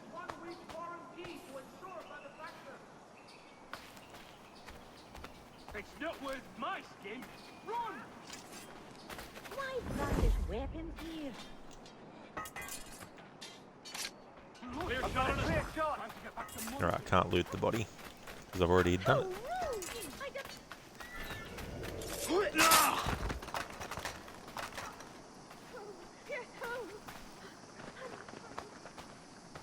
You'll swing ere long for such crimes!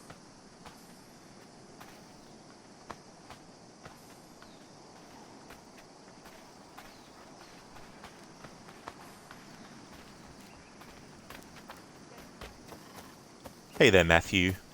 How's things going?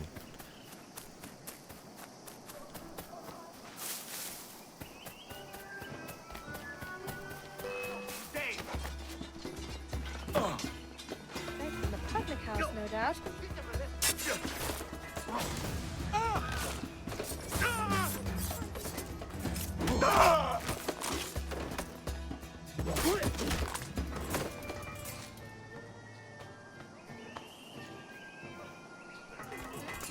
Mother of mercy.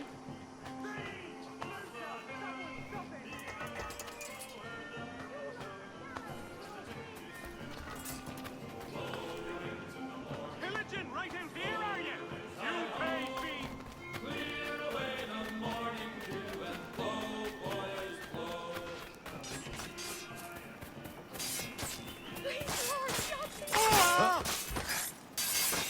Get behind him!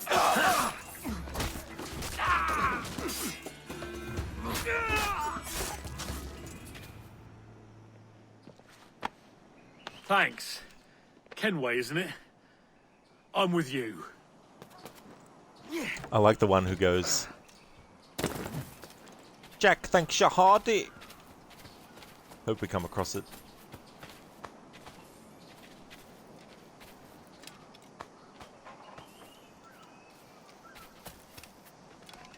You hang, damned loser! The devil's servant, hard at work. The devil's servant, hard at work.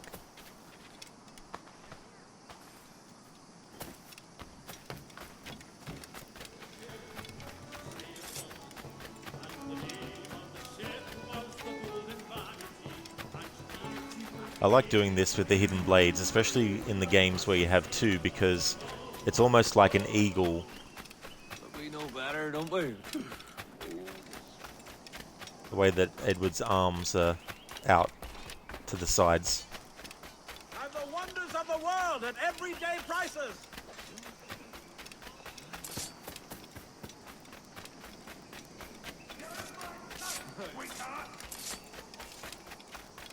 God forbid any form of sex!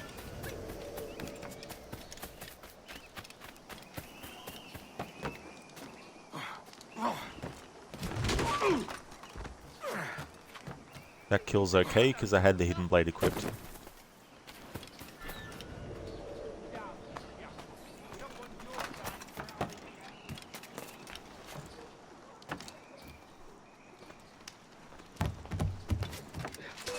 I've got a shot! I can get him from here! Got him sighted! Keep training, you damn cur!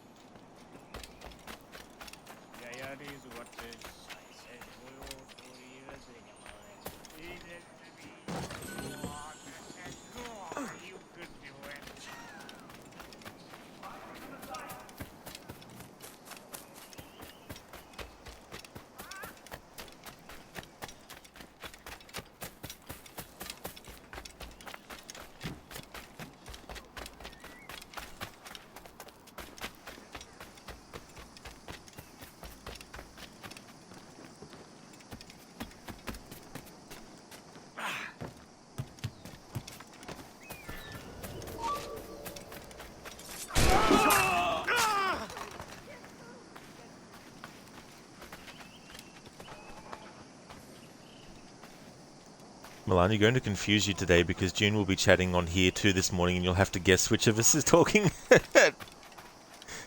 That's fair.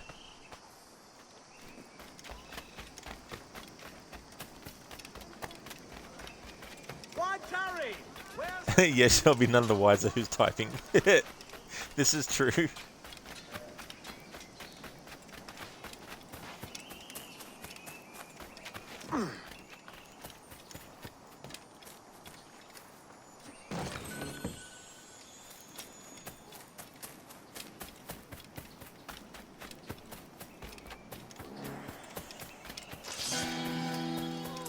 One way or another, you'll come, dog.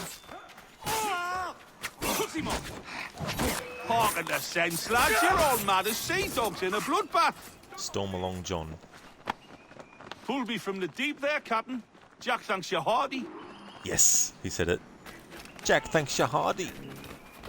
I think that's what he says. Jack thanks you hardy. But I don't know if he's supposed to be saying hearty, but he says it like hardy.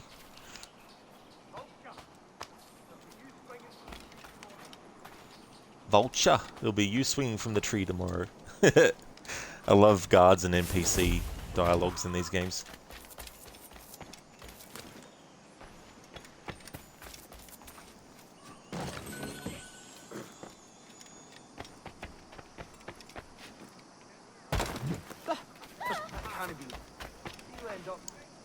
June, you're going to cook Milan and some breakfast, so it'll be Milan for a little while. That's okay, June. There's no worries at all.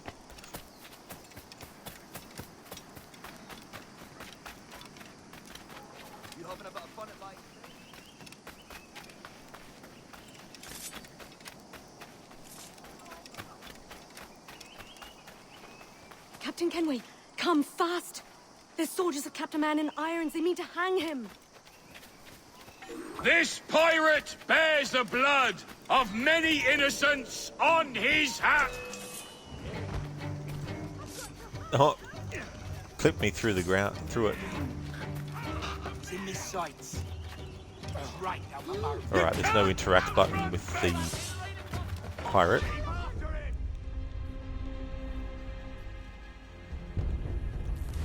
So I might have to have an exception and use the pistol to save the prisoner from being hung.